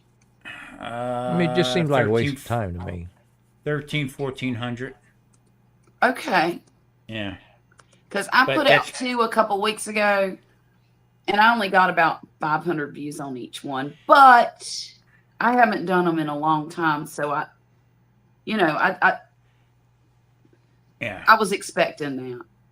So they really cut back on it. So what I did was even with my two other channels that I'm pretty active with, what I did was I changed where it goes.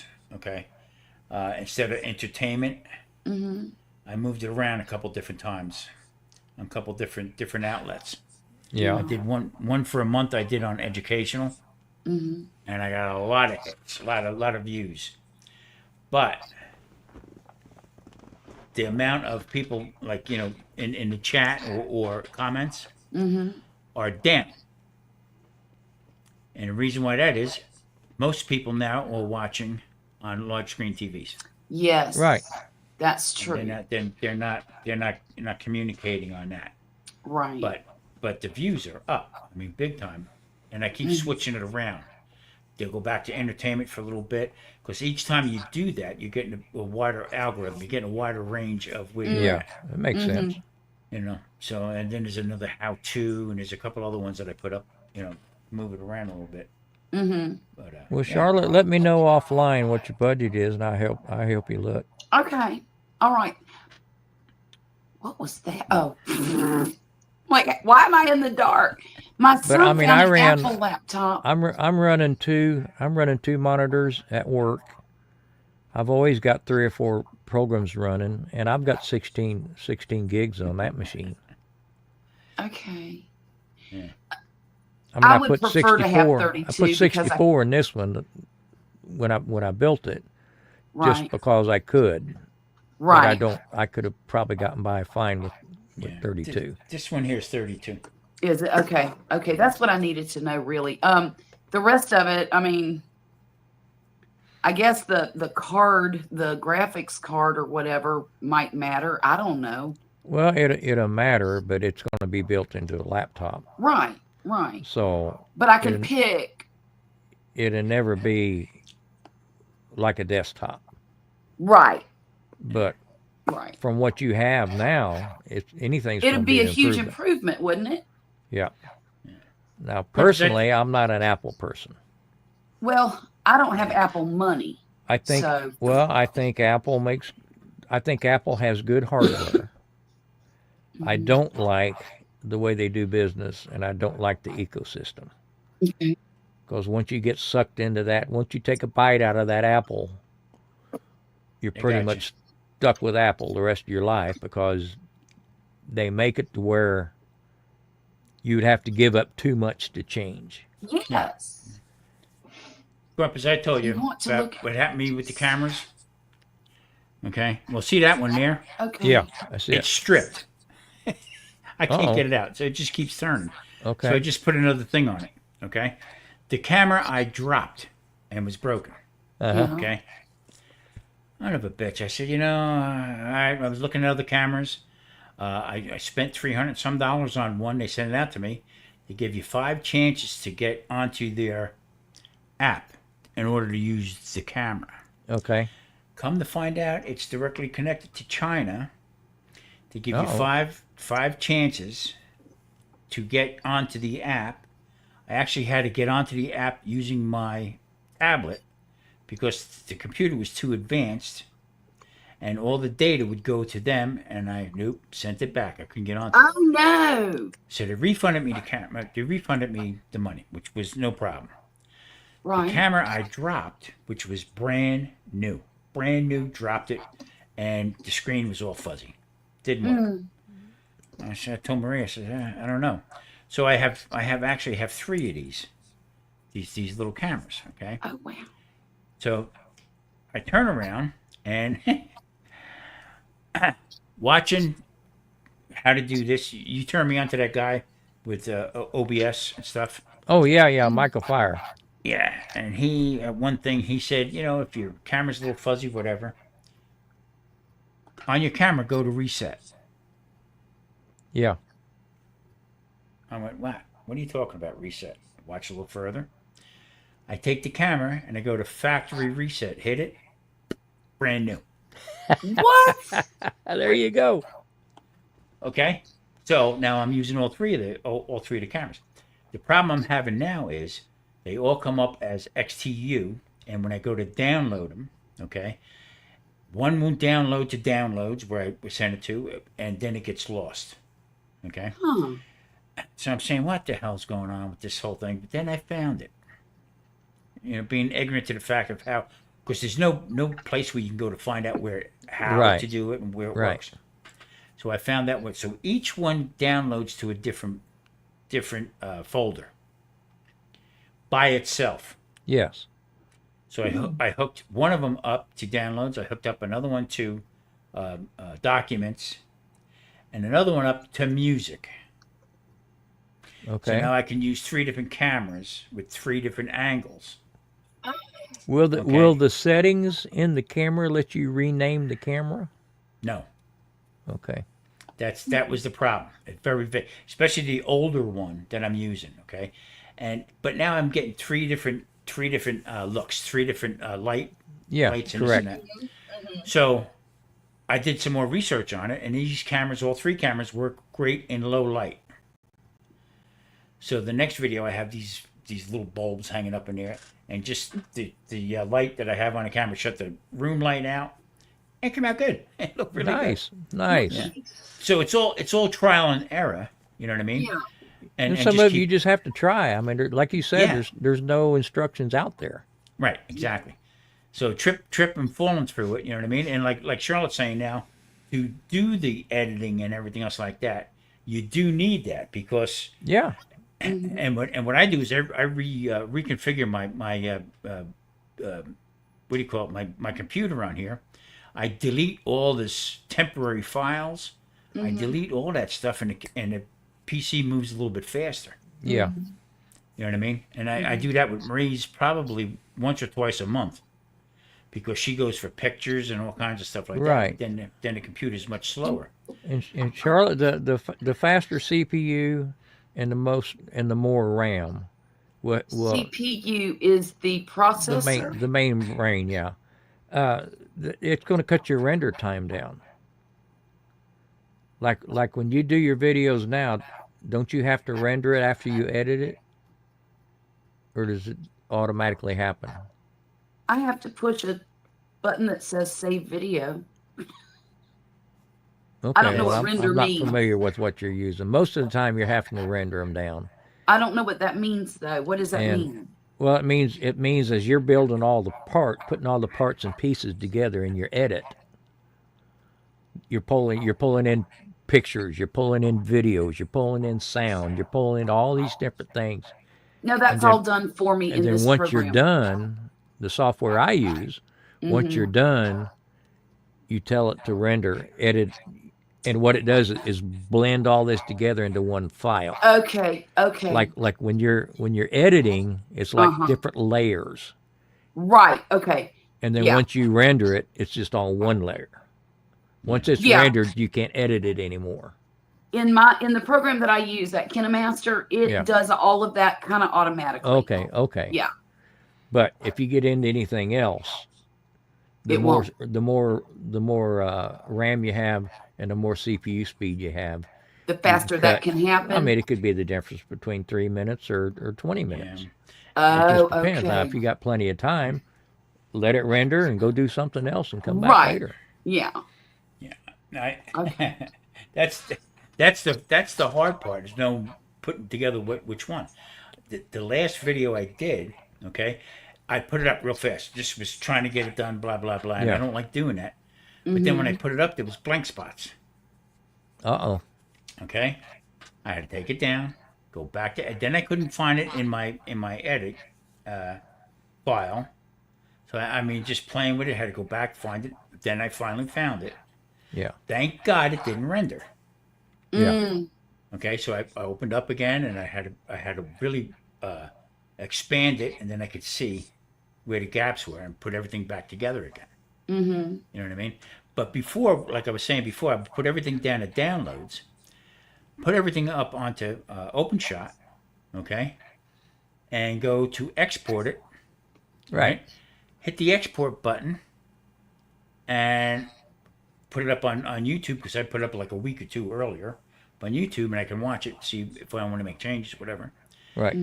And half of the video was missing because it wasn't picking up because everything was going to XTU, one file.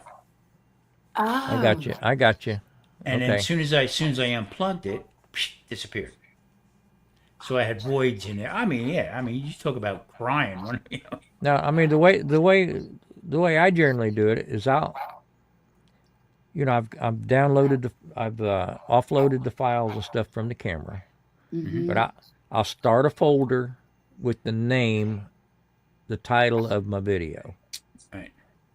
and and I end up with duplicate files. I know this, but every picture, every sound, every piece of music, I put in that one folder, and then I drag the stuff out of that folder to put into my software and start my edit. Right. That way you get a chance to save your work before you export it or render it. That way, if like when Tom's saying, it was all messed up and he's got to almost start all over. Exactly.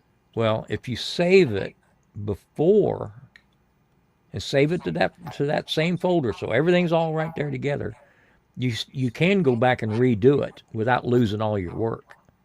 Okay. And you can do what Tom was talking about, just tighten things up, whatever he can see what's missing, Right. but you don't have to worry about it because the software supposedly will pull all this stuff from wherever you've got it. Okay. But if you decide in 6 months, I need to make room, and you start moving things, even just moving or combining a couple folders, now your software can't find it where it used to be Oh. because you've moved it. It Right. knows where that was supposed to be and where it got it the last time. So if you Right. put everything in a folder first, and as I'm editing, I think, okay, well, a piece of music could be good here. I'll find my music, put it in that folder, and then I'll drag it from that folder into my editing software. So Right. everything's nice and compact and tight, Right. and it gives you a chance to save your work before it wads everything together and you can't take it apart no more. And Yeah. it doesn't slow your computer down either. I mean, No, it doesn't. doing it that way. And what I learned from Grumpus was with the separate folders and stuff like that. Now I have I have a separate one for OpenShot that I use. Yeah. So I go to the OpenShot folder and I can find just about every one that I did. Yes. Now what I do with that is I take it and I back it up on an external hard drive. That's what I do. I put it up on there. So now if I want to look for something, say I want to go back and start redoing some of my, because I almost have 1,000 videos. I can re-edit my original first video. And now I can go back and re-edit it 1, 2, 3. I don't have to worry about it. A lot of people will turn around and tell you that they delete all their files of the videos that they made. See, I don't And delete nothing. then they said they can go to YouTube and upload it again and remix it. Not good because the quality's not good. Exactly, because it changes. You're like in my case, I'm uploading 1080. Yeah. Right. Well, it may be 1080, but somebody else may have to watch that in 720 That's right. Or because of four what something. what YouTube has done to it. Mm-hmm. So I keep all my original stuff, and people will tell you, well, you end up with duplicate files that way. You end up with duplicate this and well, if I'm saving them onto an external device, Yeah. then I don't care. I don't Right. care if it's duped anymore. Yeah. You still got the one you can work with. Hard drives are cheap. Yeah, they are. True. And you I can can always get add another hard drive to my computer if I need to, or a bigger one. Yeah. What, I got 10 terabyte now. I think I've seen one. Well, guys, this is the Oh, longest live they're up to stream I've done in a 14s very now. long time, and I'm freaking falling asleep. I'm sorry. It's only been 4 hours. I know that's a long time. You doing all right, Grumpus? Well, you got me all excited I talking should've- computer crap. Well, I know. I will. I think what I probably need to do as I'm looking online here for what I really want, I'm going to have to save some more money. Well, probably so. Yeah. But if we talk offline, give me an idea what you're looking for and what you're trying to spend, and I'll see what I can find and just Okay. forward that to you, and you decide. Okay. Okay, Yeah. When to pull the trigger. if Grumpus has these three and they've all got this, then you've got an idea what to look for, True. even if you find it somewhere else, something different. Well, I have Micro Center pulled up on my computer, just sitting there waiting on me. They have And I'll a look lot of good deals. Yeah, I'll look at that in the morning. I've never heard of that place. You know what? I'm glad that you caught us live too, Marcel, and I wish we would do a holiday special. I'm not quite sure what we ought to do with it, but we can I think do every weekend special. I think so too. Tonight especially. It's very special. Look, we got a third person with us. No, and we've got 8 people in here still. 9. Still? 9. Oh, Yeah. Wow. So I'm going to call it a night. And Okay. thank you guys for No coming problem. up here. thanks for and- having me, Tom. It's been great. Yeah. Yep, I appreciate you. Thank you so much. I really do. Marcel, Oh, good seeing you. Everybody in the course. chat, thanks for joining us. Yeah. Y'all take care and everybody have I'll do EV Mux next week. good. I'm looking forward to it. Hey. Y'all have a great evening. Have a great weekend, guys. Do Thank something fun tomorrow. Take Yep. care. I'll see you again real soon. All right. you. Bye-bye. All right. Bye-bye.